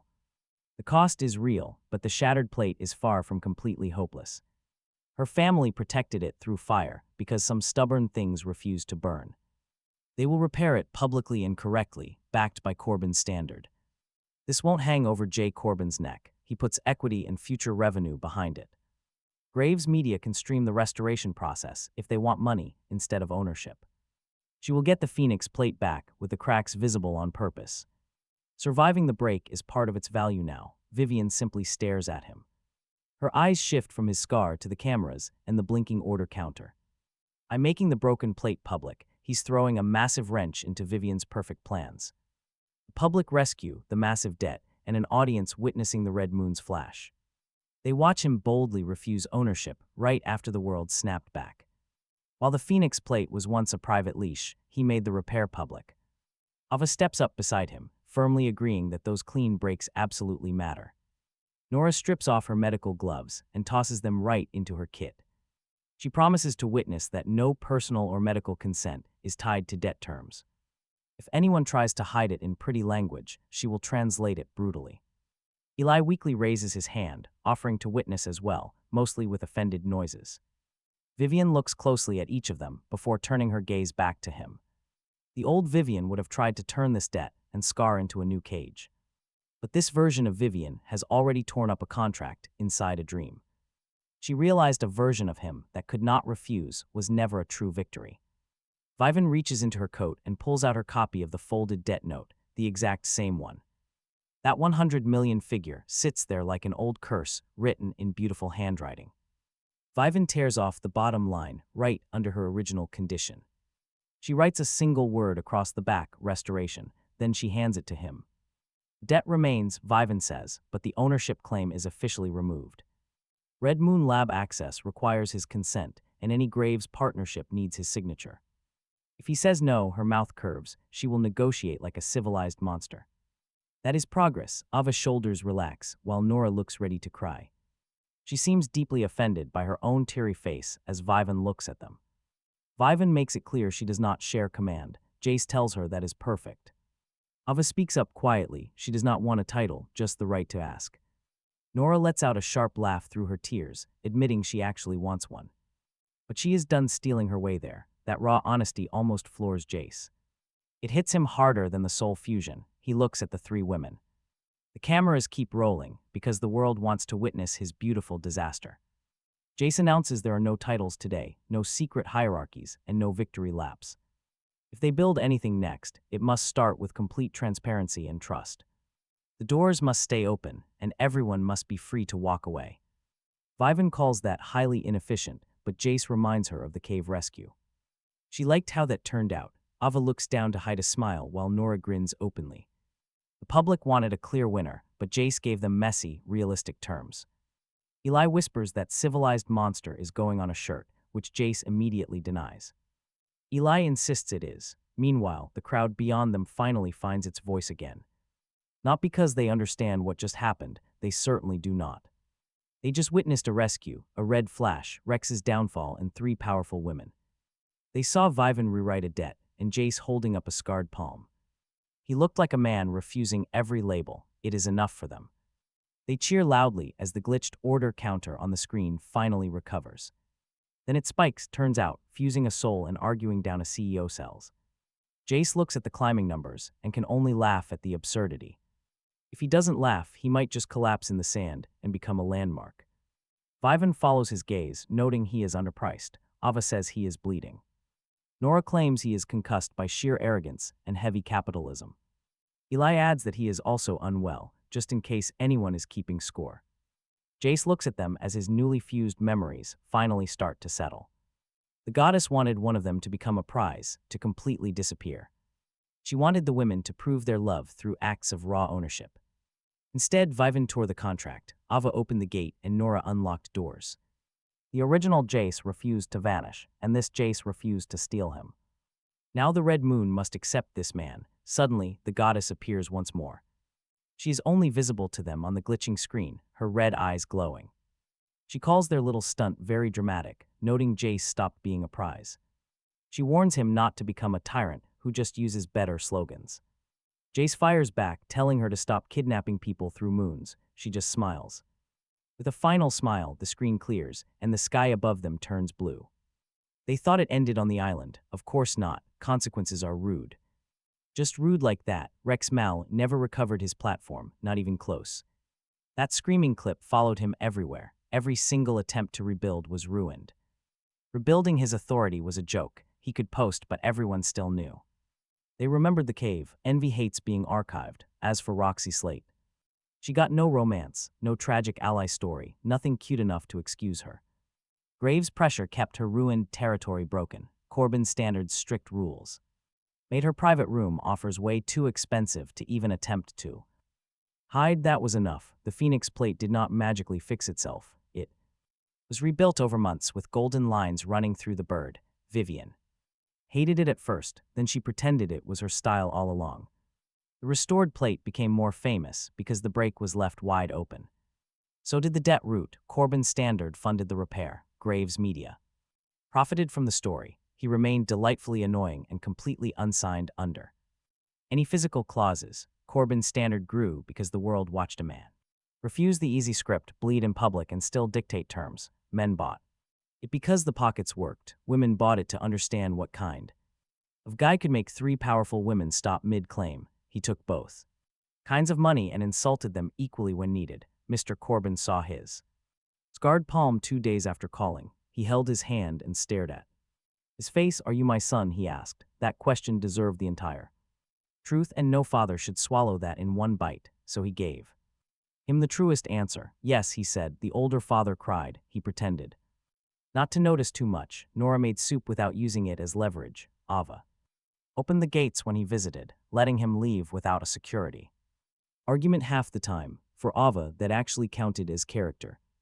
development. Vivian negotiated like a highly civilized monster and lost fewer arguments than he wanted. Still, she stopped pretending protection without consent was a gift. They still competed, of course. Vivian absolutely hated that Ava could calm him without a contract. Ava hated that Vivian knew those red moon scars best. Nora hated both of them when they forgot he needed food before philosophy. They constantly argued over schedules, security, holidays, and public appearances, training, injuries, and which woman made the absolute worst first impression. He told them the clear winner was the beauty consultant from the first morning. At least she only brought a brush. Nobody laughed.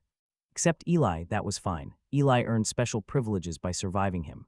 The future did not become quiet. Quiet was never promised. The promise was that he would stop being handled like a prize and start setting terms for the life everyone wanted. Years later, after they chose their family's shape slower than gossip wanted, the first Red Moon child born to them opened a locked nursery door before she could walk. The Red Moon had not Ended with him, it had learned bloodlines. 3 powerful households panicked.